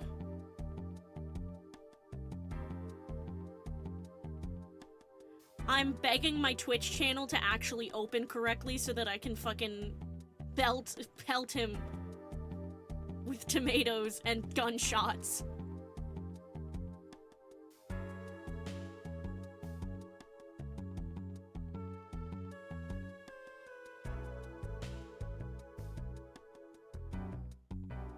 Shot through the heart, and you're too late, baby. You give Gavin's a bad name.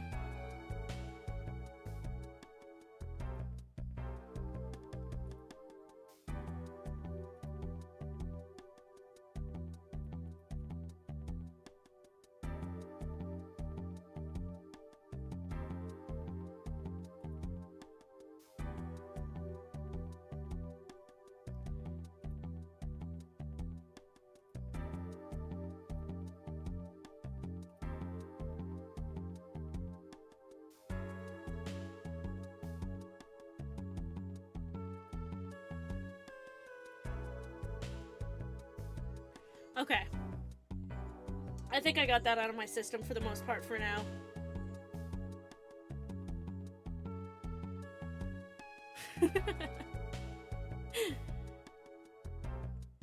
Okay. Are we good, you think? For now?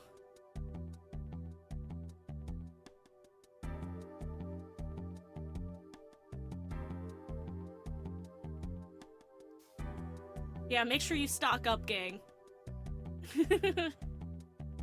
Okay.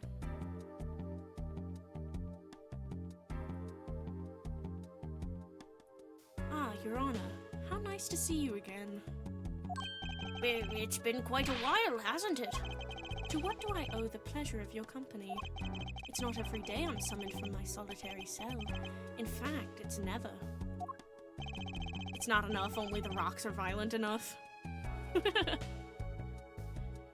I think you already know, Mr. Christoph Gavin. Ah, Mr. Justice. I hear you've been doing quite well for yourself. Why do I feel like somehow he's still my boss? You need to add rocks to the buy thing. I can do that real quick. I mean, I have a limit, so I would have to get rid of one other one. There's a limit on how many you can have as channel redemptions, but I can do that real quick.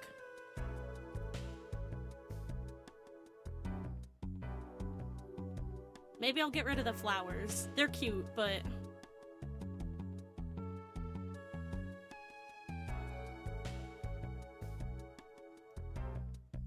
let me just do that on the fly right here.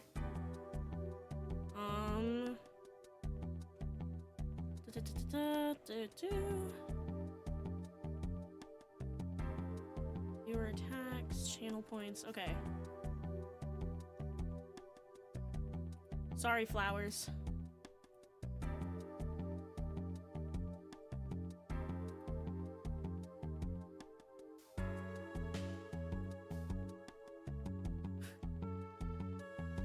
You know what? I'm gonna make all of these cheaper. Gunshots are now 300. Smoochies are now 100. Tomatoes are now 50. Rocks. Rocks are 10 channel points. And punches are gonna be 150.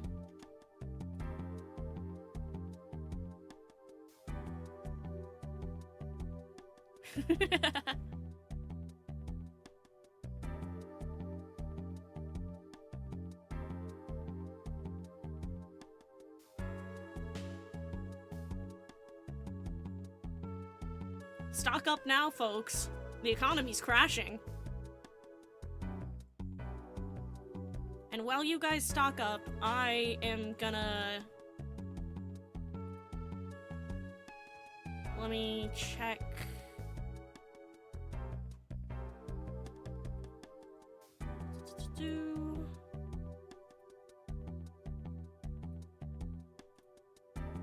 While you're doing that, I am gonna fix something.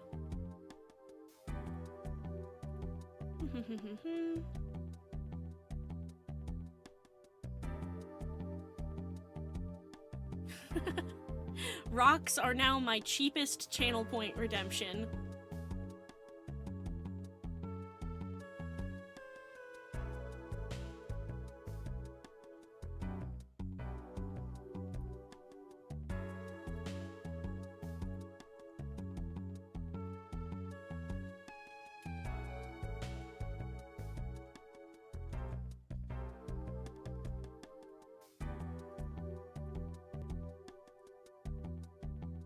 Get your rocks here, get your rocks. Fresh rocks for everybody, fresh rocks. Cheapest price they'll ever be. Fresh rocks here, fresh rocks.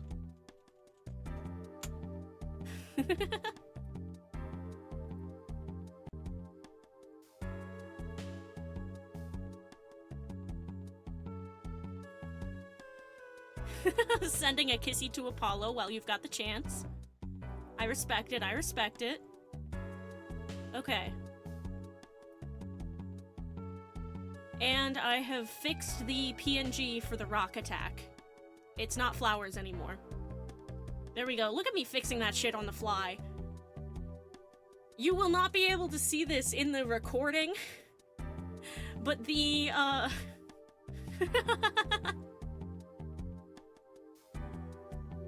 the entire chat is just rock, rock, rock, rock. Let me capture something. Wait, let's do a screen recording.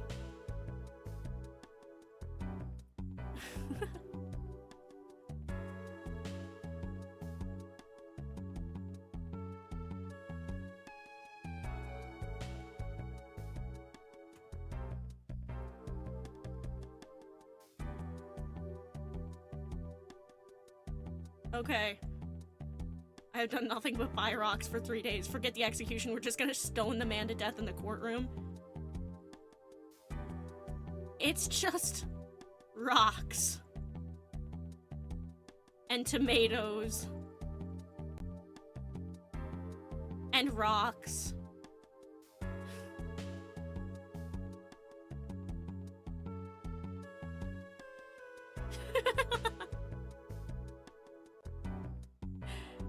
Jury system in action. The jurists get to stone him themselves. They should let Apollo be in the jury then. If the jurists get to stone Christoph Gavin to death.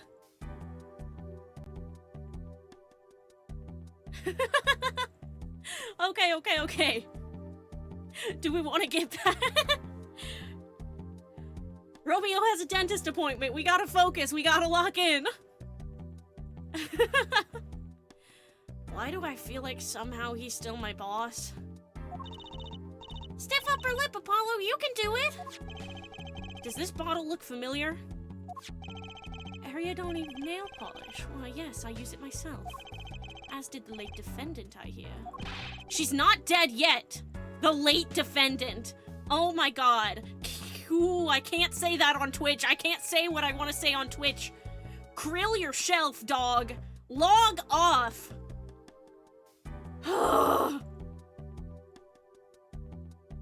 She's not dead yet.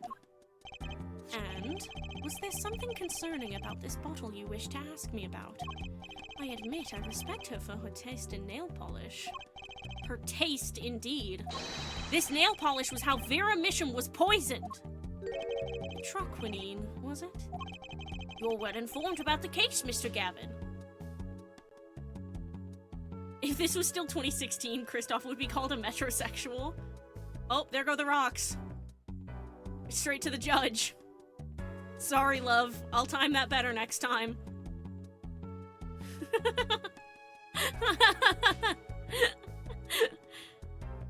You're well informed about the case, Mr. Gavin. Yeah, now he's doing the unskippable shitty animation. Get him! Get him! Even in solitary, much comes to my desk, and I have nothing to do but read. Fuck off!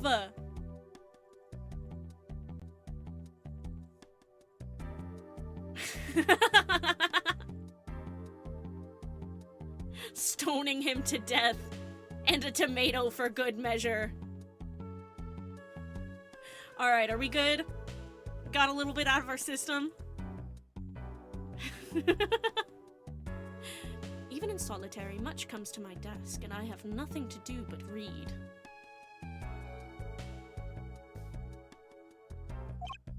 Well, Clavier?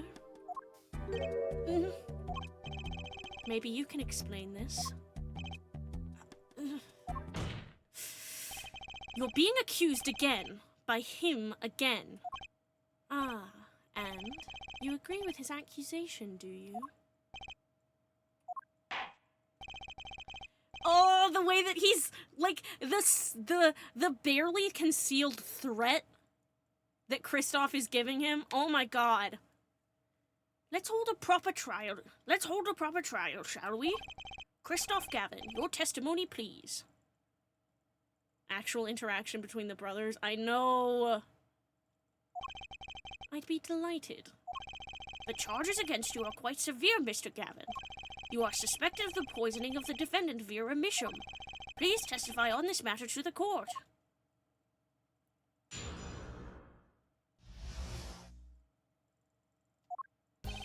Owning the same nail polish does not a murderer make.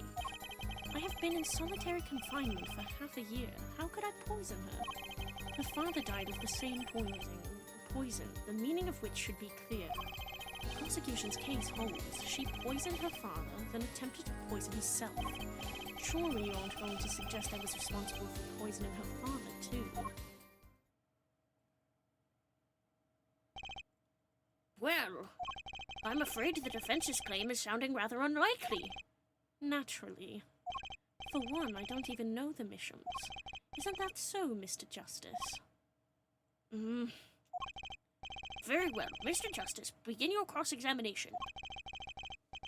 I'm accusing Christoph Gavin, my ex-boss. But I know he poisoned the Missions. The question is, when could he have done it? Not to mention why. Cross-examination.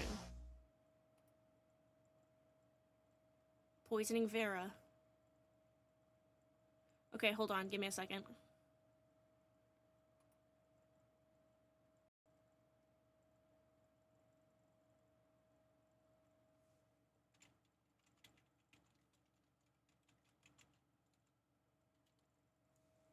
I had to save my recording of the funny rock chat.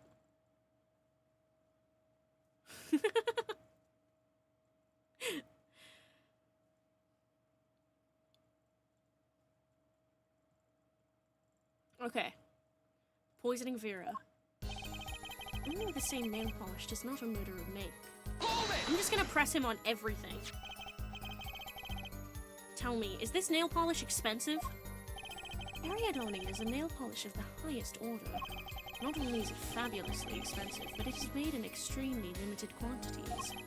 And you and Vera just happen to both use it? That can't be a coincidence! Objection! I'm guessing it's not a coincidence. Huh? It's simple. Ariadone is the best nail polish one can buy, correct? Then, if one wanted the best nail polish, one would buy it. That makes sense. Why, it's a bit like my feelings toward my brand name Gavin here. And my silk top hat. Are we all done showing off our refined tastes? Please, continue with your tasteful testimony. I have been in solitary confinement for half a year. How could I poison her? Hold it! You just got him! Can't you still make contact with the outside world in solitary? Objection!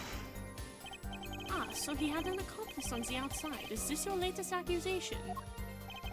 I am allowed a certain modicum of letter writing. Objection! But the contents of those letters are closely checked. It would be extremely difficult to send a hit request. Prosecutor Gavin's on the warpath, isn't he? Yeah, you think so too, Trucy? I bet I know why. He must be nervous with Big Brother watching. And maybe that's a weakness I can turn to my advantage. Apollo survives an assassination attempt. Are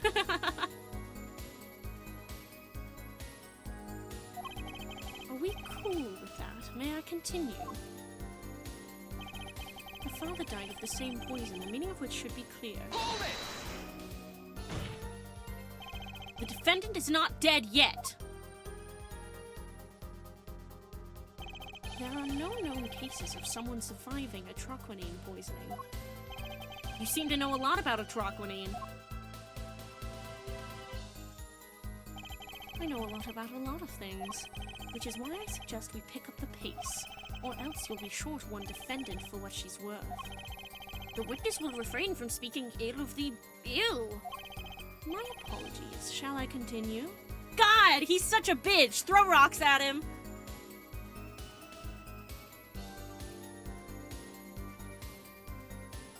We've got ads anyway. You can throw as many rocks as you want right now.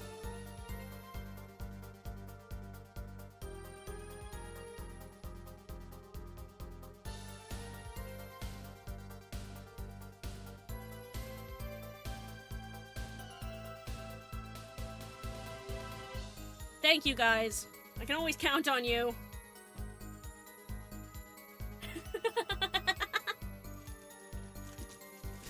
Also, since it's ads, I'm gonna snack. These are my very own snackoos. Cheerios.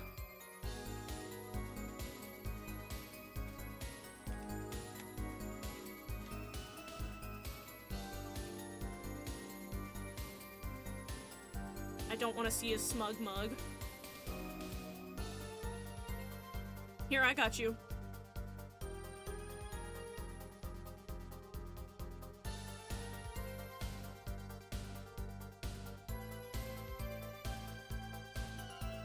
There we go. No more smug mug.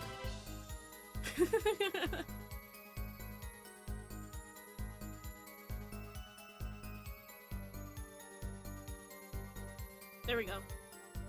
Oh shit, my eating alarm's going off.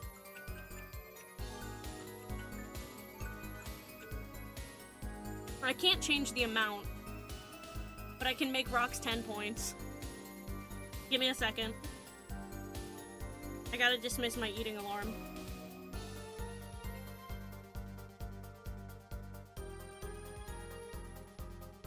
Yeah, let me just change the amount of points. Oh, the things we do for love. You know those sprite tubers that make their Sona an existing character sprite? There's so much potential in one using Kristoff as their smug Sona. I haven't made the rocks 10 points yet, love. Hold on. Or 1 point yet.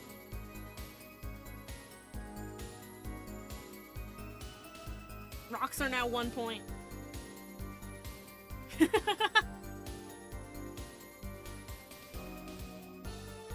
Congratulations, beloved.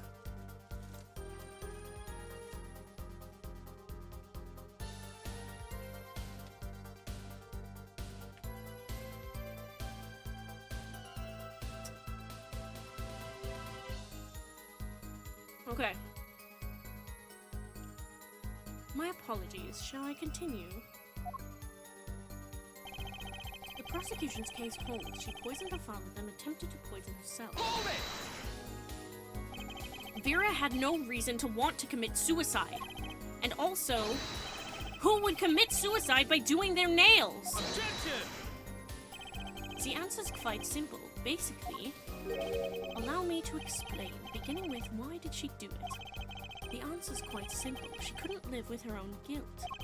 Next, why did she use nail polish to poison herself? This too is simple, so she could die doing something that she liked.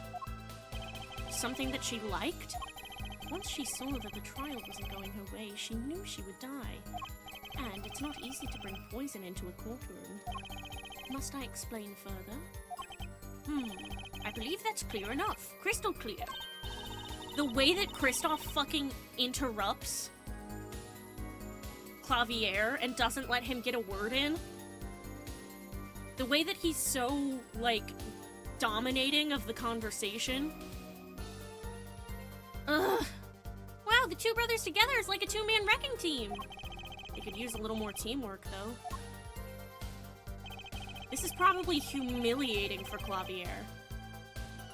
Surely you aren't going to suggest I was responsible for poisoning her father, too. Hold it!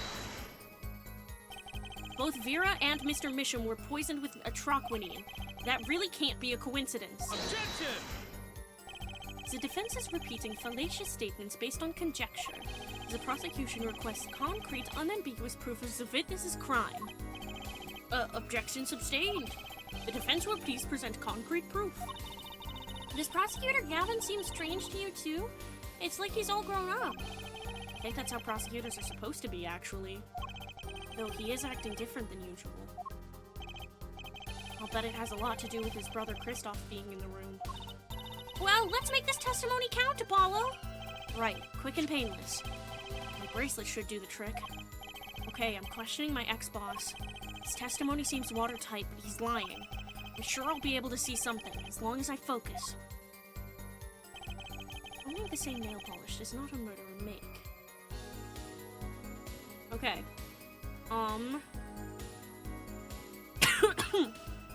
Give me a second, Jesus.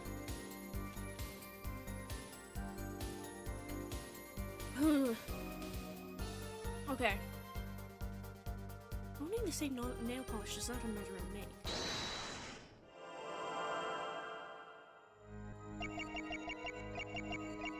I don't think it's gonna be on this one, actually. I have been in solitary confinement for half a year. How could I poison her?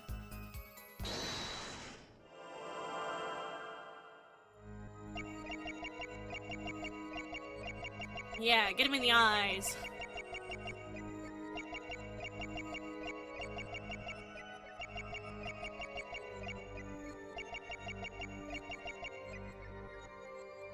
Let's hear it again.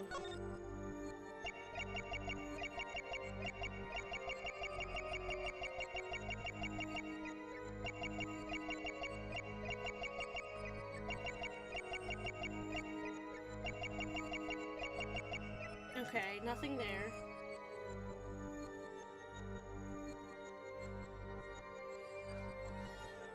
my fucking alarm's going off again. Okay, let's hear again. Well, he's not gonna be sweating. He's known as, he's the coolest defense in the West or whatever.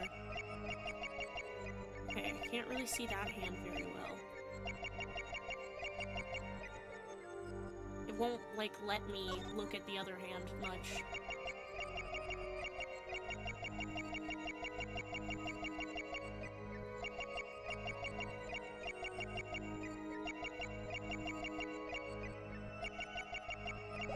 Okay, hold on. Maybe you can see veins on his hands or something. The meaning of which should be clear in the prosecution's case. Oh, she poisoned the father and attempted to poison himself.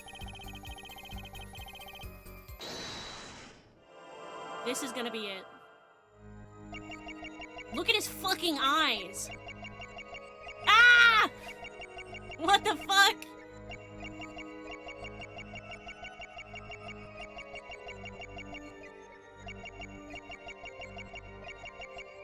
Oh my god! That was so scary! What the hell?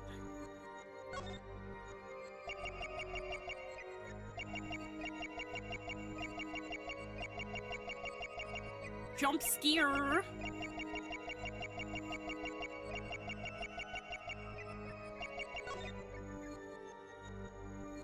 Gotcha!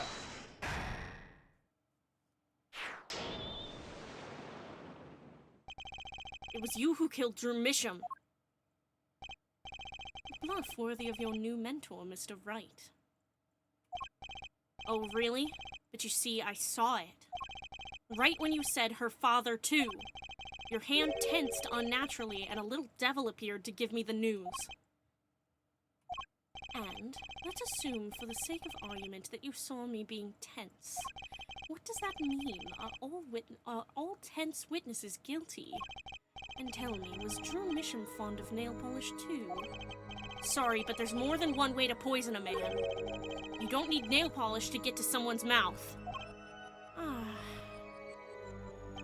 Then I must be very talented indeed. You see, Drew Misham was killed on October 6th, while I was already in my giant solitary confinement cell at Central Prison. If that's not an alibi, then I don't know what is. But you found a way, all the same. And I found it too.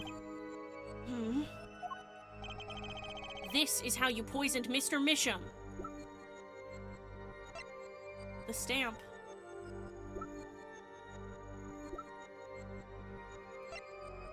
Take that! I'm sure this commemorative stamp requires no introduction. The night Mr. Misham died, he was seen writing a letter.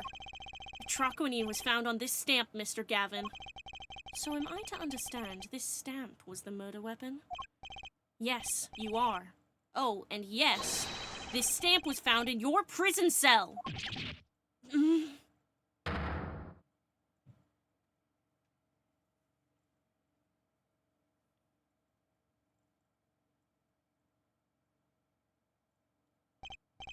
That is all, Your Honor.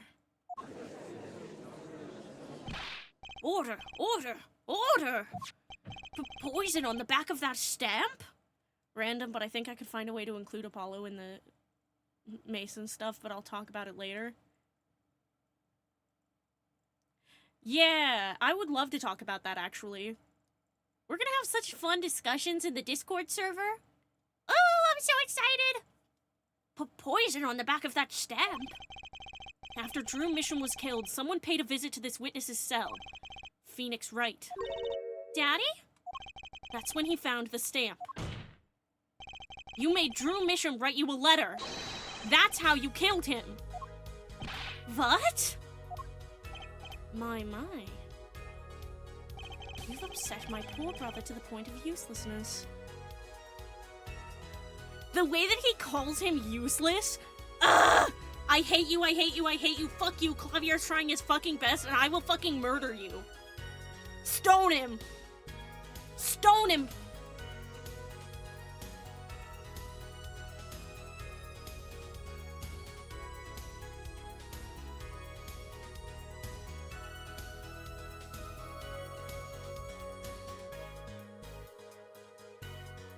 Yeah, fucking get him!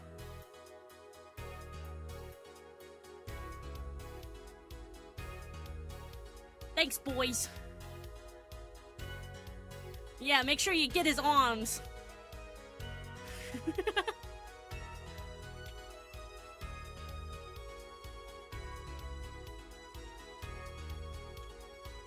Okay.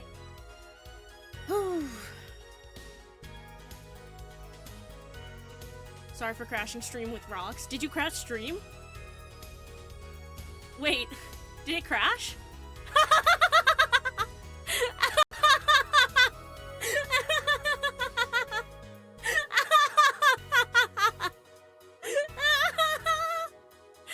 Oh my god! We fucking stoned Clavier Gavin to death so hard the stream crashed.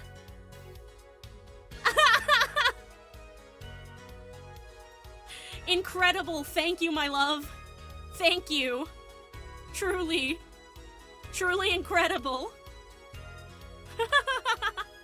Murdering Christoph Gavin with so many rocks it kills the stream.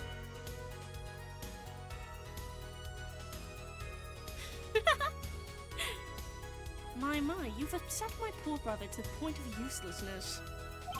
Allow me to clarify this matter, Justice. All you need to do is recall witness Spark Brushell's testimony. You know what? That's a justified hit towards Spark Brushell. Well, that's the thing. See, after he put his letter in that envelope, Mr. Misham sat there searching his desk drawer for something. His desk drawer? Yes, a stamp, a so-called postage stamp, end quote. He was looking for a stamp. Ergo, he had no intention of using this stamp. What are you getting at? What I'm arriving at is that this commemorative stamp was in a frame. It was mere coincidence that he used it that night. That would seem to be the case. Or perhaps you mean to suggest that I can somehow manipulate coincidence.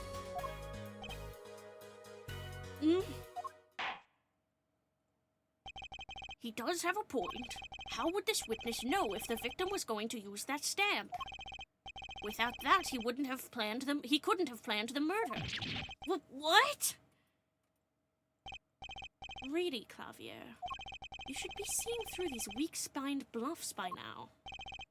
He's right, though. How could anyone have known Mr. Misham would use that stamp that night? Least of all Christoph Gavin locked away in his cell. Well, it seems that the defense has run out of things to say. You assume he had something to say in the first place. Ah! Ah! Christoph's power was so strong he caused the stream to crash. No, listen, it was simply the power of my beloved strong, strong arms throwing rocks so hard.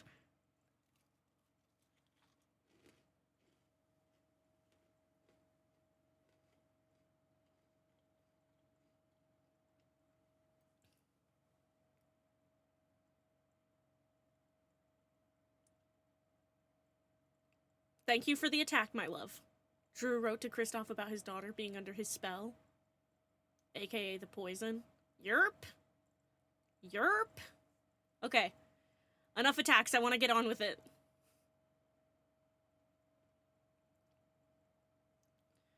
You assume he had something to say in the first place.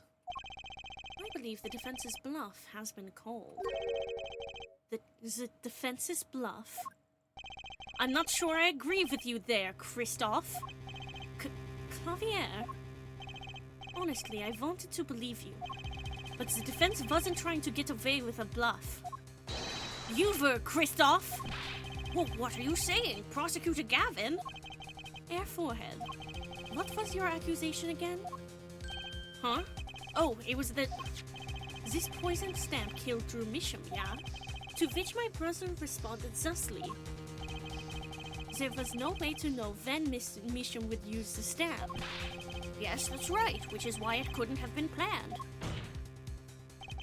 Tell me, it needs to be planned. Why? Why couldn't it have been a coincidence? The defense's case is simply that Drew Misham died by that stamp, that's all. Coincidence? Christoph, you tried to slip out from under his accusation by changing the subject. If that's not bluffing, what is it? What are you up to, Javier? I could ask you the same question, Christoph. I silenced the defense with the fewest words possible. It's called efficiency. But Mr. Gavin, that's impermissible testimony. Very well. I shall take his claim head-on then. Justice? What? You accuse me of Drew Misham's murder, yes? Then, allow me to ask you, what possible reason could I have to kill a painter? Apollo, motive! He's talking about a motive! Indeed. It's hard to see how an attorney could come to want to kill a painter. Now here's something. Why didn't he bring up the motive from the very beginning? Unless he was afraid it was a battle he might lose. So, what does it mean? It means there might be a weak spot. Maybe I have some evidence to prove a motive. A motive for murder. This is a vital, if not the most vital element in this case. Please consider this when making your statement. I'd say it's about this vital. That's pretty vital. Well, Mr. Justice, I'm going through with this no matter what. Understood, Your Honor. I'd like to present evidence. Then let's see what you have for us. What reason did Christoph Gavin have for wanting to murder Drew Misham? The forged page, right?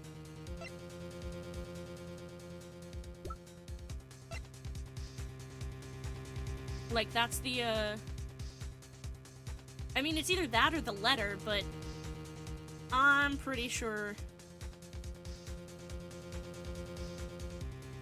Yeah. Take that!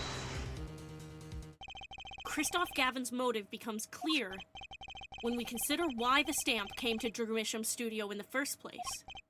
And why was that? Forgery, Your Honor. Go back 7 years. Drew Misham accepts his first job creating forged evidence. I've seen that before. A page from a diary, wasn't it? Magnifique Grammary's diary. Ah, when attorney Phoenix Wright lost his badge, yes. This was the evidence he presented to his loss. This evidence is a fake, yes. But did Mr. Wright request the forgery be made? That was never proven! Objection! The defense attorney on that case was Phoenix Wright. Who, other than him, drunk with the prospect of victory, could have done it? And why would they? Just out of curiosity, do you remember this letter? Mr. Drew Misham, I've deposited the $100,000 in the designated account. Please send a receipt once you confirm the transfer. This is the first page. Sign the papers and send in the enclosed envelope with the enclosed stamp within 3 days. I need not remind you to speak of this to no one. And this is the second. Those were presented in court yesterday. This letter was sent to Drew Misham by the client who requested that forgery. The enclosed stamp was none other than the poisoned commemorative stamp. Drew Misham drew his last breath just the other day. However, the motive for his murder was already 7 years old. 7 years old? The client who requested this forgery was very cautious. He tried to erase anything and anyone with connections to the forgery, to keep them from talking. but he made a mistake. The stamp was a picture of my favorite magicians, so I kept it. Father took me when I was very young. It was a great magic show. I loved it so much. The killer's time bomb was delayed. The poison stamp was sealed within a glass frame, where it sat for 7 whole years.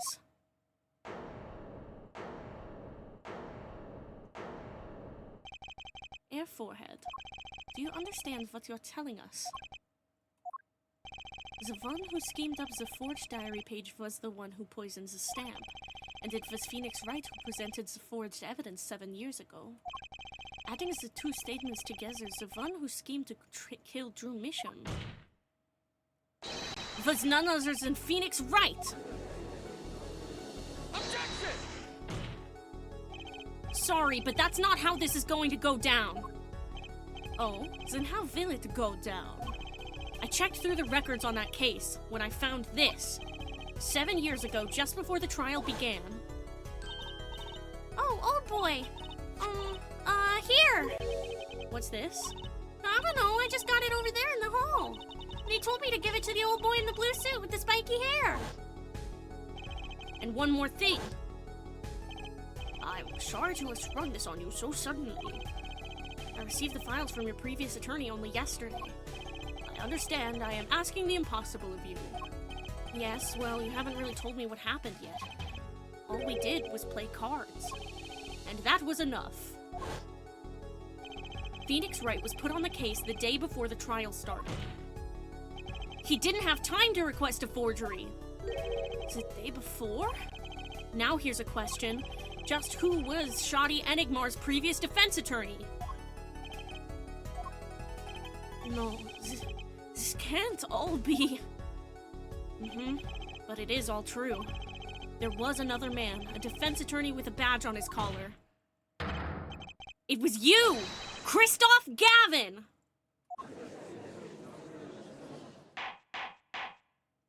Order! Order! Order!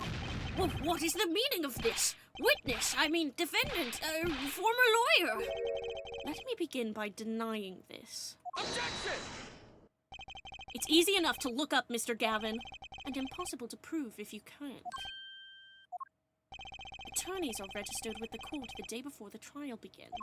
In other words, no record remains in the court. How exactly did you intend to prove Phoenix Wright's claim? That would be difficult. I'm afraid this line of inquiry won't yield. Objection! Air forehead. Are you sure you don't have evidence? I'm gonna speedrun showering. Okay. I'll update you on anything you miss. What's wrong with Prosecutor Gavin? He looks clammy. Evidence! Evidence that shows this man, Christoph Gavin, requested that forgery 7 years ago. Javier? Just prove it! Clear up these doubts now, or I swear I'm off this case! He must have thought of some evidence, Apollo. Prosecutor Gavin looks like he's in physical pain. That darkness. I have to pull that darkness out of him, and proof is the only way I can. But, hold on. I have to pull that darkness out of him, and proof is the only way I can.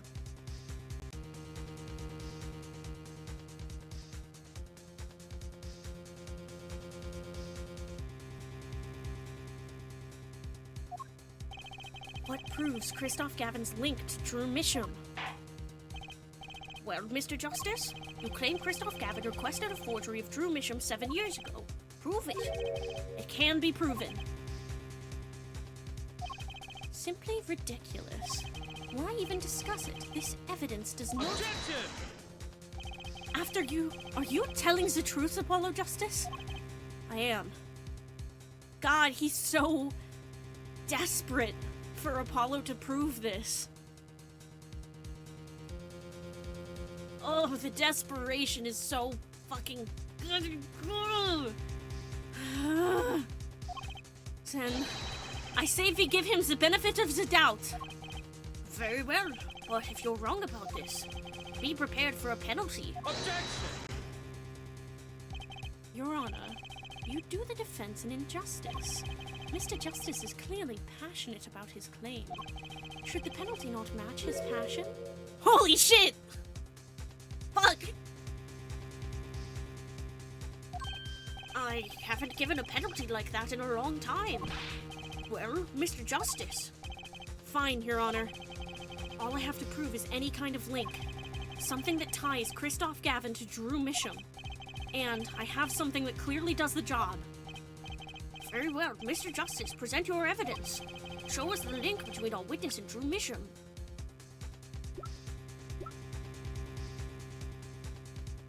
It's the letter, right? I'm just gonna make sure.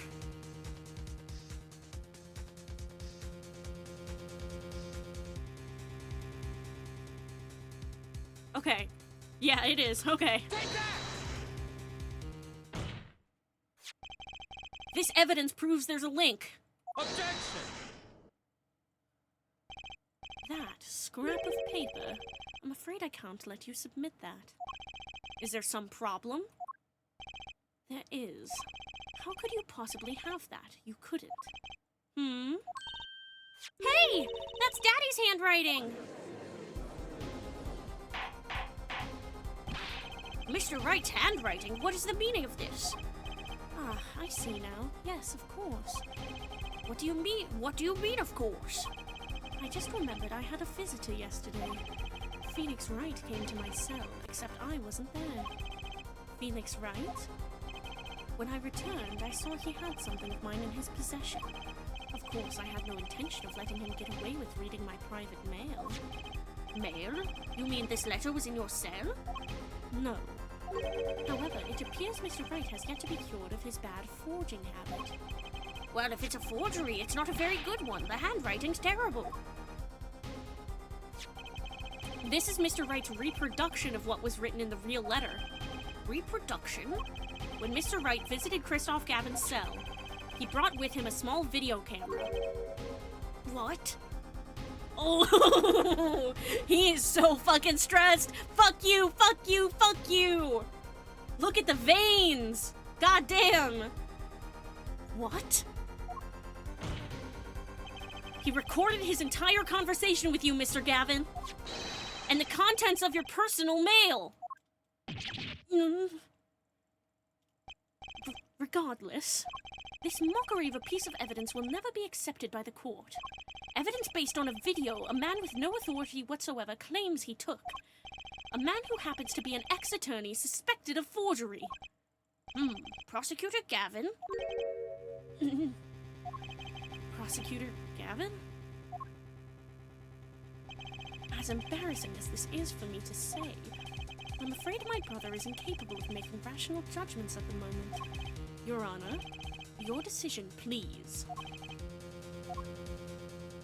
The defense's claim is denied. What? Only actual evidence is permitted in a court of law. Please remove the defense's evidence from the record. Better luck next time, Justice.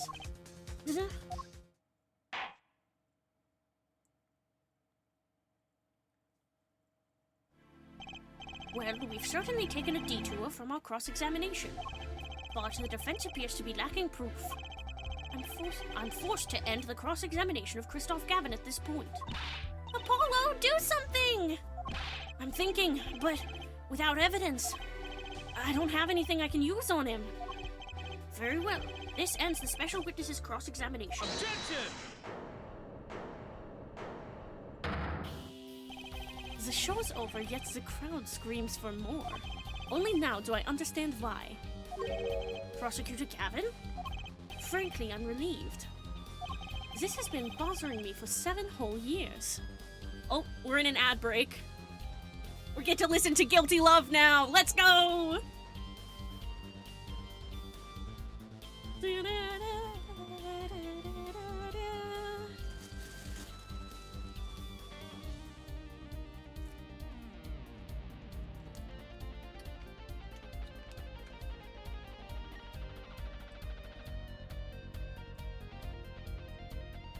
Oh my god.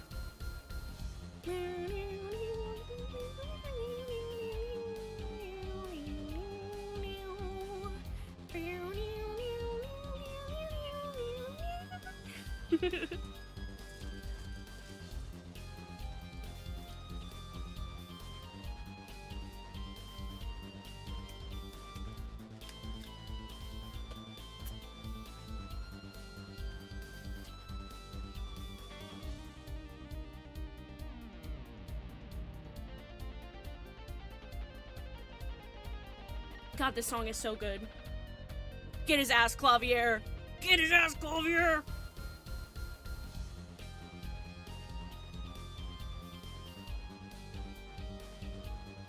Okay, just a couple seconds left until we're back from ads.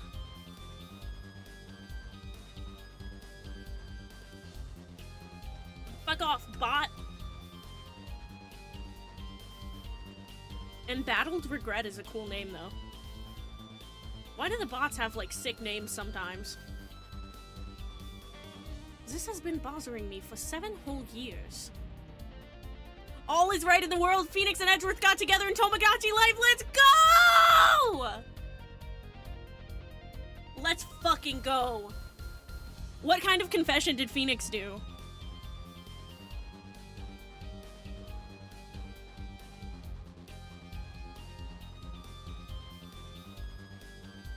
Oh, I want to see all the pictures.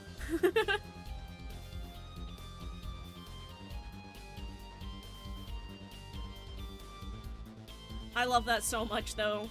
All is right in the world. Narumitsu real.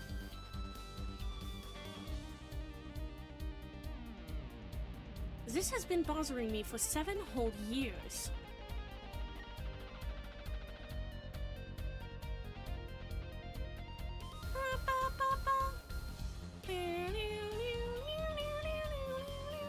Old-fashioned Ferris wheel.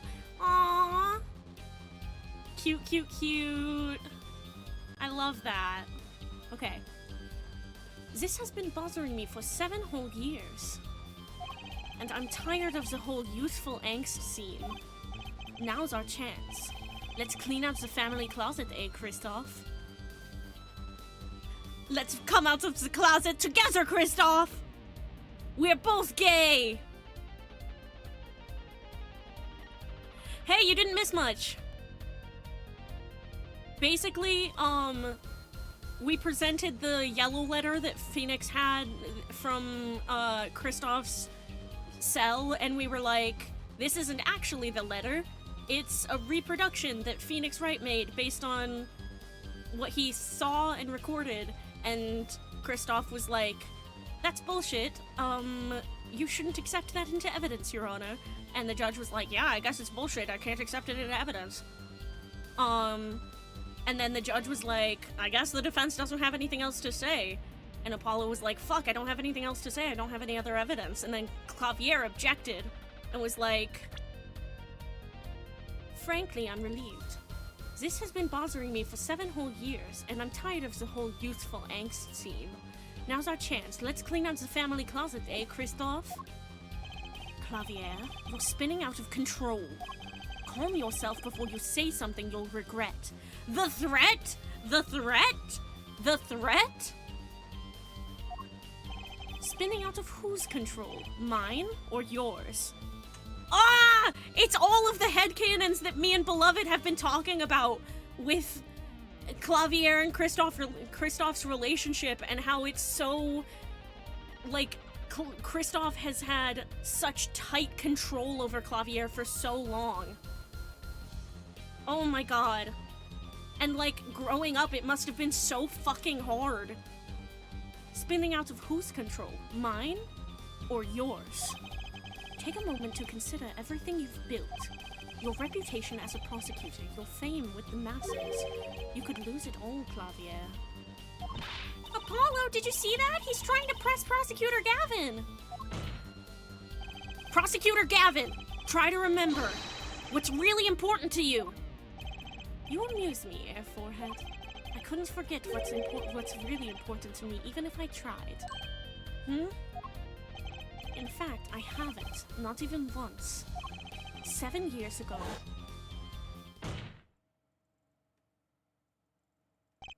Finally. You just couldn't resist, could you, Air Wright? Resist what? Presenting solid evidence? Might I request we put the current cross-examination on hold? The prosecution would like to call a new witness. State your name and occupation for the record.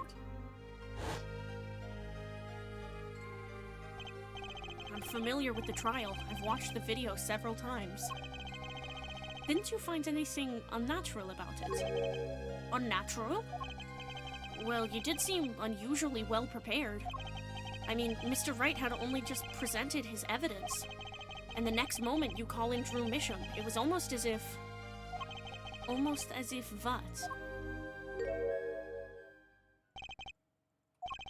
Funny, it didn't even occur to me to wonder. But now that I do, I see there's only one possible explanation. Almost as if, from the very beginning, you knew Mr. Wright was going to present that evidence. Ah! Correct. I knew that if I applied the usual pressure, Phoenix Wright would eventually come up with that forged diary page. Don't do this, Clavier. I knew because you told me, Christoph! What? What?! It was the night before the trial. Clavier? Christoph? I'd seen you at the prosecutor's office the day before the trial. Oh, look at his little baby self! Oh my god. Ah, I won't be appearing in the trial, actually. Huh? Why not? I won't be facing off with you on your first trial, apparently. Do you think that that Christoph, like, specifically wanted to be the defense in this trial specifically really badly because he wanted to prove to Clavier that he couldn't beat him? Like, he wanted to prove that he would always have the upper hand against Clavier? He just wanted to prove another time that Christoph would always be the one in control and Clavier would always be below him. And I can't get over, in this specific visual, I can't get over how much younger Clavier looks than Christoph here. He looks so young. I won't be facing off with you in your first trial, apparently. But in exchange, I brought information. Information? The attorney who will be there in my place tomorrow is not to be trusted. Don't even give him the benefit of your respect. Listen, I want you to call in a special witness. Then, I wondered about it at the time. How did Christoph know so much? Prosecutor Gavin. Christoph! We were supposed to face each other in that trial. A fair fight, brother to brother. I deserved that much. You let me borrow the victim's belongings. You showed me all your research on the case. The victim's belongings? Which would have included McAfee's diary, wouldn't it? Mr. Gavin? My, Clavier, you disappoint me. You find trees, yet miss the forest. You're the one missing the forest, Mr. Gavin. You can't sweep this under the rug. Not anymore. Tell me what was going on behind that trial. Why not? I've achieved what I came here to do. I see no harm in a little reminiscing. Apollo! I think we're finally going to shine a light on the black belly of this thing, Trucy. We've done everything we could. I hope it's enough. 7 years ago, the day before the trial, I visited the detention center at the request of my client, Zach Gramarye.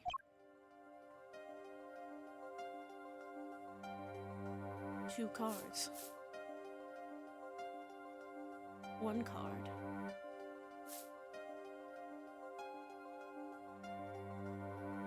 Showdown time. Enough. You lose, Gavin. Thanks for the work. Now go. To be honest, I don't know what his reasons were to this day. As far as I could tell, he dismissed me as his representation because I lost in a game of poker. I can come to no other conclusion. Daddy used to say something. If you want to know a man, you have to compete. Zach wasn't watching his points or the cards. He was watching the man behind the cards, Christoph Gavin.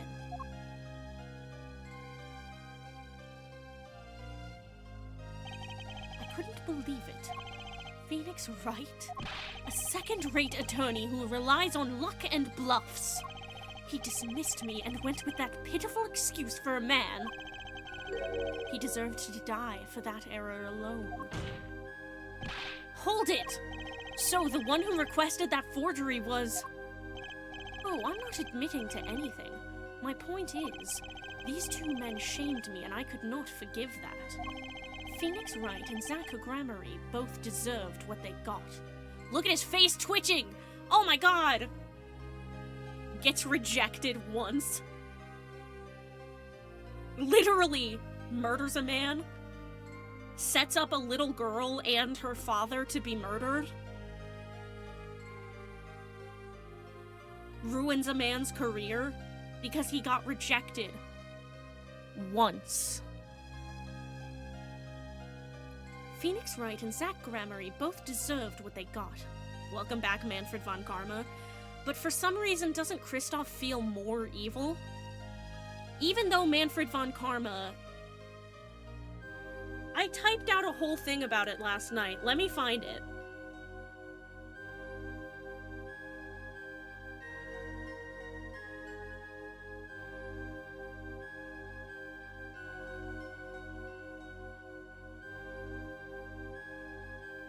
Von Karma is fucking evil for sure. He killed Miles' father, adopted Miles for the purpose of corrupting him as a fuck you to Gregory Edgeworth, and created an elaborate plot to get Miles eventually executed for murder, a boy he had raised since he was 9 years old. And it was all because Gregory put a tiny mark on his perfect record, and that's all fucking evil, but Kristoff just feels so much more sinister. At least Von Karma is comically, obviously evil, but Kristoff is pretty. Kristoff is smooth and cool. Kristoff is a little mean in that first trial, but it's all in the name of constructive criticism. Kristoff can hide how evil he is. Not through intimidation, like Manfred von Karma, not through being a bully. Kristoff is a snake. He doesn't get what he wants through badgering and overt threats of violence. Instead, he finds weaknesses and twists. He digs his fingers into whatever sensitive flesh he can find and starts pulling out things he can use, and he does it while keeping a cool smile on his face, like you're being ridiculous for squirming in pain.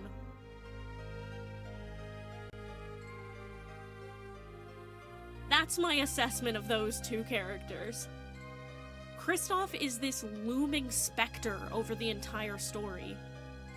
1 rejection, 3 dead, a child orphaned, 4 jobs lost, legacies ruined, and thousands of lives changed.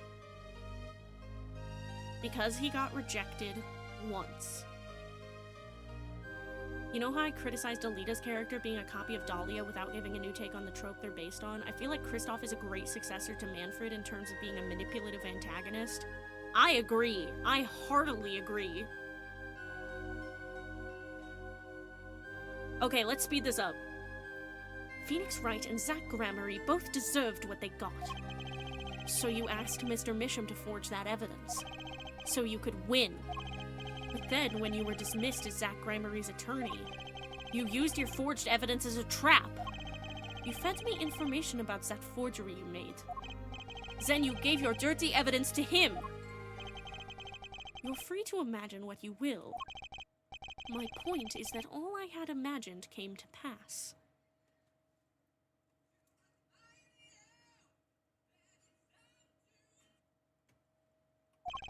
Everything went perfectly. He was trying to kill a child he sat and bonded with, a child he talked to about her favorite magicians. Yeah. Everything went perfectly.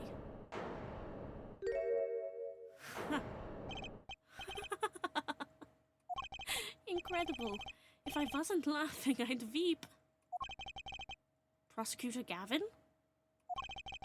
Perfectly? You're mad, Kristoff. Stop fooling yourself. What are you talking about, Clavier? Tell me, how did that trial end? Cancelled when the defendant vanished. Ah, I get it. So, Kristoff, you've been living in fear for 7 years. What? You were afraid your forgery would be revealed and your reputation trashed. You couldn't leave things to chance. So you watched everyone involved with the case for 7 years. You know, he always felt like he was being watched. That's what he said every day for 7 years. But I felt it too. Journalists sure he is being watched, end quote. Don't you wonder why Zach Gramery got rubbed out after 7 years? Right after coming into contact with me? Well, wait just a minute. Zach Gramery was seen by this reporter? How is that possible? Was he alive after being gone 7 years? Finally. I knew this moment was coming. I just didn't think we'd get here so fast. Zach Gramery, gone missing for 7 years. Trucy's father. What's wrong, Apollo? Go get him! Right. Leave it to me. I don't think Trucy's been told, though.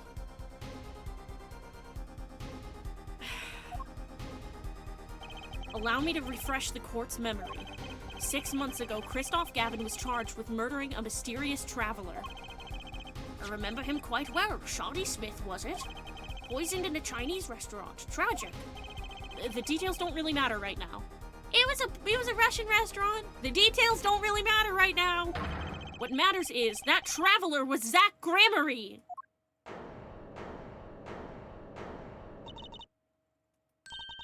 What is it, Apollo? Huh? Keep going. We'll talk about it later. Huh? Did she already know? Someone please explain this. Mr. Justice, can you explain this? It all started 7 years ago. The great magician Magnifique Gramery's death started it. Magnifique Gramery's death and his student Zach Gramery the suspect. Whoever defended Zach in court successfully would be famous beyond belief. Thinking that, Christoph Gavin did the unthinkable. He forged evidence. Drew Misham? Actually, it was his daughter, Vera, who really did the work. You took precautions when you had that forgery made, didn't you, Mr. Gavin? Precautions? To keep people from talking, of course. These two know too much. Leave them alive and there'll be nothing but trouble. That's when you planned your poisoning of the forgers. A trochvanine applied to a commemorative stamp. But luck was on Mr. Misham's side. The bomb didn't go off.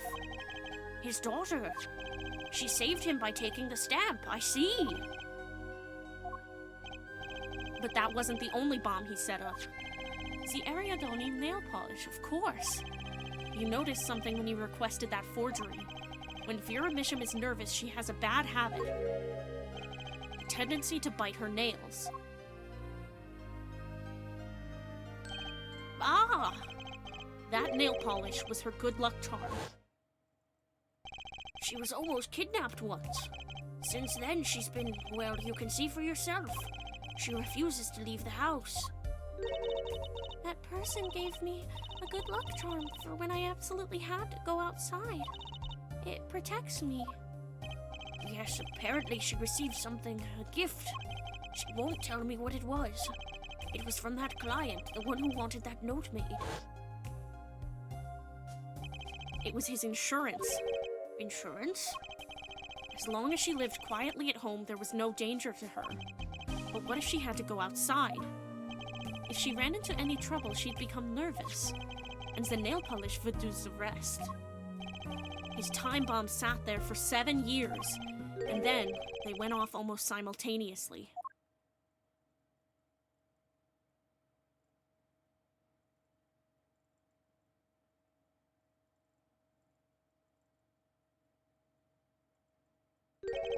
If you're finished, may I return to my cell now?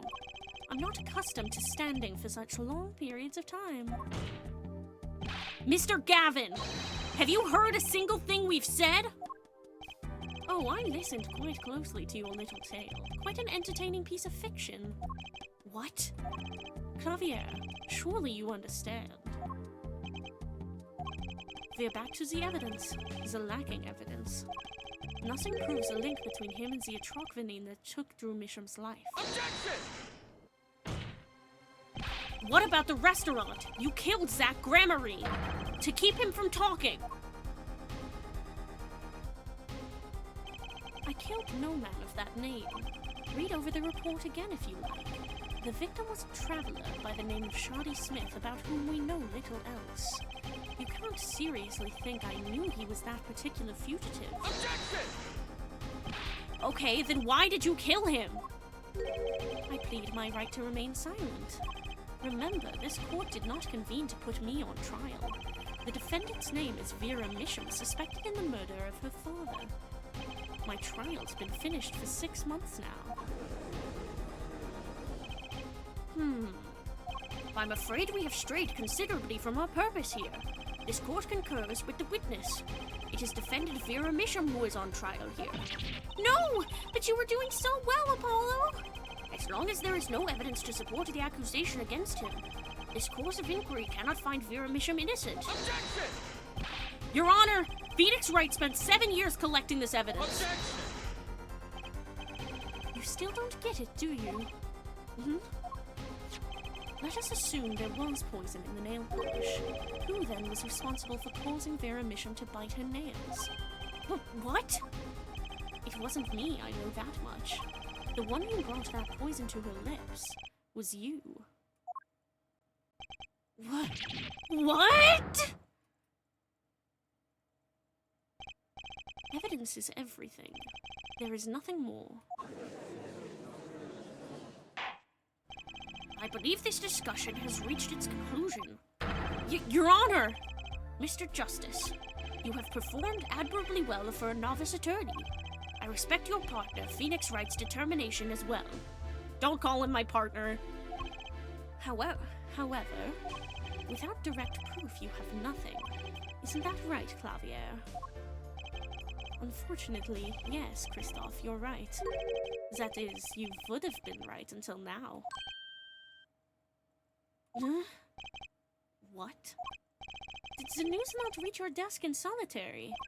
The eyes of the nation are on this courtroom today. This is the trial case for a new judicial system. Bada bing, bada boom, motherfucker. That's right. I'd totally forgotten. The jurist system! Jurists, you say? The current judicial system has been deemed too closed off from society. This new system attempts to inject the wisdom of common citizens into the law. Common citizens? Wisdom? Is this some kind of a joke? What could we possibly gain by doing this? Entrusting our judicial system to a mindless, emotional mob of irrational mouth-breathers.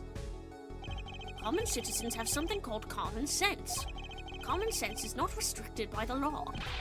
Nonsense! There is only room for two in this court. Me and the law! Keep the riffraff out, I say! They're not in the court, actually. They're watching everything by video camera. Oh my god, they're all looking! Ah! Ah! This is weird, I don't like it! This is so unsettling. What the fuck?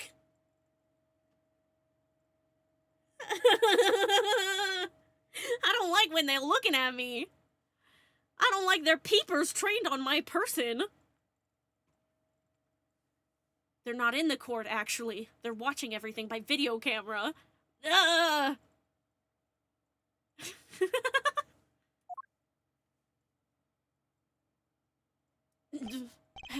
How can you allow this? Incidentally, the one responsible for making this happen was Phoenix Wright. Phoenix Wright?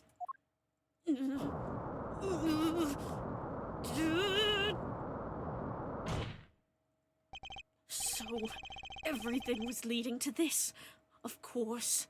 Right.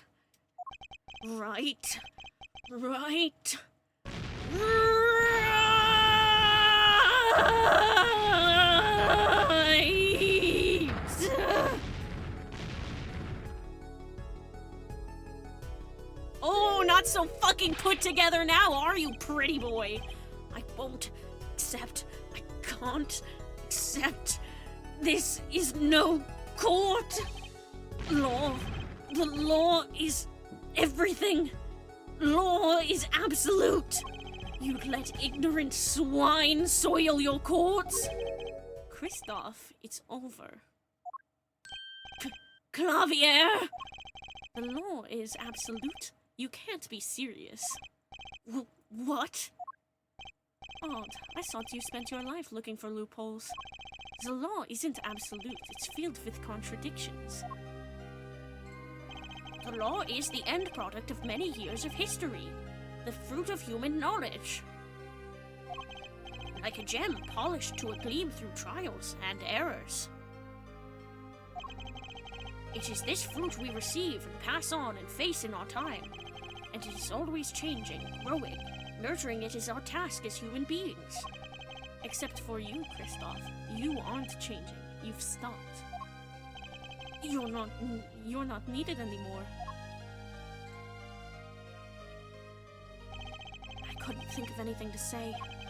Maybe because I still haven't seen enough. But someday I'll know what law is. And I'll fight to change it if I have to.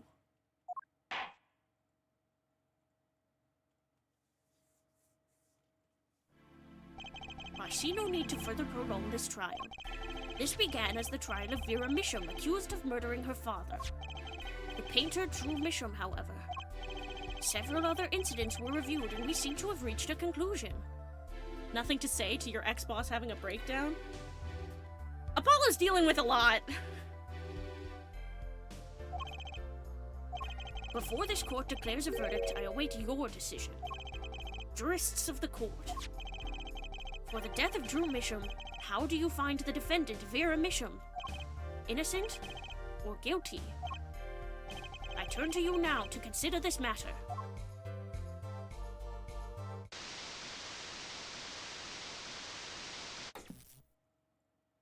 We have ads in 20 seconds, but I think I'm just gonna keep going through them. Because this is too climactic. Let's do a poll on stream. Let me save.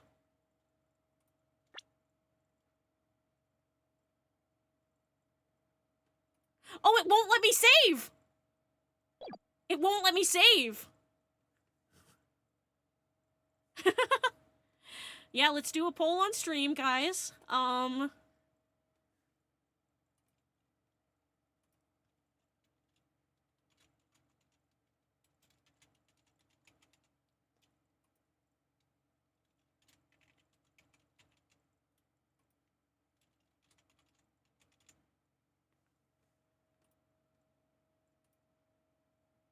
I'm giving it a minute. Start poll.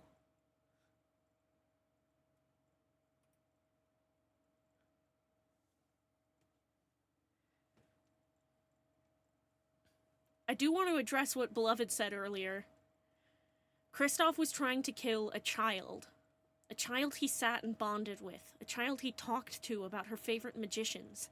He sat down with that little girl and made her promise that he could keep her safe, made her a promise that he could keep her safe with the very thing he intended to murder her with. And he made her promise to keep it a secret.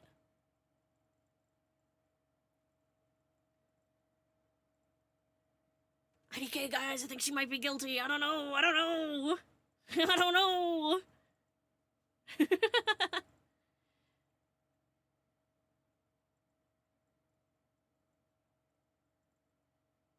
Okay, you've got a couple more seconds to vote. We had a 50-50 vote. 1 innocent, 1 guilty. I guess the decision's up to me then.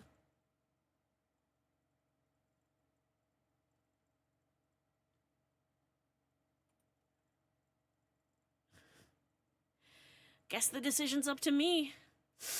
I don't know, gang. I don't know. Would you want me to redo the poll, my love?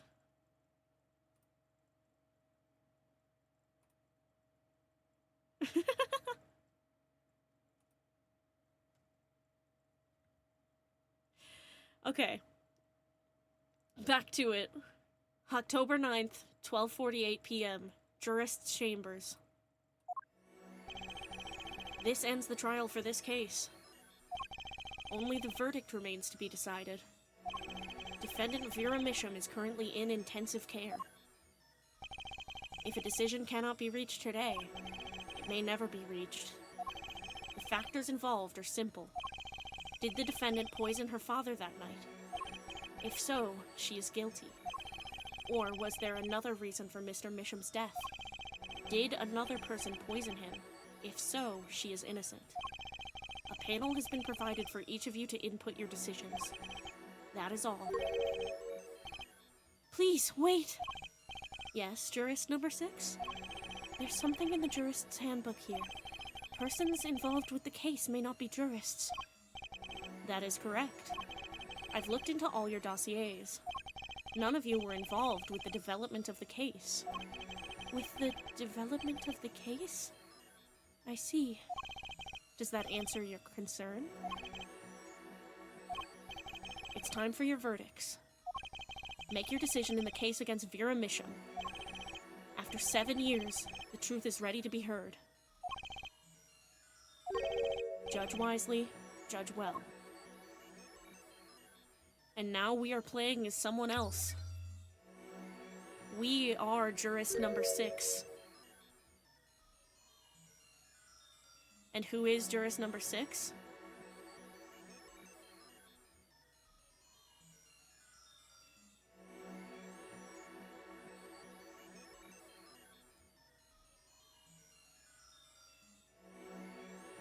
I don't know, gang. Which one? In the trial of Vera Misham, I have decided she is not guilty. And what's this?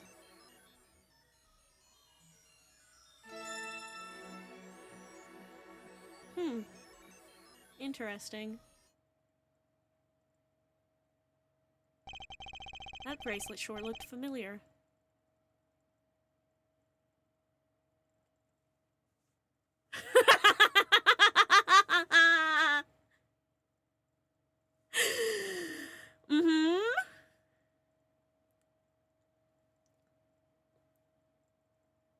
Volant did say something about how they never saw her body. They never got confirmation she was really dead.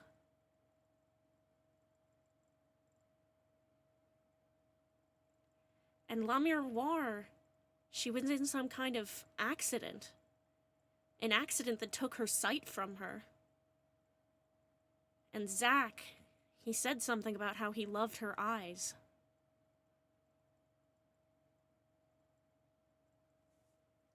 You are not so fucking stupid. I had no fucking idea the first time I saw this. I pinky promise!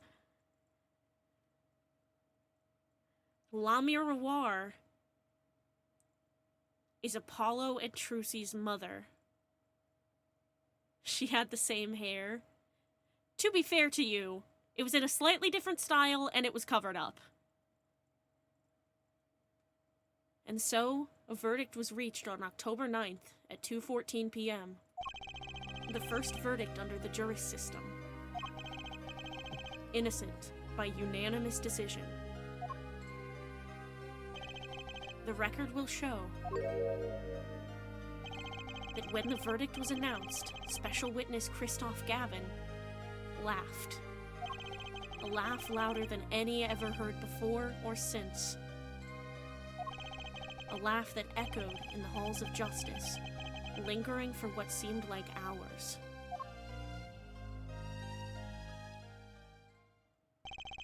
October 10th, 9:30 a.m., the morning after the trial.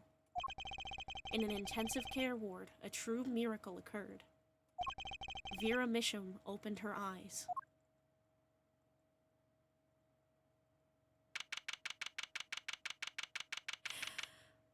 Oh, I almost started crying. I'm so happy she's okay. October 10th, 10:12 a.m. at the Hickfield Clinic. Vera! I'm so glad. Don't cry, Apollo! I'm happy too! You did well. I'm proud. You did well, Apollo. When I thought about what if Vera, Hey now, don't you start crying too. Sorry you had to see us like this.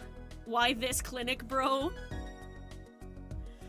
Because they already had the background drawn.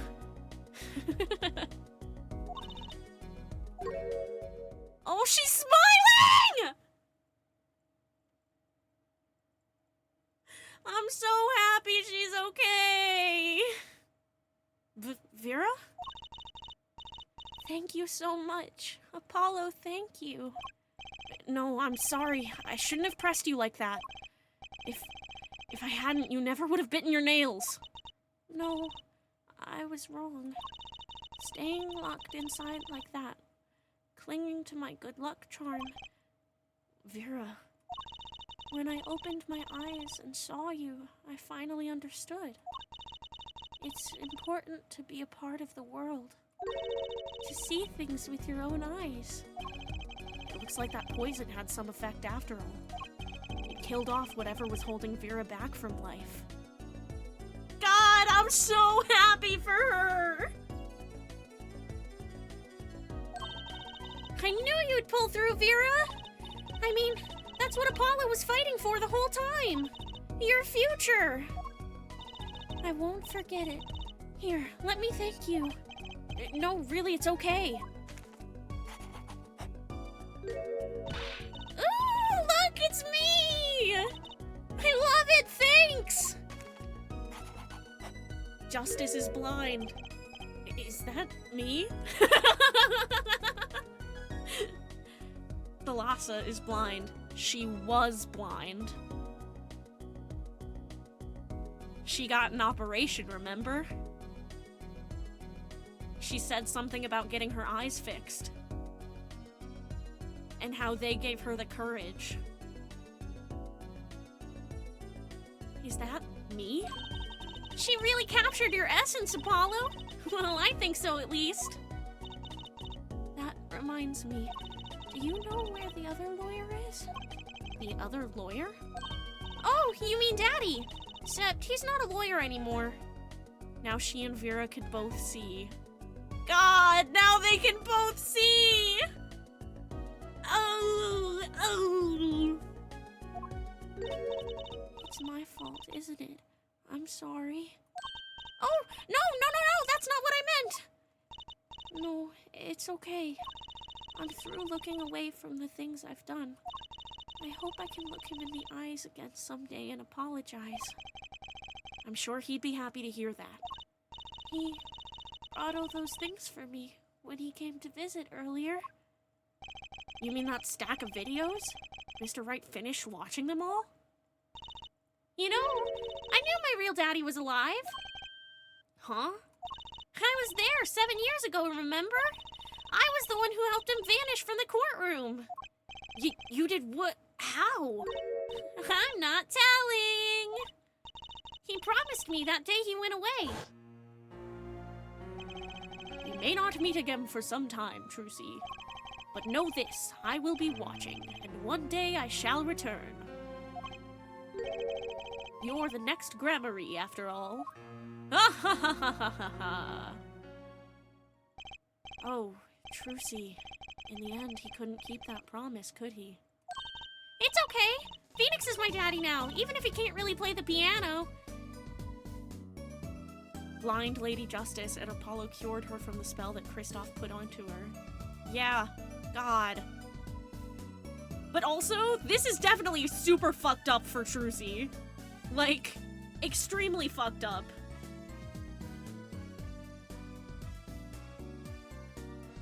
Like, she's definitely gonna have a breakdown about it eventually. It's just not gonna happen, like, now. That he can't.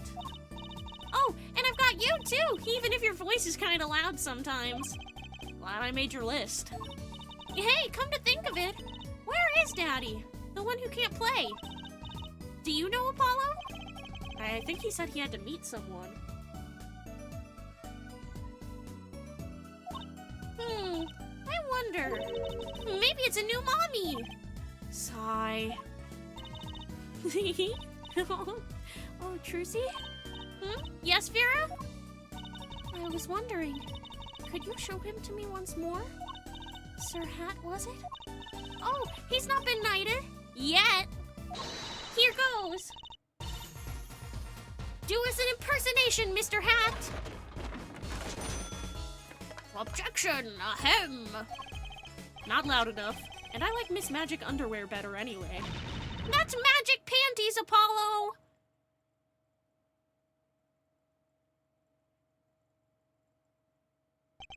So, your memory's returned. Mr. Wright, was this all part of your plan too? I don't know what you're talking about. When I lost my memory, I was reborn as La Miroir. But you knew my true identity, did you not? That is why you chose me as one of your jurists. You're thinking into it too much. Besides, there was no guarantee that regaining your memory would make you happy. Of course it is a happy thing. For so long I thought I was alone. But now I know I have children. 2 dear children. I'm so proud of them. This too, I think, is thanks to you. Are you going to tell them? They do not know? Nope. They don't know their mother. They don't even know their siblings. I will go to them when the time is right. Until then, Don't worry, I'll take care of them for you. They're very important to me, too. A little annoying at times, but still. I have to keep an eye on her, at least. Because I'm the only one who knows how she really feels on the inside. God! Your bracelet. yes? I've seen a lot of mysterious things these past 7 years. Your bracelets were the strangest of all. Front-facing Apollo! This is craziness! I remember meeting him half a year ago now, in Christoph Gavin's office. And then I met you. 2 fates destined to intertwine, and I was there when they crossed. I'll never forget that. Such a small thing, that bullet. Yet it tore who I was away.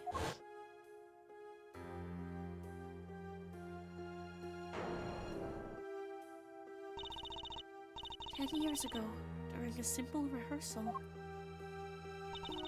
It was a miracle no one died, but I didn't survive that accident. That is why I left the troupe, my family. Now my memory has returned. I am myself once more.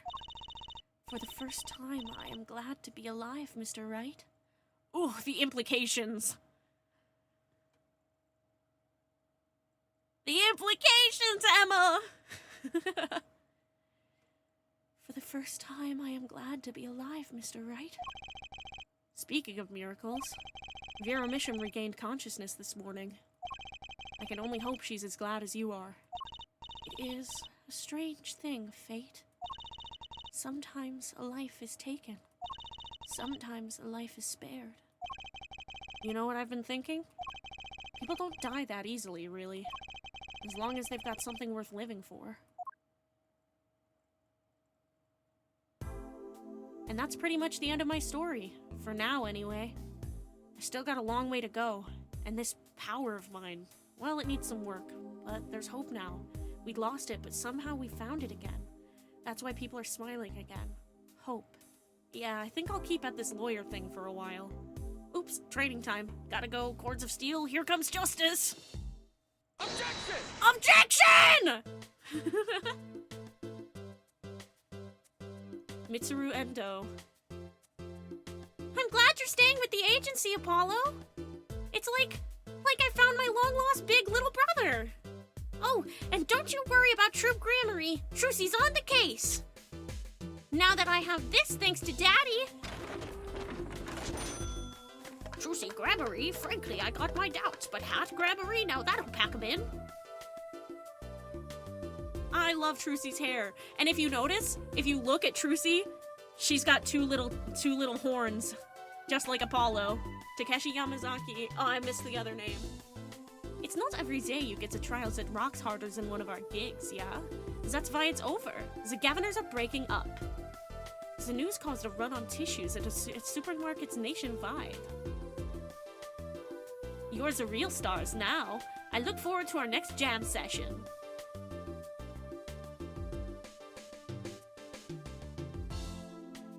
Oh, the photos. Kazuya Nuri. Akiko Nishizawa, Kojiro Ogiwara. Missed the last one. Well, it's finally over. You know, thinking about it, I've been a piano player longer than I was a lawyer. Now that everything's sorted and I've got time on my hands, maybe I'll take some lessons. Or maybe I'll take the bar exam again. Maybe I'll go hit my head on that bar again.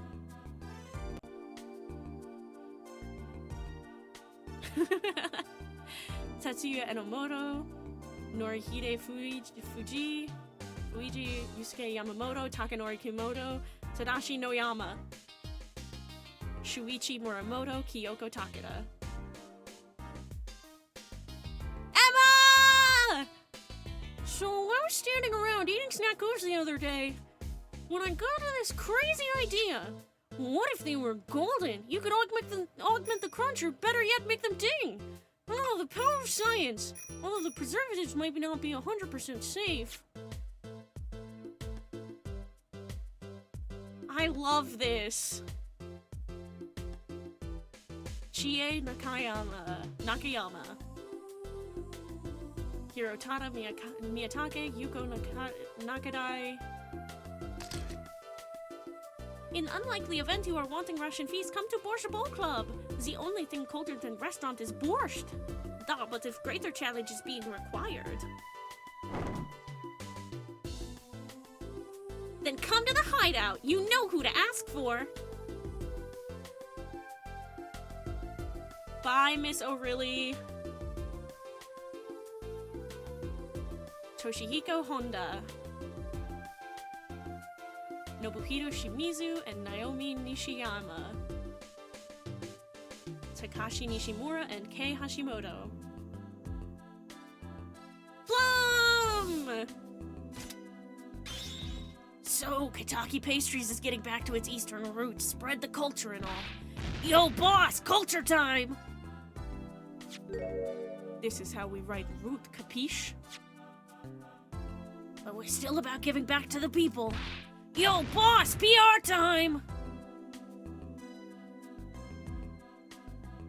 And this is how we write people, alright? Not that Waki's paying any attention. Who kids?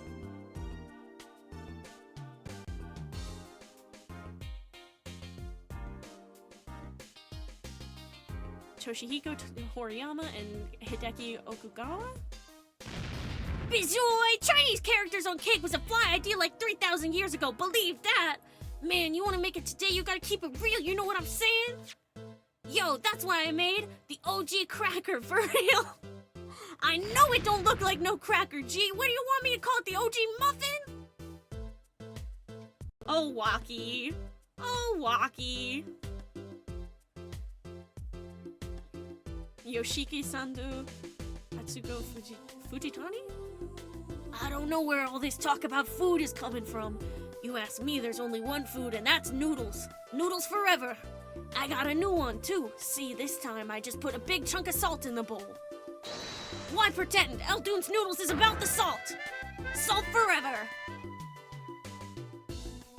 Bye, puppy. I don't remember what your name was. Wasn't it Spoon, actually? Kota Hukamachi and Takashi Yoshikawa. Oh no, it's James Charles! Hi, sisters! My exceptionally inquisitive nature has won me unequivocal adoration in my department. You see, they used to call me Wesley Stinkler and Wesley Sticky Hands.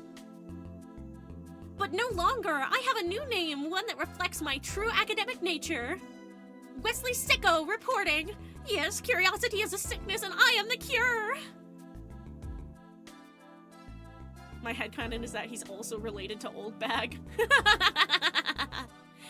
Alexander O. Smith, Nanisa KK, Nanika, Andrew Alfonso, Eric Bailey.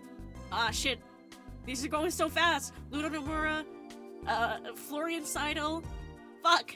Special thanks, Ryoji Yamamoto, Asuka Hayashi, and someone else. Fuck. Ah, she's so beautiful! I don't know how to thank you for all you've done. Light has returned to my life, and with it, joy. I may have lost years, but I have gained a treasure. 2 treasures, in fact. I will think of them when I write my next song. She's so pretty! Producer, Minei Matsukawa. Brusha, brusha, brushel, brusha, brusha, brushel. Brushel here, back on the beat with another interview. Yeah, how do I feel about how things turned out? No scoop yet, but journalists' confidence in mint condition. End quote!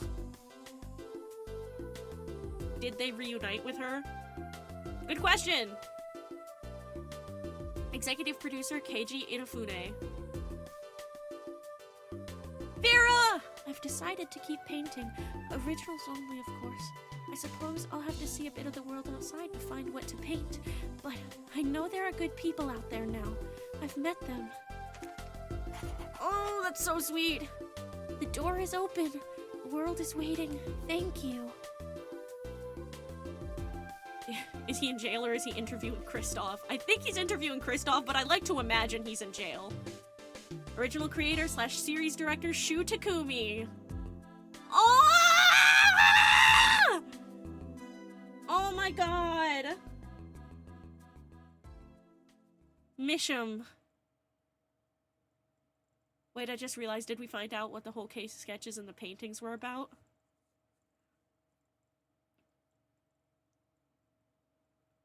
Congrats, you've unlocked a special bonus in the music and background setting screen. Apollo Justice Ace Attorney commemorative.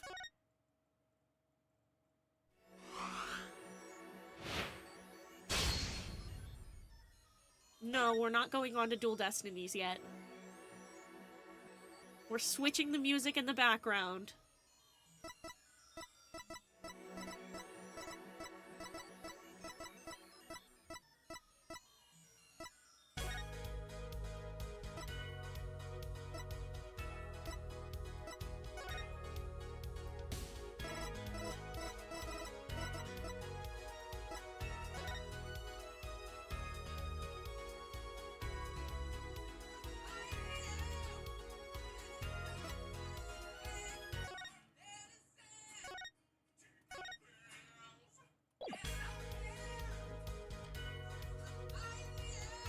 Oh my god, shut up, medication alarm. That's the game!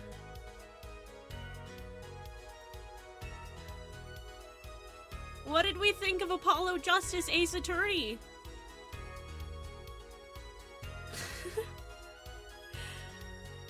Oh my god.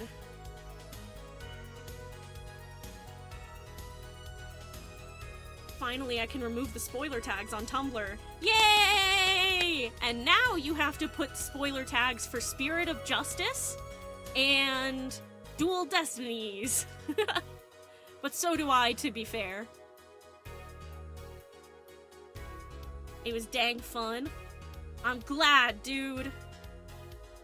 I had so much fun doing this. I am so happy that I started doing this journey. Also, Clavier and Apollo right next to each other. I know what you are.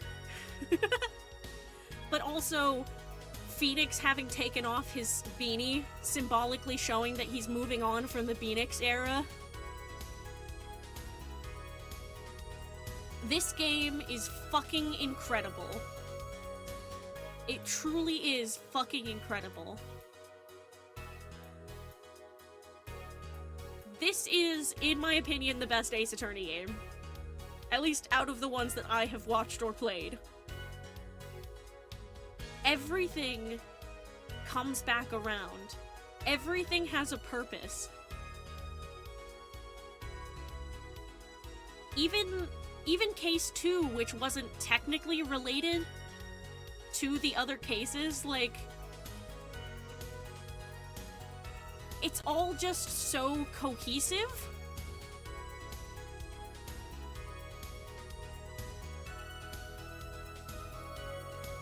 It's incredible. That's all I can say. It's fucking incredible. I'm gonna be honest, I don't think the same. You're allowed to be wrong. Heart emoji. I'm just kidding. But like,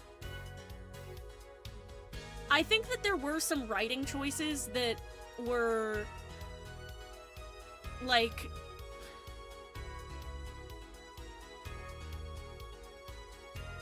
I don't know. I don't like some of the writing choices, but I just think it's so cohesive. There wasn't a bad case or a boring case in the entire thing. It is shorter than Trials and Tribulations, but like, I just think it's so good. I think it's the best written. Like, I mean, okay, Trials and Tribulations is really fucking well written. Trials and Tribulations feels more complete, IMO. That's fair. Welcome to 6 a.m., my love! Yay! Good job on your shift at Freddy's! Woohoo! Let me just, wait, hold on. Fuck, wrong menu.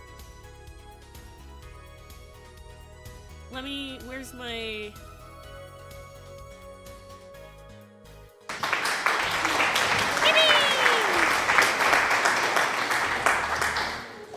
I think Apollo is the best character in the game, but the game doesn't realize it. Yup! No, that's my thoughts exactly. That's my thoughts exactly. It's like the game didn't trust Apollo to stand on his own as a protagonist, and then the characters give him shit about that as a writing decision.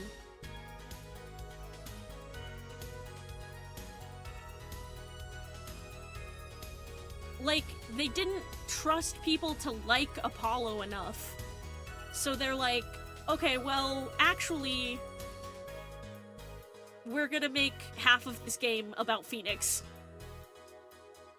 And it's like, can't it just be about Apollo? Can't Apollo just be interesting and clever and smart and cool on his own? Imagine if they had a Trials and Tribulations for Apollo. Exactly! Imagine if they just let Apollo stand on his own as a protagonist. But you're gonna see, with Dual Destinies, they don't.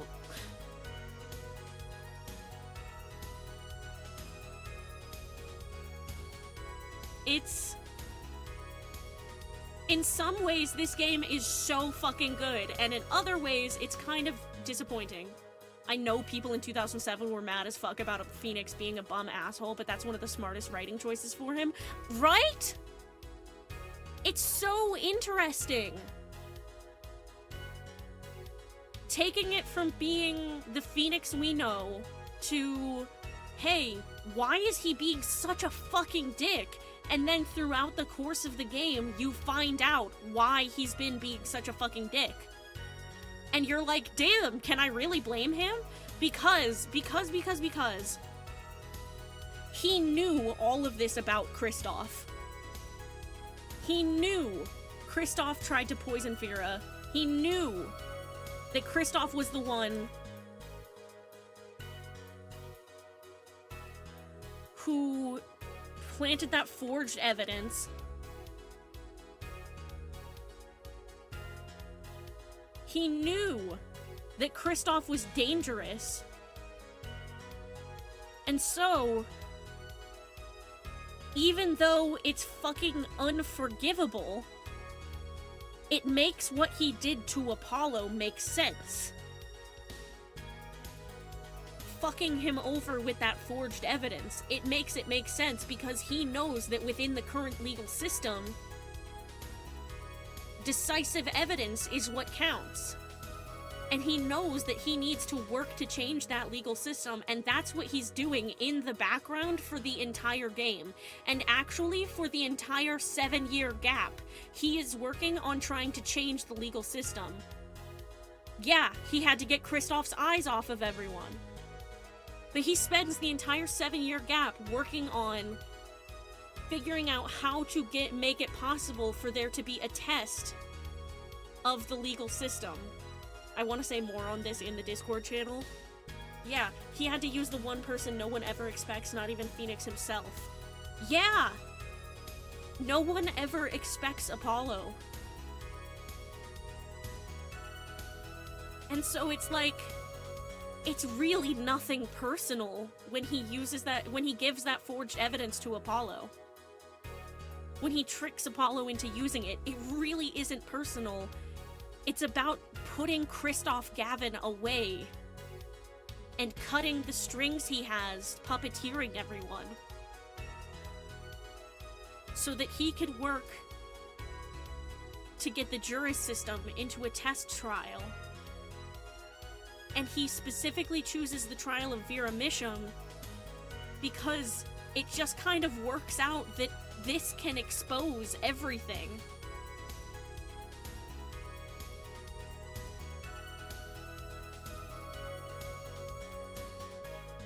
Phoenix Wright really lived in hell for 7 years, and the only bright spot he had was his daughter, his little girl, Trucy. And then at the end, like, I forgot about that line where he says that he's the only one who can see how she truly feels. God. Because she is a professional masker, for sure. The last trial was great, and I loved the murder and plot lines, but it feels like Apollo was the weakest part of it. He felt like a proxy to Phoenix in confronting Kristoff. Exactly! And that's the thing, isn't it? You are Apollo Justice, and it will never be about you. Apollo is a pawn. Apollo is a puppet.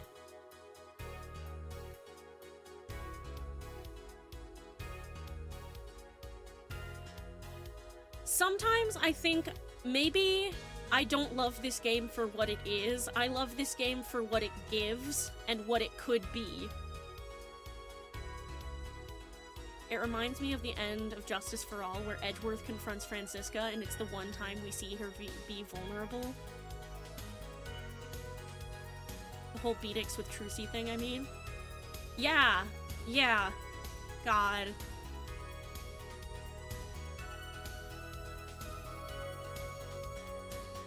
Trucy, my baby. Trucy, my darling girl. Her and Phoenix's relationship is so complicated. The game doesn't, like, think it's complicated, but it is.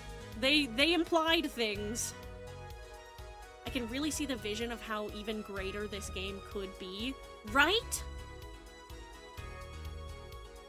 I think that Trials and Tribulations is a stronger and more complete story. I think the things that Apollo Justice introduces are more compelling to me, because it's like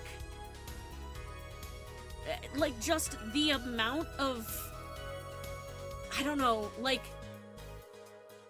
it's hard to put into words. There's so much potential here. And then what do they do with it? They give it to Phoenix. They make Phoenix more important than Apollo in Apollo's own self-titled game. Hell, Clavier has more of an arc than Apollo does.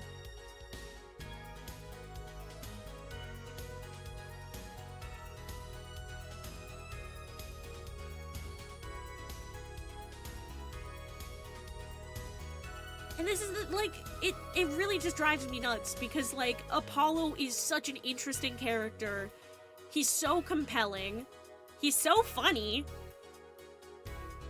This is like if in Turnabout Goodbyes, Mia took over the whole bit. Exactly! Instead of having Phoenix solve it himself through his own merits. It really undercuts things. It really undercuts Apollo's role as the protagonist.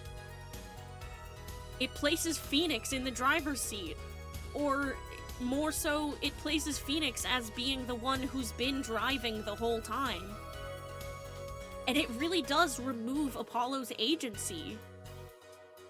When you make it so that Phoenix is the one who's really been collecting all this evidence and who's been putting all the pieces together, and like, every game Apollo gets a new backstory, trying to make up for it, while simultaneously nothing burgering because the writers are pussies. Yeah, the whole thing about Turnabout Goodbyes shows how Phoenix doesn't need his mentor anymore to help. Why did they do that for Apollo? Because they were pussies! They were scared! They were cowards!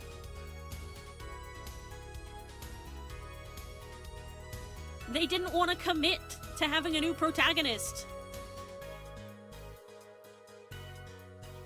So scared for Dual Destinies and Spirit of Justice. There's things about them that are good, I promise.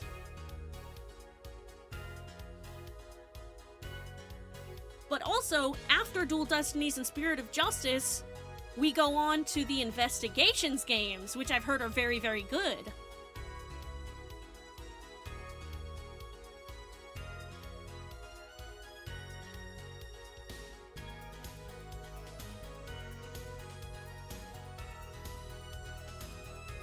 And after Investigations, we have the Great Ace Attorney Chronicles.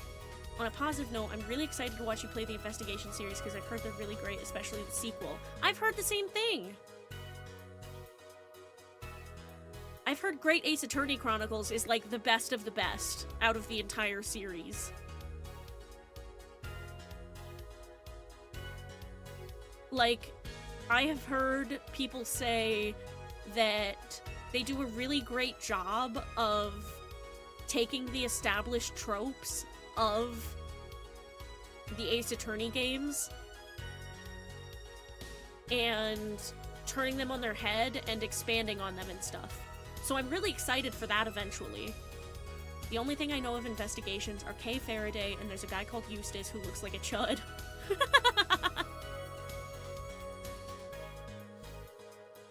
Was talking to Mike about the tonal differences with fan translations because I was ranting about English Komeda. Because if you didn't know, Romeo, Investigations did not have an official translation for a long-ass time, and people thought that Investigations was never going to be translated into English, so people just played fan translations for a really long time.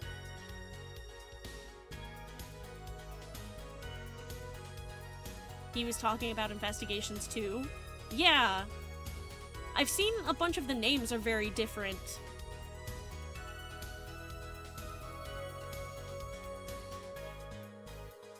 I think Eustace is Sebastian de Best, right? I actually heard about it when Twitter was talking about it when the official version came out. Some people I saw did not like the new names. Yeah! Yeah, I also saw that on Tumblr and stuff. And my friend Cookie was talking to me about it. The OG fan translation makes the prosecution racist because he is.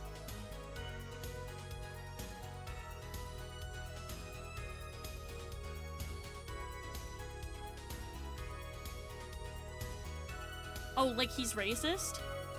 They tone it down in the official translation? Oh, interesting. Interesting.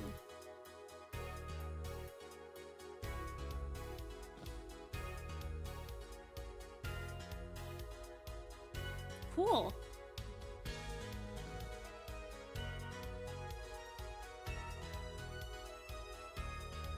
But he's like really racist? Well, that's gonna be interesting to see.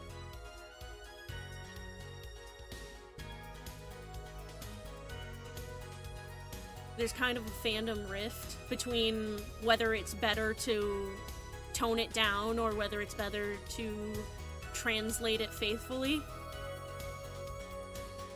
Oh, the two perceptions of the character, because like the fan translation one is like, hey, that's a racist asshole. You can't simp for him. What the fuck? You're simping for a racist. Versus toned down version who it's like, oh, but he's not that bad. That makes sense. I don't think the Professor Layton crossover game is playable. IDK what I've heard, but I don't think you can play it. Yeah, I also...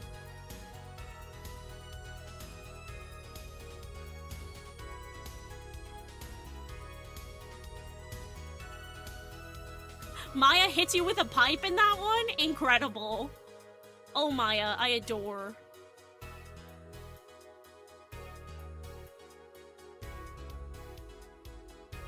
It's a whole thing. Yeah, I believe you. Yeah. But overall, I am really glad that we played this game. Yeah, I think it's time to wrap it up for the night. Love you! Let's find somebody to raid, I think. Overall, fucking epic game. Incredible game.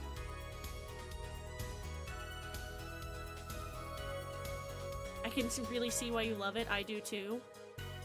Yeah. I love it very, very much.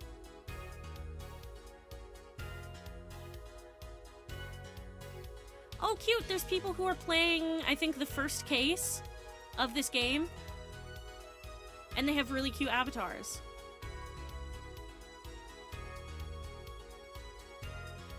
Let's see.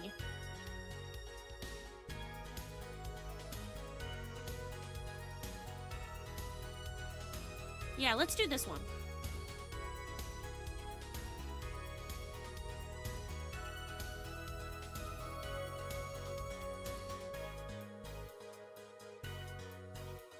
I have had a really great time. Thank you guys for coming out. I really appreciate it. I love you all very much. Good night, my little superstars. My star children. Goodbye.